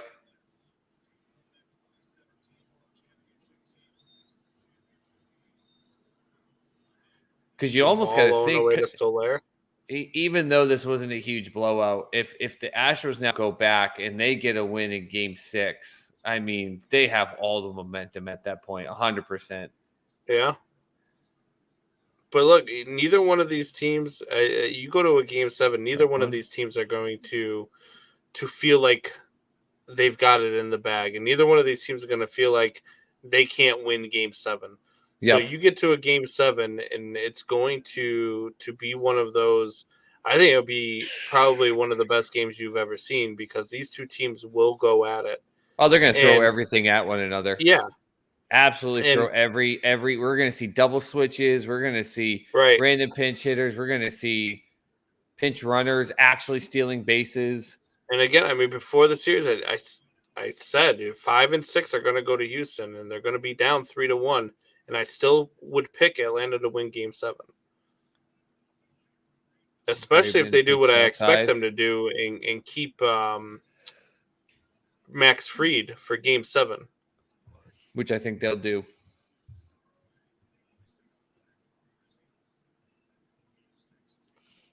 Soler with a 2-2 count here from Graveman. Ooh. Healthy hack. Fouls it away. Healthy hack, but again, this is again where I know that's the way he's built. I know it's who he is. But you just got to think that someone's got to work with Soler. Like, you cannot hit a home run every single at bat. And he's such a big dude with a very long, like, he could be, like, put that power in that pitch right there and put it against the right field wall. And Soler swings and misses for strike 3. And the Astros come back from a 4-0 deficit with a grand slam in the first inning by the Braves, get it to 4-2, then 4-4, then watch Freddie Freeman absolutely put a ball on the other side of the moon, and they didn't let it get to them. They tacked on 5 more runs. They win this game 9-5 and get the World Series going back to Percy Houston. Says we will have November baseball. Yes, we will. Yes, there will be baseball played in November. November 2nd, November 3rd. November 2nd is a date that Cubs fans know very well. Then November 3rd would be Game 7 if there is a Game 7. So Tuesday, Wednesday, join us. If there is a Game 7, it'll be Soup and I calling Game 7. Game 6 will be myself and somebody, or maybe I'll take the night off and just watch the game from the hotel too. Random person. We'll see. Yeah. All right, guys. We'll see you later. Thanks, everybody, for joining. Thank you, Briggsy. Thank you, Michelle, for chiming in. Thank you to Drew, who's been here. Congratulations again, Drew, on the win with the jersey. Thanks to everybody who's been joining in, even if you haven't. Yeah. Yeah. Unbelievable. All right. Have a great night, guys. That is it for us.